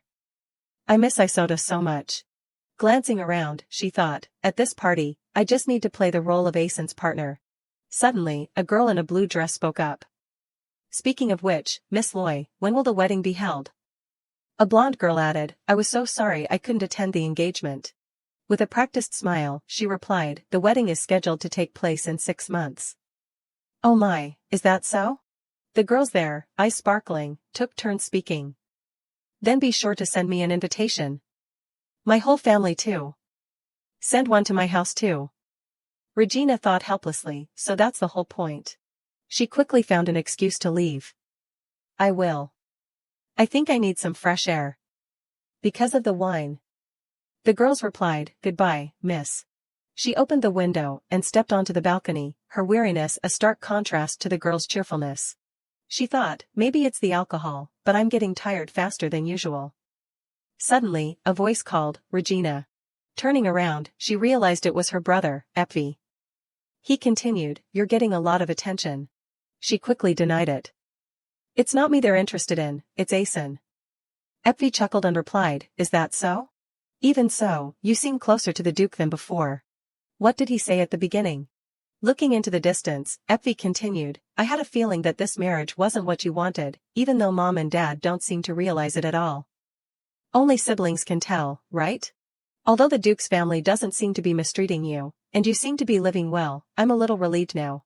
With affectionate eyes, Regina agreed. She looked intently at him and thought, Epvi. He's been especially caring for me since the accident 5 years ago. The day the real Regina Loy fell into the lake. That day, I entered this body. After being pulled out, my family was astonished by my 180-degree change. Even I thought I was crazy, so it's only natural. That's why my family has always been by my side. In the fear of someone who almost died, their presence became a comfort to me. Regina, are you all right? If anything's wrong, just say it. We'll help you, Regina. Because this was the first family I ever had. She gritted her teeth as if she had made up her mind about something. Regina spoke, Brother Epvi. He asked in surprise, huh? She said emotionally, please take care of our family. Epvi seemed surprised by what he heard. What? What are you saying? She just smiled and replied, it's just that I'm getting married now. Leaning against the railing, Epvi sighed. Oh, you said in half a year, right? The little girl from back then is getting married. Time flies. She laughed and replied. What time are you talking about? Turning back towards the railing, he said, anyway. Chuckling, he continued, don't worry about mom and dad. Take care of yourself first. Looking at Effie, she softly said, thank you. Breaking the emotional atmosphere, he pointed at her and said, thank you for what? They're my parents too. She said shyly, even so, thank you. He stood up and said, shall we go back inside? She thought, and I'm sorry. Because I might leave here without being able to say goodbye. Her eyes were filled with sadness. The two siblings walked back inside amidst the murmurs of the crowd. She wondered, There's something about the atmosphere. What's going on? Suddenly, someone approached. Everyone whispered amongst themselves upon seeing this person. Even Asen took notice. Seeing the person, Regina was also startled, while Effie was surprised. I didn't hear that she would be attending the party today. It was Empress Dowager Alicia Ruthsio. Asen turned around and saw Regina trembling in fear. With a glance, he knew what he needed to do. At this moment, the female lead was still very panicked. She thought, the Empress Dowager is coming this way. What do I do? I can't move. Suddenly, Asen stood in front of her, arms outstretched as if to protect her. Regina was also surprised by his heroic appearance. She wondered, Asen? He spoke first. It's been a while, hasn't it? Alicia's eyes scanned her. Have you been well? She asked. Yes, Asen replied coldly. Has the Empress Dowager been well? You look worried. Regina thought, he just stopped the Empress Dowager for me, didn't he? That cold expression, it's been a while since I've seen it. Meanwhile, Effie whispered, you should go back. With a haughty air, the Empress Dowager said, how could I be well without the Emperor? But you seem to be doing very well. I never expected you to have a fiancé at a time like this. I'm still in mourning clothes, you know. Hearing the Empress Dowager's words, Regina's face paled. She's provoking me, isn't she? She thought. Asen is the one who killed the Emperor, so if you analyze that sentence after killing someone else's husband, I'm now happily holding a wedding ceremony. Smiling, Asen put his arm around Regina's waist. That's right. It's because we truly love each other. Unlike you, of course, who married to put your son on the throne. With a sly smile, she replied, I thought you'd live alone for the rest of your life. This is certainly unexpected. Regina was inwardly frightened by her words, which implied, a monster like you getting married? It doesn't make sense. From afar, a man and a woman were gossiping. Is their relationship really that bad? They seem to be talking normally, the man said.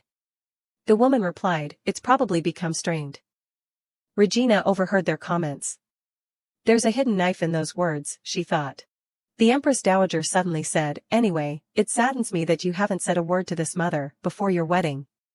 Are you still not going to introduce me directly? With a provocative smile, Asen replied, don't you already know? Why bother hearing it again? It's just troublesome. She laughed in response. Not a bit of cuteness, just like always. Suddenly, she called out, Miss Loy, making Regina flinch. With a murderous look, the Empress Dowager gave a sharp smile. I'll send you an invitation to a tea party soon. Seeing her frightening demeanor, Regina forced a laugh. What if I get stuck there after doing something? She thought. At that moment, Asen interjected, that won't do. My fiancé will be by my side all day. Seeing the sparks fly between the two, Regina thought, I must escape before I'm bent over like a prawn. That day, the Empress Dowager returned immediately after talking with us. That means the purpose of her coming to the banquet was because of us. No, looking at how quickly she approached me, her purpose must have been me. I don't know what she's planning, she worried. From Asen to the Empress Dowager, I have to leave the Empire, quickly. The scene changed to Regina's transaction with Ella. Miss, please check it, Ella said. Thank you, Ella, Regina replied. The medicine you delivered last time is completely sold out. This is your share. Inside the pouch Ella handed her were stacks of gold coins. What about the fee? Regina asked. Adjusting her glasses, Ella replied, this amount has already been deducted. Regina was surprised. This much even after deducting the fee? Then I'll be able to save enough money to escape faster than I thought. Placing a suitcase on the table, Regina continued, the next batch is in here. I've doubled the quantity as requested. Ella picked up a bottle of medicine and examined it, satisfied. Very good. As soon as it's sold, I'll send you another letter. Leaving the shop happily, Regina said, thank you again, Ella. It seems to be selling very well. That's a relief. If this keeps up, money won't be a problem, she thought. As long as I'm careful, Asen won't find out. Looking at the gold in the box, she thought, I'll keep collecting it in this box until I escape from Asen. The scene changed. There was a box on a table along with several bottles of medicine made by Regina. A man spoke seriously, this is the item the young lady is selling, the one I told you about before. What should we do? Duke Asen, seated majestically, was shaking a bottle of medicine. This? He said. Asen calmly suggested leaving it as it was. Seeing his subordinate still hesitate, but he immediately cut him off.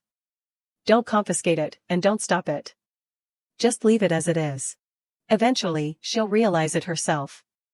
No matter how much she struggles, the outcome is in my hands. As he spoke, Asen's eyes gleamed. I didn't expect her to be so busy acting like this, even though she was discovered. It's rather endearing. His subordinate couldn't help but wonder. Perverse hobby. After a moment of contemplation, he instructed his subordinate, anyway, keep an eye on her for now. Just for now. Regina was still engrossed in her work. Seeing her body tremble and goosebumps appear, Sally cried out in alarm, are you cold, miss? Should I close the window? Regina quickly declined. No, I'm fine. I suddenly got chills. After the maid left, she suddenly realized, what was that? I just felt something very ominous. Looking at her work again, Regina had to admit, now that I look at it, sewing is also very unlucky. I'm clearly embroidering a sentence. A sense of disappointment washed over her as she thought, this probably won't work.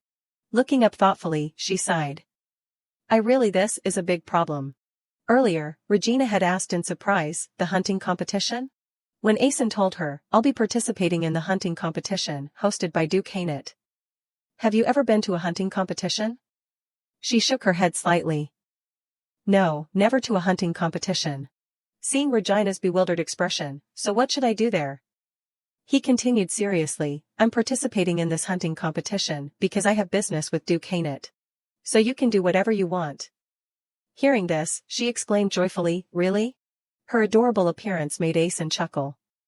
He added teasingly, of course. Whether you want to attend the competition with me, or the boring tea party, it's fine. Regina's voice softened. I'll go to the tea party. I don't want to be a hindrance to Asen. He frowned. So you think my abilities are that limited? I understand.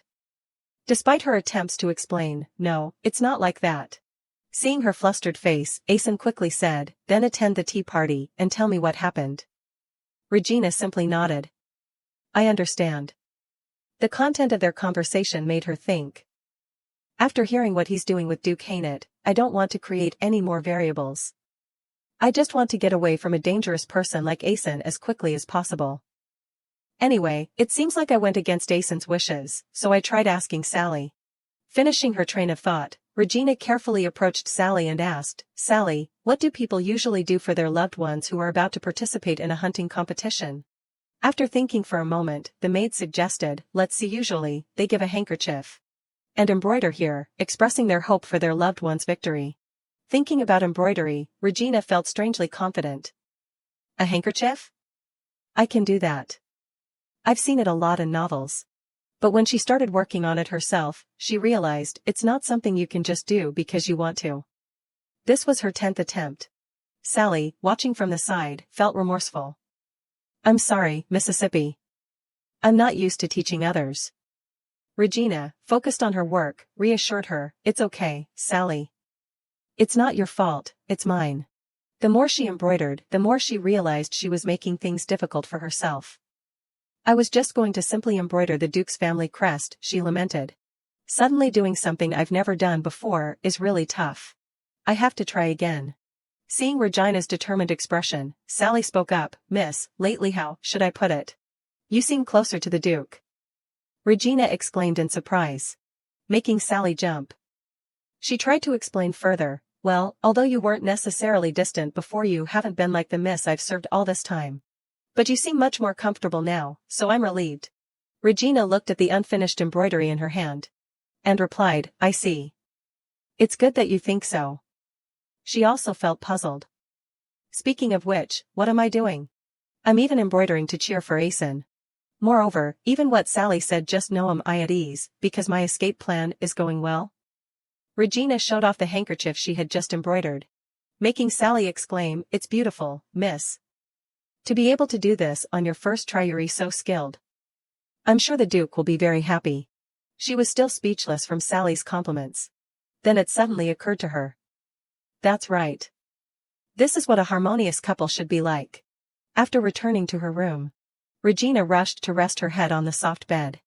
A sense of comfort washed over her. Regina realized, sewing is definitely work. I'm exhausted. She suddenly sat up and looked at the handkerchief. She praised herself, it's not perfect, but it's not bad. Then she tried to justify her crazy actions. Don't overthink it. I just don't like going against Asen's wishes. Besides, I just need to carefully save money like I'm doing now. I must be sleepy because I'm so preoccupied with everything. A short nap shouldn't hurt. After falling asleep, she heard strange sounds. What's that?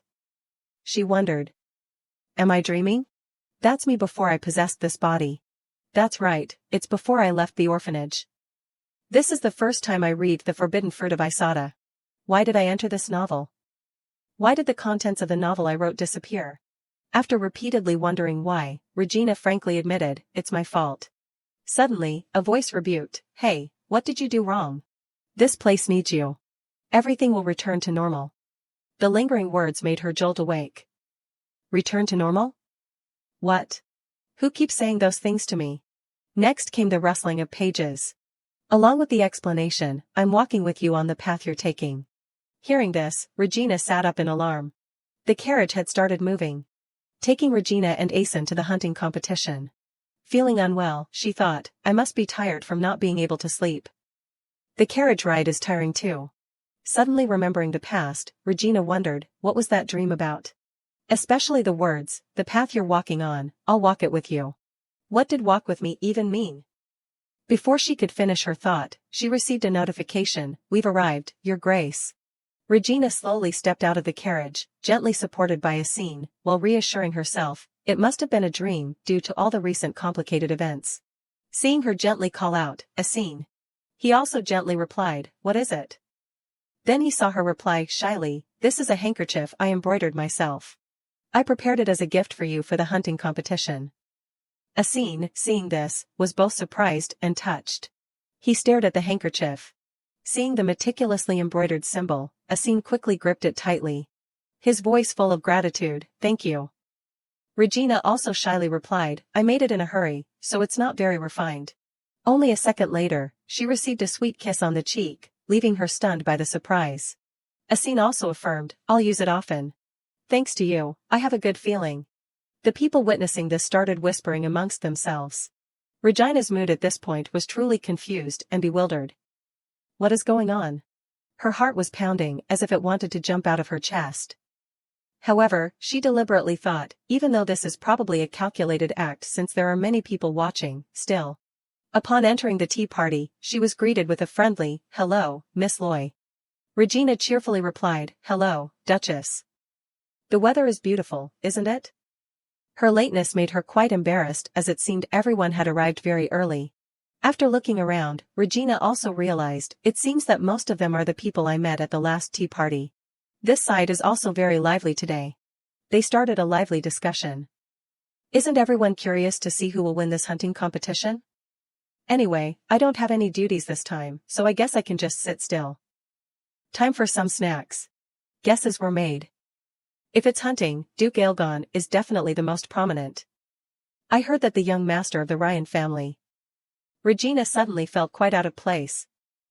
Thinking, I'm not familiar with hunting competitions, so it's hard to join in. She hadn't even had a chance to enjoy her snack when she froze because of the words, but Duke Leroy is also participating today. What will he catch? Another person agreed, that's right. Even if the Duke participates later, he always catches the deer with the highest score. From the first time he participated, it was clear he was a strong contender for the championship. Hearing this, her eyes filled with pride. So, Asin is also a contender. After the tea party ended, a suggestion was made, shall we all take a walk and then come back? We'll get prepared right away. Regina rejoiced inwardly. Just when I'm full. A walk would be good for digestion. She was suddenly amazed by the beauty of the forest. So the hunting competition is held in such a dense forest? She didn't know that someone was following her. A flock of birds appeared, leisurely flapping their wings. Regina silently took a deep breath, enjoying the refreshing feeling. Noticing someone was watching her, she called out, "Miss Hullen." She replied nervously, "Yes, what is it?" When Regina inquired, "What were you doing standing there just now?" Hullen was flustered and speechless. That. After regaining her composure, she whispered, "I was wondering if we could take a walk together?" Regina politely agreed to the suggestion, there's no reason why not. Hullen's tense face suddenly brightened strangely. She quickly stepped closer, "Thank you." Hullen's excessive enthusiasm made Regina feel puzzled. I really don't understand why she has to go to such lengths, though it doesn't seem like she has any bad intentions. At this time, she continued talking nonstop. I was afraid you'd be bored walking alone, so I followed you. It's a good thing I did. Normally, I also want to talk to you, but you're always with Miss Isoda, so. Miss Isoda doesn't seem very comfortable around me. Hullen, seeing Regina's wary gaze towards her, tried to explain, I'm definitely not trying to badmouth her. Regina, hearing this, could only laugh it off. Regina was also surprised to learn, so she sensed Isoda's discomfort. Because there was a time when Isoda talked about Hullen when she saw her. I don't like her. I don't get a good feeling. Indeed, every time they met in aristocratic circles, it was very obvious. Despite having negative thoughts about the person she often accompanied, Regina still spoke up for Isoda in front of Hullen. Isoda is very shy around strangers. It's not because she's a young lady. Don't worry. Hullen seemed to have a weight lifted off her chest, comfortably continuing her confession. That's good, then. Actually, I plan to return to my hometown soon. Anyway, I don't have many friends my age there. Until then, I want to become as close as possible with everyone. As she said this, she turned her face to hide her embarrassment. Anyway, it's good that Miss Isoda doesn't hate me. Faced with such heartfelt words, Regina was a little touched. So she has such circumstances.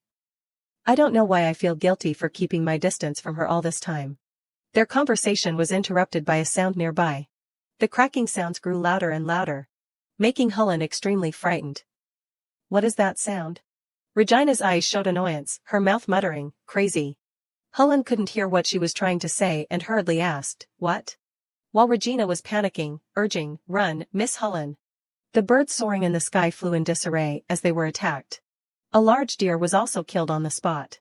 After shooting it down, Asim received endless compliments from the man accompanying him. Your grace is truly extraordinary. One shot, one kill. He also appeared quite modest.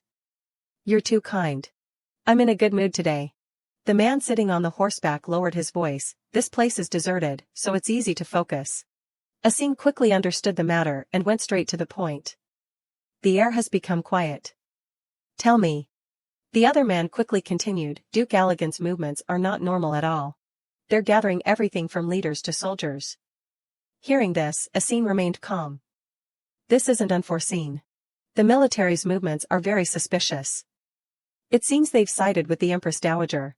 Hearing the warning from his companion, the soldiers' encampment isn't exactly illegal, but we should pay attention. Asim quickly turned and expressed his trust. I'll have to continue relying on you, Duke Hainit. He firmly replied, of course. Duke Hainit, who was riding alongside Asim, was someone who originally advocated not interfering in politics. He was someone so perceptive that he could sense the Empress Dowager's every move and grasp it quickly. He was managing the Xenia Trading Company and circulating capital, while also serving as a source of information inside and outside the empire. Indeed, compromising with this person was a wise choice. After continuing the hunt, Hainit laughed and declared, I can't go back empty-handed either. I guess I'll have to catch a fox or something. Asim cheerfully suggested. Then let's go a little further. This isn't where the prey gathers. He hadn't even finished speaking when he saw a deer running past. Immediately raising his gun to aim, he took down the deer with a single shot. Hainit was no longer surprised and just chuckled. The Duke stole it again. That's the second deer already. Really? After looking around, Asin frowned. That spot, Duke Hainit. Don't you find this forest very strange? Hainit, hearing this, asked blankly, strange how? Asin patiently explained further. About 2 deer ran in the opposite direction when chased. Moreover, this place is annoyingly quiet. Hainit also began to sense something strange upon hearing his analysis. Now that you mention it, it's true. Like they're avoiding something.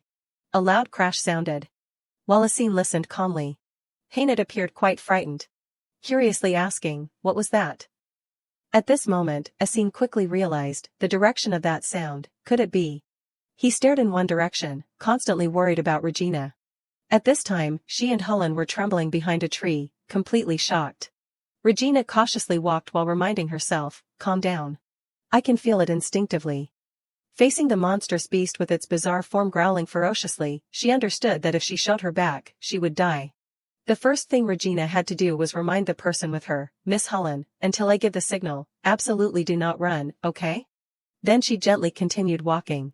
While the beast was still growling, she remained calm and continued to tiptoe, thinking they were about to escape the monster's pursuit. The unexpected happened when Regina unfortunately slipped and fell. The loud noise from their fall startled the ferocious beast. With no other choice, she shouted in a panic, run. Although both tried to run as fast as they could, they still couldn't escape the monster's pursuit. The distance between it and them seemed to be closing. At this moment, Hullen was already quite exhausted, looking back, when she discovered the beast starting to control its tentacles to attack them. This made Hullen extremely scared, constantly calling, Miss, and putting herself forward as a shield. Regina quickly made a judgment, immediately suggesting they both lie flat on the ground. Unexpectedly, Hullen was severely injured, losing consciousness on Regina's shoulder immediately after, causing her to cry out in panic, Miss Hullen, but received no response. Fortunately, Marquis Bellois appeared just in time, calling out, Regina. He exclaimed, there it is. The monster was lurking around here, while Regina was still in shock, holding Hulin in her arms. Her whole body trembled when she realized her hands were covered in Hulin's blood. This made Regina blame herself relentlessly. 80, while fighting the monster, kept reminding her, Miss, stay here. Regina seemed oblivious to this, only blaming herself, to protect me, Miss Hulin. What should I do? What should I do? Her eyes suddenly lit up as she remembered, right, the healing ability. If I treat Miss Hulin with my healing ability. But there are too many people around. If I use my ability here, I will definitely be discovered, while everyone was still urging each other, attack its arm. Bring the gun here. She felt tormented again, what are you thinking, Regina? She was injured, because of you. You have to be yourself. As soon as the thought ended, she suddenly realized someone was hugging her from behind. It was Asim reminding her, don't use your ability, Regina. He emphasized again, don't use your ability, Regina. Faced with her remorse as she kept saying, but Asim reassured her, I will take full responsibility and find a way to deal with her wounds. If possible, it's better for you to hide your ability. Regina still couldn't stand by and watch, hugging Hulin tightly and continuing, but I have the ability to heal wounds. Because I have this ability, it's my duty to treat others. Seeing her about to raise her hand to heal, he hurriedly tried to stop her, but failed. He cried out in alarm, Regina. His eyes were filled with worry.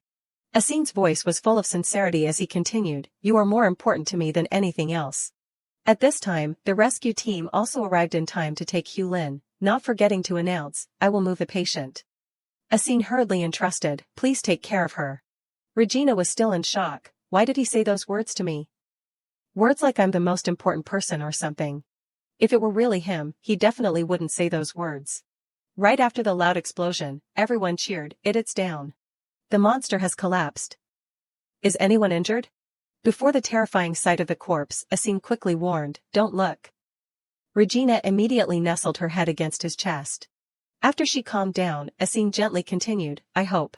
Your eyes are only filled with beautiful things. After hearing those sweet words, Regina's eyes sparkled, but she told herself, this is truly a lie that no one can't be fooled by. At this moment, Kai Velat on the other side called out in panic, Regina. Seeing her happily respond to Kai, he anxiously asked, are you hurt anywhere? Regina replied, I'm fine. Are you hurt? This made Velat breathe a sigh of relief, I'm not hurt either. That's such a relief. A little later Andy can't even imagine. Asim quickly interrupted, sorry to interrupt, but Regina needs to calm down. Velat realized he had been a little too excited, and apologized embarrassedly. It seems I've interrupted you too. I'm sorry, Regina. Hearing Velat say that, she shyly corrected him, no, not at all. I'll contact you again later. Asim at this time did not hesitate to cut off the conversation between them. He then lifted Regina up romantically, making her blush, he's doing it again. After silently telling herself, even if I ask him to put me down, it's probably useless, Asim walked away while saying goodbye to Velat. Well, we'll go ahead. Regina's eyes looked at him affectionately, and honestly said, right now, I don't have the strength to walk by myself. In the distance, a voice called out, Miss Loy. Mrs. Ha anxiously asked, Miss, are you hurt anywhere?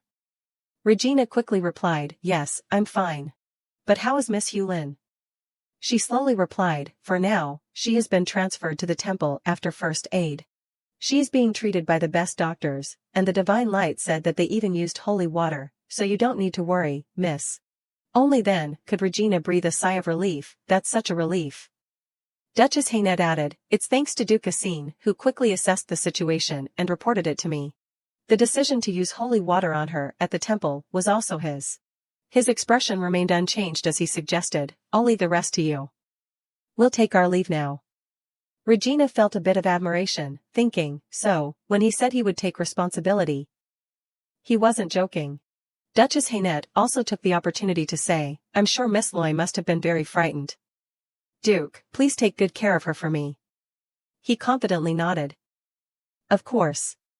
We're leaving now. On the way home, Regina shyly looked at Asim with admiration. Her eyes suddenly lit up when she heard him call her name, Regina. She then eagerly replied, yes? Asim gently sat her down and reassured her, I will definitely get to the bottom of this, so don't worry. She suddenly remembered, that's right, it's like that. This forest is where the hunting competition at the Duke's house took place, meaning he has checked its safety several times. For a monster to appear at the hunting competition like this, someone must have deliberately brought it in. Asim's hand gently touched hers. Now, please close your eyes for a bit. I'll wake you when we arrive. Seeing him standing so close made her body tremble continuously. Asim put his arm around Regina and urged her, come on, hurry up. She said shyly, you don't have to do that. He continued to show concern, if you're not comfortable, you can sit on the other side. At this moment, Regina obediently leaned against Asim and whispered, no, thank you. As the carriage continued to roll along in the twilight, she fell asleep without knowing when. Occasionally, she let out a few snores. Her hand clutched tightly at Asim's coat. He couldn't help but smile at her adorable actions. Asim thoughtfully supported her head to prevent it from bumping while the carriage moved. He then laid her down properly. Then he whispered, I really like seeing you like this. And that too, very much. In the middle of the bustling, crowded street, a girl suddenly called out to everyone, look over there. It's the Holy Knights. The man standing next to her added, they've been busy day and night for several days now. Then he heard someone call him, hey, you. He quickly replied, yes? And realized it was a woman hidden in a mysterious black cloak. The woman continued to ask, do you know why I've been seeing the knights around lately? The man explained in surprise, haven't you heard? I heard someone stole holy water from the temple and sold it. Seeing her curiosity, she was about to ask more about that. The man eagerly added, to dare touch the temple, they must have a lot of guts. You should also report to the Holy Knights if you see anything suspicious. The woman in the cloak nodded hurriedly. Yes, thank you. The news was like a bolt from the blue, making her thoughts race as she was the culprit. What should I do? This is bad. This is really bad. She stealthily looked around. If they are caught by the Holy Knights, they will definitely reveal that I was the supplier. After thinking it over, she decided, then I'll leave the other matters for later. Asim has already discovered my slush fund. Regina's attitude was hesitant as she thought, no way. I still lack a lot of money to run away. I have to meet Ella before the knights get there. She ran quickly to the preparation room while thinking. Ella was focused on her research when a noise caught her attention. She exclaimed in surprise, I thought you would come later. Regina, sweating profusely, was about to enter when she heard a voice, you must be here because of the temple incident, right? The person speaking was a man carefully closing the door. She realized it was Eben. This made Regina shrink back against the wall in alarm. She felt extremely bewildered and scared. How is Eben here? Then she quickly hid herself. Calm down. Maybe he's here because he needs holy water. Inside, Eben was announcing, the holy knights have started searching near here. Ella asked in surprise, they're here already? That was fast. What's going on that makes them work so quickly? He replied, the issue of smuggling holy water out is a sensitive matter. She became curious upon hearing this, so, what do you want to do? At this time, Regina was also surprised to learn that these two knew each other. She couldn't help but wonder, what's going on between them? Ella was nodding slightly, yes, then. Eben interrupted her, the master said he wants to temporarily stop buying and selling holy water. Regina was completely shocked by this information, covering her mouth with her hand to prevent herself from making a sound. A thought kept tormenting her mind, the Lord. If it's Eben's Lord. That person is none other than Asin already knows everything. Eben immediately came up with a solution, first, withdraw from the temple side, then. He hadn't even finished his sentence when he noticed something, hurriedly looking towards the window. Then quickly signaled Ella to keep quiet, wait a minute. Then he gently moved outside to investigate. Not forgetting to remind her, slowly raise your hands and come out here. Why are you hiding there eavesdropping? Regina suddenly became invisible right after that. Making Eben extremely bewildered, clearly, I felt the trace of someone here, was I wrong? Beside the steaming cup of tea. After being startled when she heard the call, Sally, she immediately bowed her head and replied, yes, miss. Regina sadly made a request, can you leave me alone for a while? Sally sadly turned to leave, not forgetting to say, yes, I understand, miss, if you need anything, please call me. The young lady's strange reaction made her worried, ever since she came back, the young lady has been so depressed, is the young lady all right? Regina held the teacup in her hand. Trembling at the thought, if Asin already knew everything. How long does he intend to wait and see? Just how much does Asin have in his hands? And Sally, can I still trust Sally? I don't know who I can trust anymore. Especially Asin. The man who always appears to protect her whenever she's in trouble. Also the gentle gestures, reminding Regina when facing magical beasts. In that moment, her eyes widened in surprise. When she heard Asin's firm words, you are important to me, more than anything else. She sighed, I don't know how much I can trust him anymore. Then hurriedly put the teacup down, unexpectedly, causing it to wobble. Causing loud crashing sounds. The tea tray was now broken into pieces, lying cold on the ground. After being startled and panicked, she regained her composure. While approaching the oil lamp, she smiled, I'm so clumsy. It would be strange to call someone at this hour. Regina looked around while holding the lamp, where is the broom? The sound of her footsteps echoed. In the silence of the dark room. Regina's eyes suddenly focused. When she detected a lingering smell that made her constantly wonder, what is that smell? A distinct smell, but I'm sure I've smelled it somewhere before. As she stepped closer, she was horrified to discover Asin holding a blood-soaked sword. He looked at her in shock and exclaimed, oh my God. This is not a scene for you to see. Although she felt terrified to the point of shivering, she kept reassuring herself. He hadn't even finished his sentence when he noticed something, hurriedly looking towards the window. If that's the case, the person standing in front of me. The murderous demon, the cold-blooded villain, we could have lived happily together, is Duke Asin Roy. A new day begins. The castle looks magnificent in the morning sunlight. Sally hugged the basket and busily worked. She overheard people whispering, have you heard the news? About the Duke and the young lady. The two of them passed by her, whispering, such a happy couple, why suddenly? Sally lowered her head, showing no emotion. But her hands tightly gripped the basket. After a long time, she hesitantly called, Miss. Breakfast was neatly prepared on the table. Asin still wore his usual cold expression and began to eat. His eyes glanced to the side. Then cheerfully asked Regina, are these dishes to your liking? But today, the chair next to him was empty. Just like his empty heart at this moment. He dejectedly lifted his glass of wine and took a sip. Asin's mood was now a tangled mess. How foolish, how could Regina be here? He remembered that night, Regina, She had witnessed everything. Even the blood splattered on her beautiful face. Asin had acted before the man in black could attack her. He collapsed as Regina watched. At that moment, she was frozen in place. Suddenly, she flinched at a voice. It was the assassin. Asin slowly approached, a rude night guest. He failed to kill me, so he targeted Regina. He slowly bent down. So. Don't avoid me with that face. Regina, his voice seemed gentler than usual, his hand brushed her face. Her whole body trembled with fear, but she still forced herself to say, I didn't avoid you. I was just a little startled. If he hadn't killed him, Asin would have died, so I can understand. So don't worry. Looking at her still trembling hands, he thought, she's still trembling like that, she's definitely lying. Regina staggered to her feet. I'll excuse myself and go to bed. He reached out and asked, can you walk? Let me help you. But his hands were stained with the assassin's blood. His expression turned grim. Then he quietly clenched his fists. His eyes followed her. Good night, Regina, she hurriedly replied. Yes, you should go take a bath and sleep too. Only after she turned and left did he stand up. Hearing the sound of her door closing, his heart ached. Asin slammed the glass down on the table. Ever since that night, she's been avoiding me. Seeing a servant, he couldn't help but ask, where is Regina? The other person replied, the young lady said she would have a simple meal in her room. He felt that even that was very blunt. Sitting back down, Asin blamed himself. Why at that time? He clenched his fists and wondered, am I going crazy too? I still can't forget Regina's terrified expression. And the way she looked at me has changed.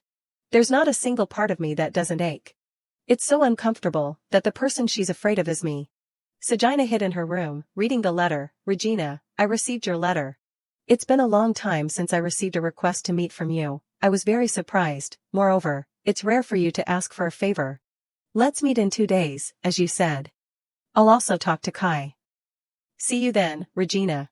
Dear Isoda, I'm so glad I can meet you as planned.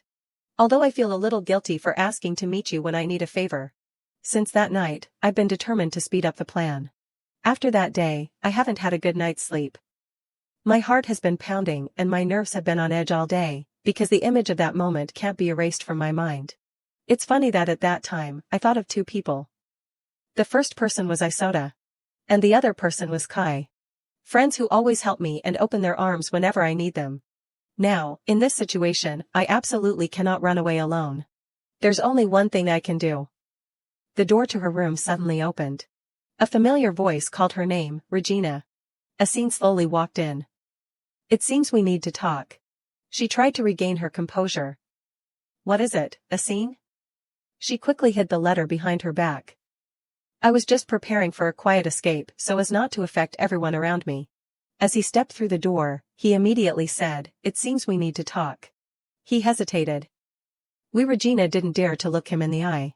Regina, about last time, seeing him approach, she flinched. Her hands trembled and clenched together. Seeing that, Asin froze for a moment. He sighed and said, I won't come any closer to Regina, so let's talk for a bit. It seems you're misunderstanding me. She asked in surprise, what do you mean by misunderstanding? Asin spoke slowly, since you came here, I have strengthened the security, although it has been somewhat lax lately.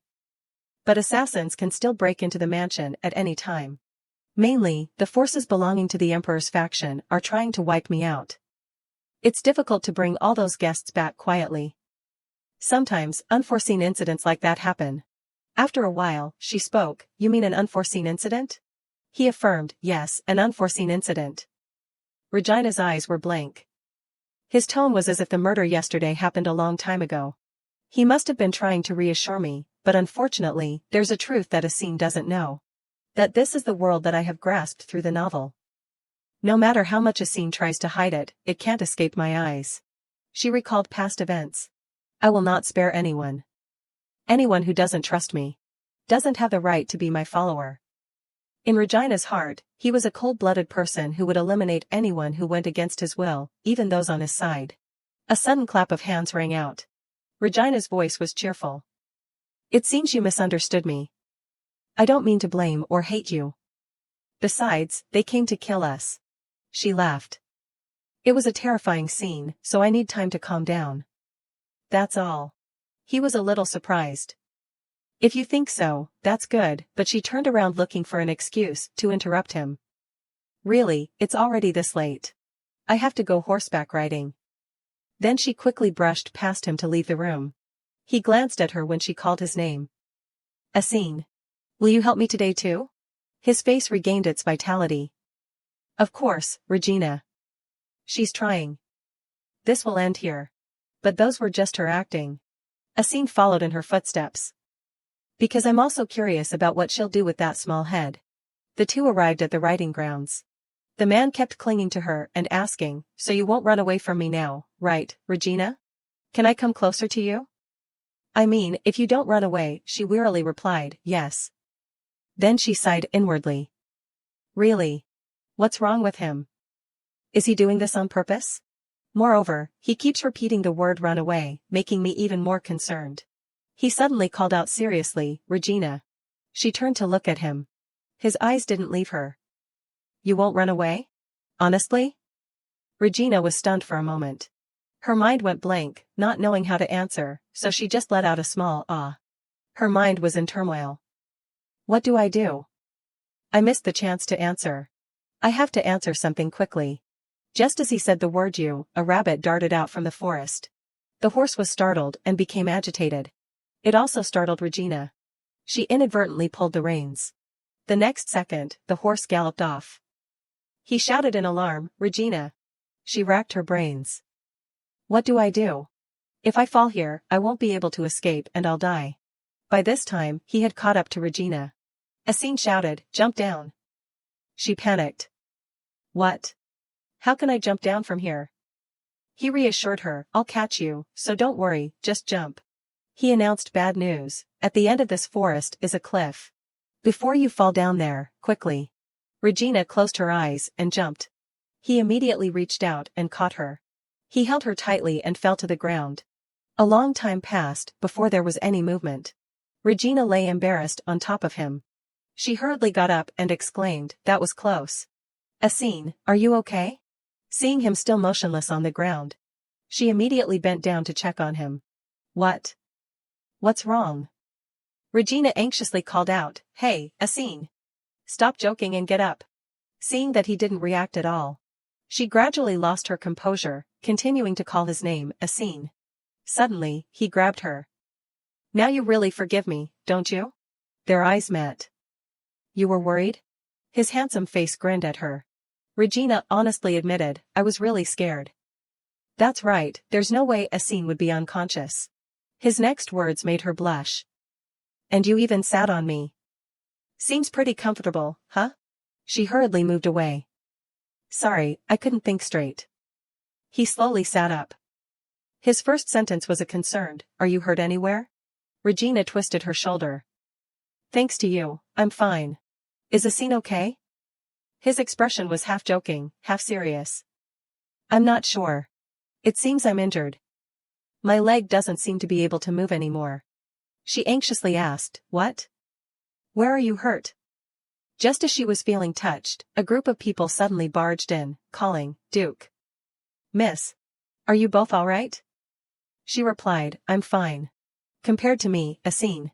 Her eyes widened in surprise. One person supported him while another ordered, get a doctor here immediately. Looking at Asin's limping gait, she wondered, is he really injured? Did Asin get hurt saving me? That's something I never imagined. Asin's injured appearance. Even in the novel, I've never seen it. For some reason, my conscience is extremely guilty. Her mood was like being in the abyss. A call of Regina brought her back to reality. Kai and Isoda were staring at her. She felt embarrassed. Guys, if you look any longer, I'll be pierced through. Isoda reproached, Regina, you've been spacing out this whole time. She was full of curiosity. What happened to you?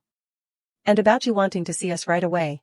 Kai nodded slightly, right, could something have happened? Regina fiddled with the teacup in her hand, that's. At that time, I went to Asina and offered to help, but he firmly refused. The doctor has seen me, you don't need to use your power, he said. You said you have an appointment, right? Have fun, Regina. I wonder why I keep thinking about it. Isoda began to worry when she saw Regina hesitate and couldn't speak. What's wrong, Regina? Is it something serious? After a while, she managed to utter, I. Then she continued to clutch the teacup tightly. There's something. I'm planning to leave the Duke's house. To be able to leave, I need your help. Can you help me? Isoda understood Regina's problem. She immediately held Regina's hand tightly and agreed. Of course, Regina. You're thinking correctly. Break up with him right away and then hang out with me every day. Kai said thoughtfully, I think differently. Isoda's eyes glared at him. What did you say? He calmly replied, think about it carefully. Kai astutely realized, if it was simply breaking off the engagement, you wouldn't need our help. It seems like you have something else in mind.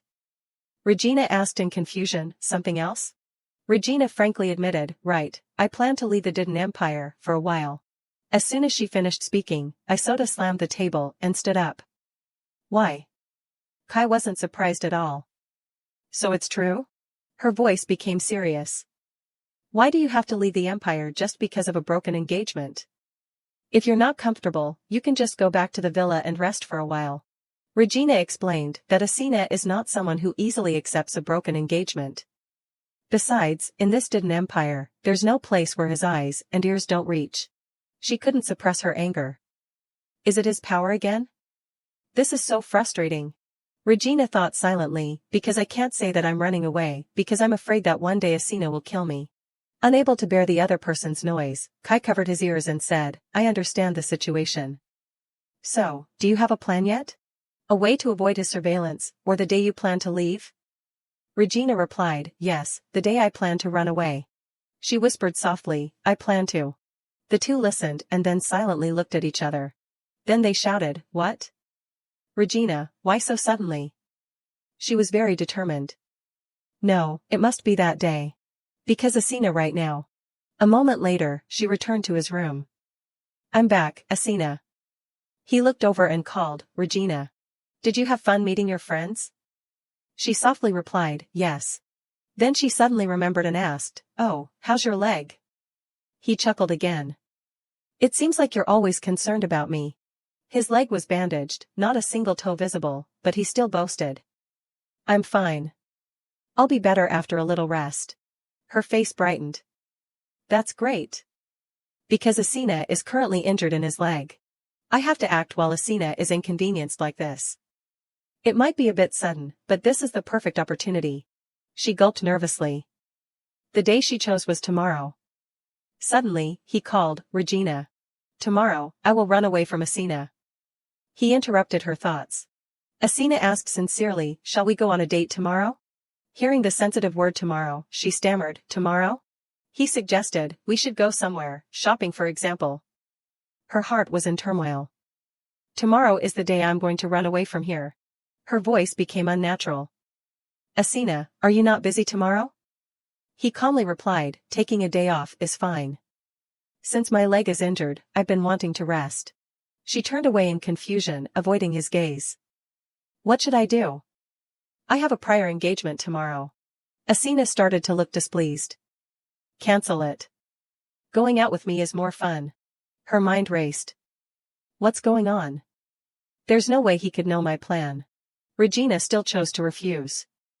I'm sorry, but this appointment was made beforehand, so it's difficult to cancel. I'll go with you another day. He suddenly took her hand. Then he spoke softly, all right. Next time, you must go with me. After saying that, he placed a kiss on Regina's hand. She could only laugh awkwardly.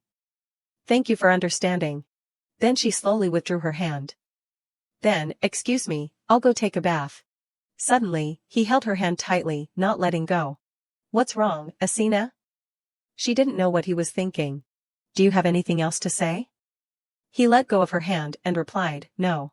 It seems I've kept you for too long. Go and rest. She quickly replied, oh, yes, it's nothing. As she reached the door, she happened to meet Jebelo. He said, have a good day, miss. Regina left a final message. Please take care of Asina. He nodded in response. Please rest, miss. Observing the other person's dazed expression. The butler guessed, it seems you haven't reached an agreement with the miss. He softly called, Jebelo. His eyes were filled with sadness. What should I do to keep Regina? He offered a freshly prepared cup of tea. It seems you've become quite fond of the miss. He suddenly realized, so this is what it means to like someone. Looking at his reflection in the teacup, he slowly said each word, this feeling. It's so uncomfortable. To compare, it's like my body is bound by chains. Jebelo sensed it. Even so, you look quite happy. He felt the same way. That's the strangest part.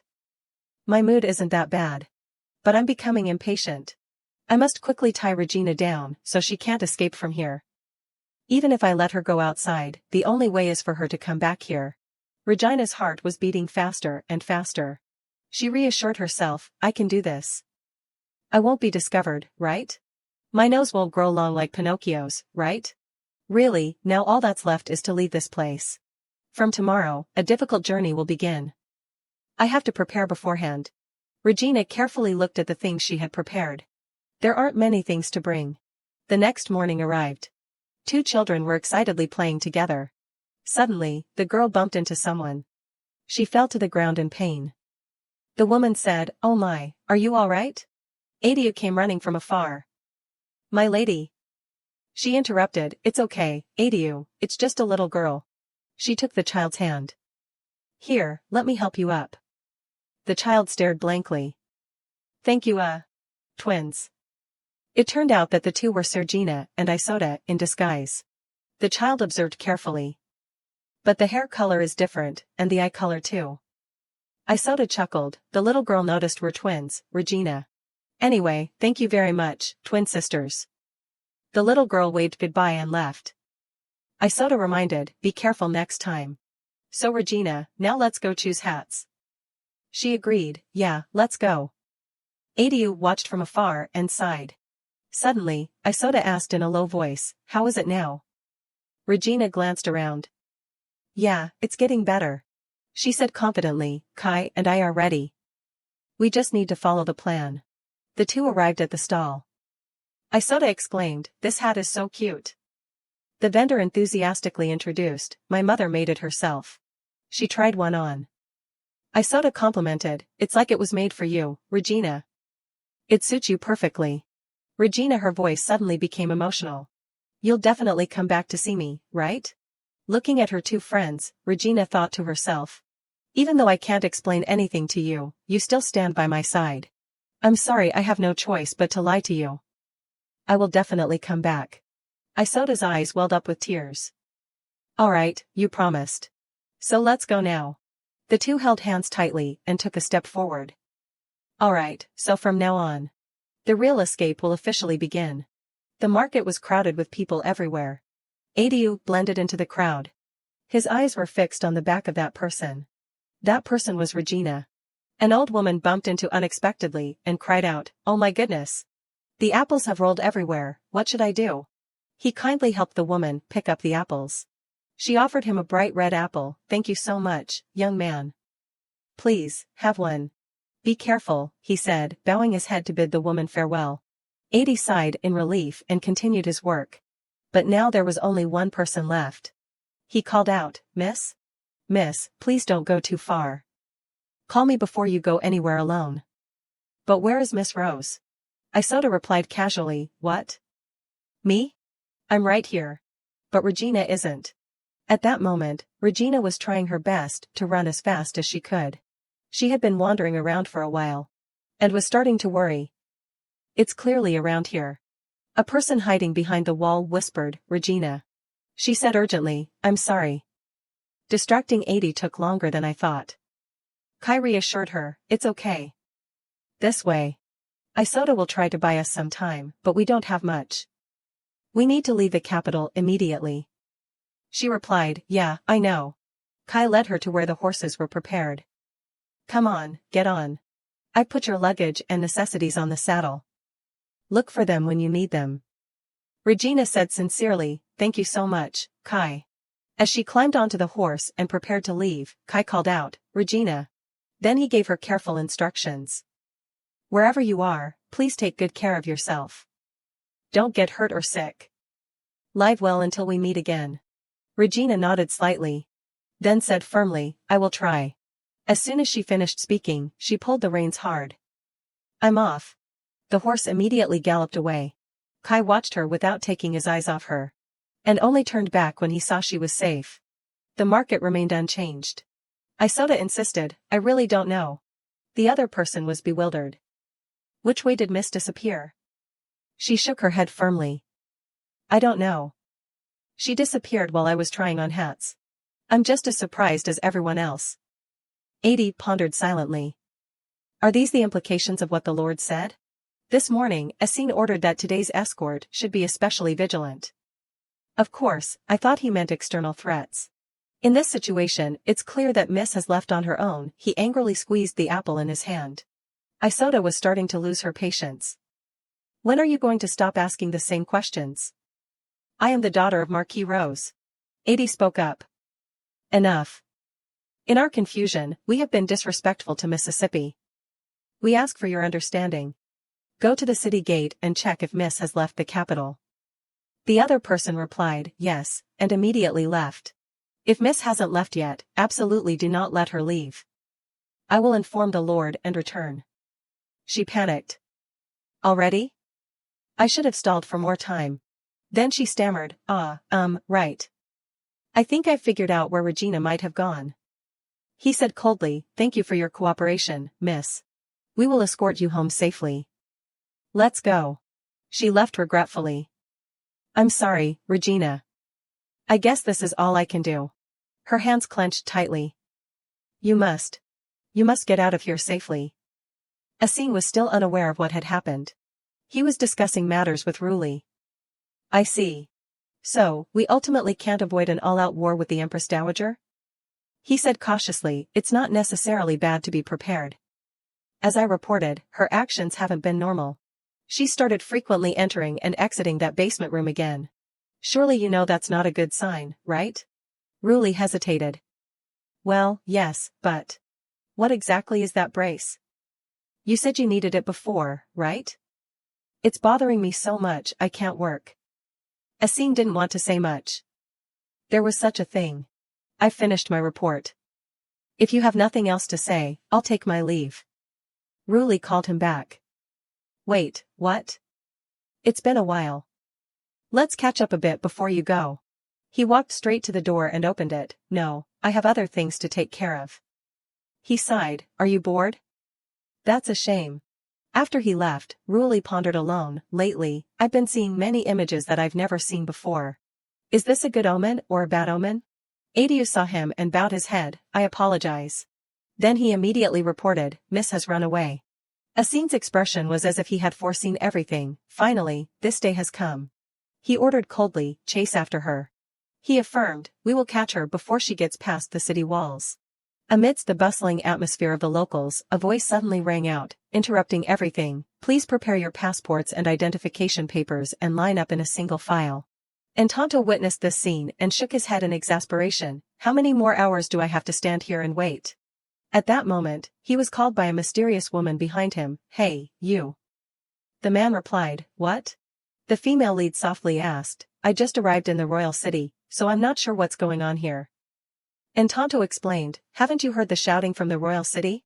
Today, there's suddenly an inspection of entry and exit papers, causing chaos. It seems like they're looking for someone. I heard that people with black hair have to be checked one by one. How long will it take to check everyone? Regina, hearing this, became nervous and stammered, so that's it. Encanto continued, I don't know what crime they committed, but those people are searching high and low. Then he softly asked, Miss, did you come to the royal city for something? Before he could finish his sentence, he turned around and found that the girl from earlier had disappeared. Where did she go? The young man beside him enthusiastically pointed, that young lady just ran that way. Encanto looked into the distance, also bewildered, why so suddenly? Something's suspicious. Regina was on this side, trying to run as fast as she could, weaving through every path. As she ran, she worriedly thought, if I want to pass that road ahead, I'll have to hide my hair color. First, I'll go somewhere safe to dye my hair, and then. Before she could finish her thought, she had to stop because two men suddenly appeared, blocking her path. She looked at them and wondered, what's this? The people Essene sent? At this moment, the young man in front of her spoke, where are you going in such a hurry? Looks like a rich young lady running away from home. Hearing these words, Regina seemed to dispel her doubts. She thought to herself, it seems they're not Essene's people. Although I traded my horse for a sword and cloak in preparation for this situation. Which should I use in this situation? A short dagger or a long sword? At this moment, the thugs started to act up. Do you want to come with us? The female lead, being touched like this, also made a decision, no matter which I use. She drew her sword and thought. It's nothing compared to what I've faced so far. With that said, she stepped onto the wooden crates scattered on the road. Then she pushed them towards the two men, causing them to cry out in pain. Watching the female lead running away, the thugs angrily shouted, "Damn girl. Catch her." Regina ran while thinking, I've successfully escaped. Now, how do I create a diversion? I wish I hadn't sold the horse. Suddenly, a hand grabbed her. Then pulled her down a different path. The person whispered, "This way." The two men who were chasing after her said, "She went that." Huh? They looked at the scene in front of them and became dumbfounded. Then they asked themselves, where did she go? On this side, the female lead was being guided by a mysterious person. She ran after them and said, "Hey, wait a minute." Hearing no reply, the girl anxiously cried out, "Wait." Just then, the person who had just saved her life let go and stopped. Regina wondered, who is this? Who's been pulling me along? The person facing her slowly removed their hat and scarf, then calmly replied, "Calm down, miss. It's me." The female lead looked at the woman and exclaimed in shock. "Duchess Hainette?" The woman said, "I apologize for suddenly pulling you here.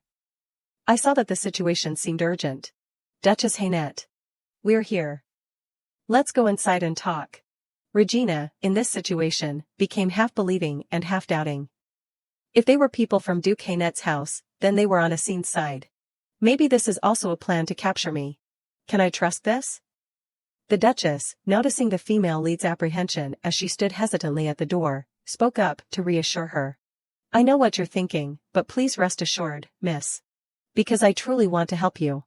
Regina thought to herself, either way, I can't get out of the border like this. After weighing her options, she decided to step into the Duchess Hainette's house. She told herself, I'll have to trust her. There's no other way. Inside the house, the Duchess was pouring tea for Regina. She gently said, "You must be frightened. Have a cup of tea." The female lead quickly replied, "No, I'm fine. But how can you help me, madam? And how do you even know about my situation? What if I've committed a crime?" The woman, the owner of the house, calmly replied, "Let's see. It might not be that bad. Are you trying to cross the border to avoid a scene?" Hearing this, the female lead was so frightened that she couldn't speak a complete sentence. The Duchess just sighed in relief. Then she said, "Don't worry, Regina. Because I will take responsibility for getting you across the border." Outside the imperial city, the nobleman appeared on the roadside. The people, seeing this scene, whispered amongst themselves, "See? I told you he came all the way here for personal reasons. Don't you know? It's because of the person he's looking for that there's been this border inspection." Seeing the man's hurried appearance, the people couldn't help but wonder. Who is he looking for that's making him like this? At the same time, Duchess Hainette and the female lead began their plan to cross the border. Suddenly, a voice called out, "Hey, carriage." Regina, huddled in the dark and cramped space, asked aloud, "Are you sure this will work?" The Duchess chuckled and replied, "Don't worry, they won't expect it." The girl inside the compartment, hearing this, couldn't help but exclaim, "Oh my. Who would have thought there was a hidden space under the Duchess's sofa?" The compartment beneath the sofa was where Regina was currently hiding. She thought, I was surprised when I first saw it too. It's a good thing there's no shared consciousness in this world. Suddenly, the female lead cautiously asked, "But, may I ask why you created this, madam?" The woman outside gently replied, "Because you never know when you might need it. And now it's being used like this. Now, from now on, please be quiet." At that moment, a guard blocked the Duchess's carriage, saying, "I'd like to inspect this, please." "By all means," the coachman replied. The guard said softly, "Greetings, madam. I'd like to ask you a few questions. I hope you'll cooperate." "It's hard work for you," the kind woman replied. The man outside asked, "Where are these goods being transported?" Duchess Hainette confidently replied, "We are scheduled to arrive in Mitbun. I am fulfilling my duties as the head of the trading company." The guard continued, "I apologize, but may I also look inside the carriage?" "Of course, please feel free," the Duchess said. The man carefully looked inside the carriage. His eyes scanned everything. Finding no clues, he said, "Thank you for your cooperation, madam. You may proceed. Thank you, the Duchess replied. The guard outside ordered the carriage to pass. The Duchess then said to Regina, see? I told you it would be all right. Regina, inside the compartment, breathed a sigh of relief and replied, yes. The woman said to the female lead, now we just need to cross the border. Suddenly, she fell silent. Regina, sensing something was wrong, asked, Madam, what's the matter? The Duchess whispered to the girl, don't talk. Be quiet for a moment. The female lead, intrigued, peeked through the crack in the door, wondering, what's going on? What is it? I can't see clearly because of the sunlight. The Duchess looked out the window and said to the man, it's been a while. I didn't expect to see you at the border like this. What brings you here? Regina caught a glimpse of the man's appearance and suddenly recognized his hair color. Duke Leroy Assine. Duchess Hainette tried to remain calm as she spoke to the man, isn't this a busy time for you? Because something else important has come up. Assine smiled and replied. Regina, inside the compartment, tried to cover her mouth to prevent any noise. She heard the Duchess say to Assine, for the Duke to come personally, it must be an extremely urgent matter. Assine said, it's nothing much. Just consider it a breach of contract. The Duchess replied, it must be tough. Well, I'll excuse myself now. I have a long way to go. Yes, see you later, Duke Assine continued. After the carriage had driven far away, he silently watched and pondered something. That attitude wasn't normal. Like someone hiding something. My family is on friendly terms with Duke Hainette. There's no reason for the Duchess not to know. If there's a reason for the Duchess to be reserved with me, then. At that moment, the man realized something. He called out to the guard, yes, Your Grace? The guard replied. Assine ordered, stop that carriage immediately. At that time, inside Duchess Hainette's carriage, she urged, faster. Hurry up. Yes, madam, the coachman hastily replied. Immediately afterwards, the carriage sped forward, ignoring the shouts of stop. From behind. Hey, please stop. That carriage.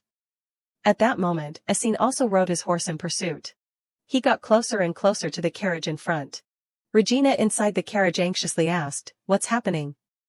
The Duchess reassured her, don't worry. The border is not far now. Beyond the border, even Duke Leroy can't interfere. Assine tried to speed up to catch up to the carriage in front, while the Duchess quickly fled from Duke Assine's pursuit. The female lead inside the compartment continuously prayed for things to go smoothly. As she hoped, the carriage finally crossed the border successfully. Assine, failing in his pursuit, had to stop his horse at the border. He stared ahead. At the carriage carrying Duchess Hainette and the female lead inside. The man's face showed clear displeasure. At that moment, inside the carriage, the Duchess kept calling Regina's name. Regina, she said, and opened the door. She gently said to the female lead, you can come out now. Regina stepped out of the carriage. At that moment, she felt like she had regained her vitality as she breathed in the fresh air and gazed at the open scenery outside. She exclaimed joyfully, we're out of the Empire. A moment later, the female lead and the Duchess continued their journey in the carriage. The Duchess pointed at the map and said, currently, our carriage is heading towards Gavina, in Mitbun. After passing through here, we plan to proceed to Ahmad in the east. From now on, which direction will you be heading, miss? Regina hesitated and replied, I plan to go to the port city of Anado. There, I'll board a ship to another continent. The Duchess, hearing this, suggested, if that's the case, our directions are almost the same. So let's go together until it's close. I wouldn't feel at ease letting you go alone. Hearing these words, Regina replied, really? If that's possible, thank you so much, madam. But haven't I already troubled you enough? What if something happens to the trading company when you return to the Empire? The Duchess sighed in relief.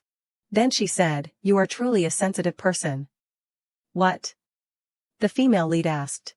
The Duchess continued, in this situation, you're still worried about me first. After all, the Hainette Duchy is in alliance with Assine. The female lead quickly replied. And the woman in front of her said in a sentimental tone, yes, of course. But you've forgotten one thing. I am a merchant and the owner of this trading company. If this were to harm my trading company, as a merchant and owner, I wouldn't have done it. I anticipated the outcome, which is why I'm sitting here now. So trust my judgment. And from now on, call me Iria. Saying that, the woman extended her hand in friendship towards Regina. Hearing these words, the female lead was deeply moved. She softly replied, yes. All right, Iria. Immediately afterwards, she reached out and shook the Duchess's hand. At that moment, Iria looked out the window and said, all right, let's talk about the rest later. Because we'll probably have to rest here for the day. Mitbun, Gavina. They stopped the carriage as soon as they arrived in Mitbun. The Duchess and Regina were inside the inn room. Iria said to the female lead, please stay in this room today. I've rented the inn under the trading company's name. If you need anything, feel free to call someone. Regina repeatedly thanked Iria profusely. The girl awkwardly said, please let me pay for the room. The Duchess said, put it away. You'll need money when you're traveling, so put it away for now. Get some rest. I'll call you when it's time to eat. Regina started to say, Before she could finish, the Duchess was already gone. It's because I thanked her too much, isn't it? She thought. There are so many other members of the trading company, but I didn't expect her to give me a private room. Now I'll go. Unable to resist the invitation of the beloved bed, the girl lay down. She thought to herself, I'm so tired today. It's probably okay to just have one day off, right? I've really left that place. I really escaped. From a scene, the person she feared so much. Regina praised herself, good job. I finally escaped the threat of being killed. I can think about the rest after I wake up. I'm so tired now. With that, the girl quickly fell into a deep sleep. Meanwhile, elsewhere, Ruli was focused on writing a letter. He was startled by Assine's sudden appearance. Duke Leroy Assine softly said, I'm here with a request. Ruli, witnessing this, could only plead, please, can you use teleportation like a normal person? Because of you, my lifespan has decreased by 100 years. It's urgent, so I had no other choice, the other person replied. Ruli regained his composure and said, all right, what's the reason for your urgency? Tell me. Assine honestly replied, I would like you to formally contact the Mitbun Federation for me. A diplomatic visit in name would be appropriate. The sooner, the better. The man in front of him, upon hearing the request, became suspicious. Suddenly? What do you mean? You wouldn't ask for a baseless favor without reason. Did something happen in Mitbun? Contrary to the man's thoughts, Assine simply replied, because I have to find the little miss who ran away. She dared to escape from me. I must bring her back, before someone else takes her away. Meanwhile, in a place where the floor was stained with blood, a woman sat calmly amidst the gruesome scene. She softly said, Shoo, good girl. You eat so well. At that moment, someone came to report, I heard Regina Loy has crossed the border. Alicia asked, that girl? Her subordinate replied, Duke Leroy is still in the Empire. We might be able to catch her first. The woman inside chuckled and said, being so stubborn, he ended up being punished again. Losing his fiancée and acting like a pathetic wretch. Just thinking about slapping that face makes me happy. Not worth looking forward to? That ability to reattach a severed head. The ability called God's power. If it falls into our hands, what could we do with it? Alicia excitedly said, surely, we'll get closer to our goal. Then she turned to instruct her subordinate, you must bring her back here, understand?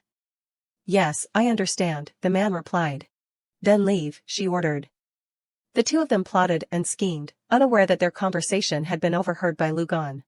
The young man carefully leaned against the wall, to avoid being detected. Then he thought to himself, saying that I'm living well is a lie.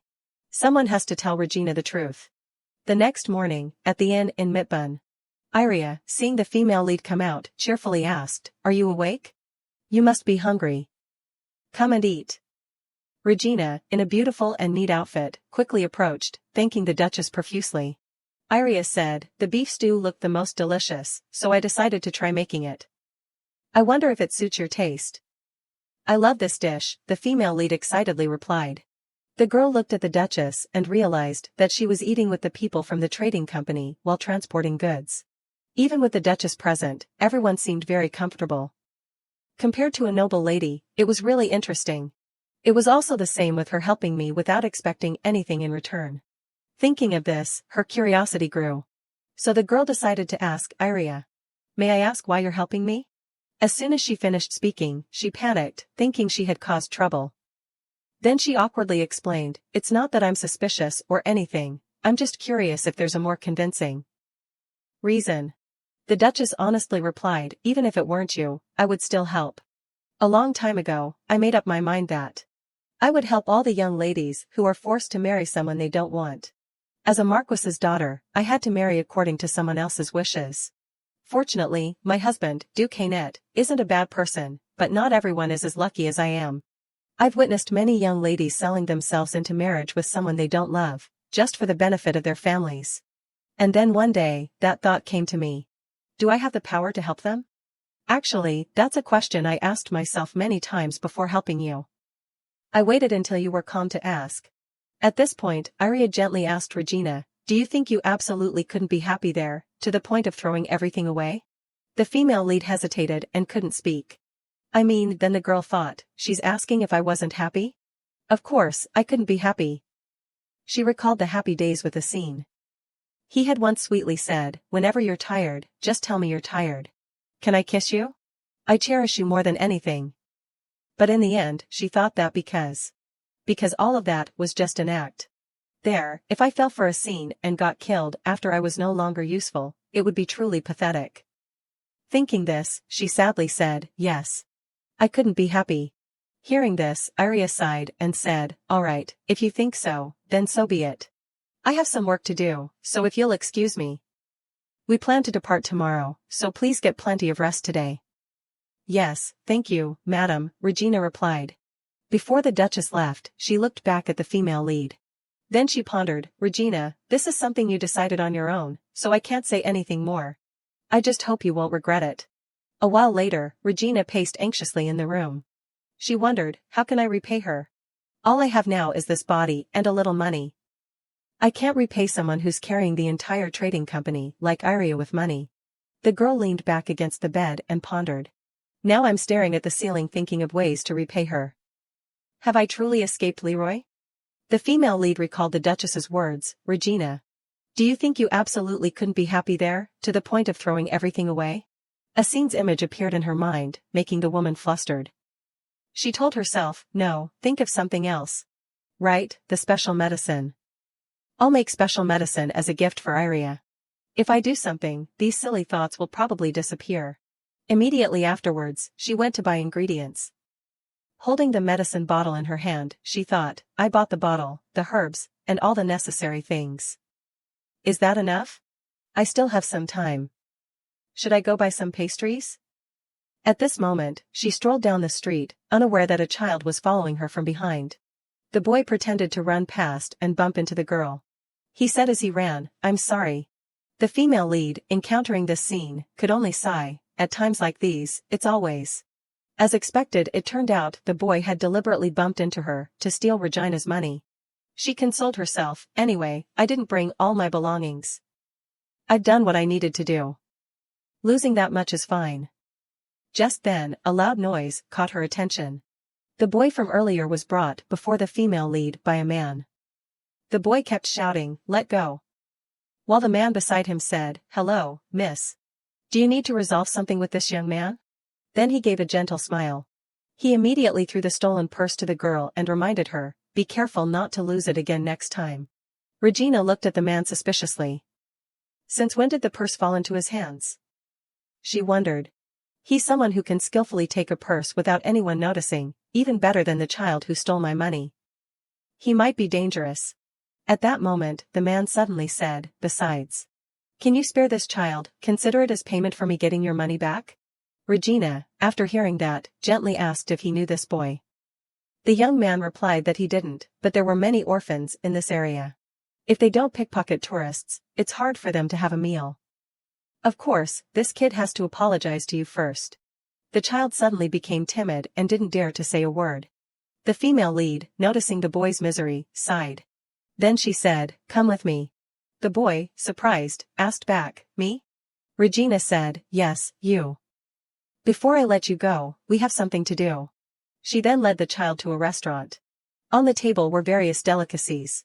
The child immediately grabbed a piece of meat and devoured it. The female lead gently reminded, eat slowly. If it's not enough, we'll order more. She looked at the person opposite her and thought, but why did that person follow me all the way here?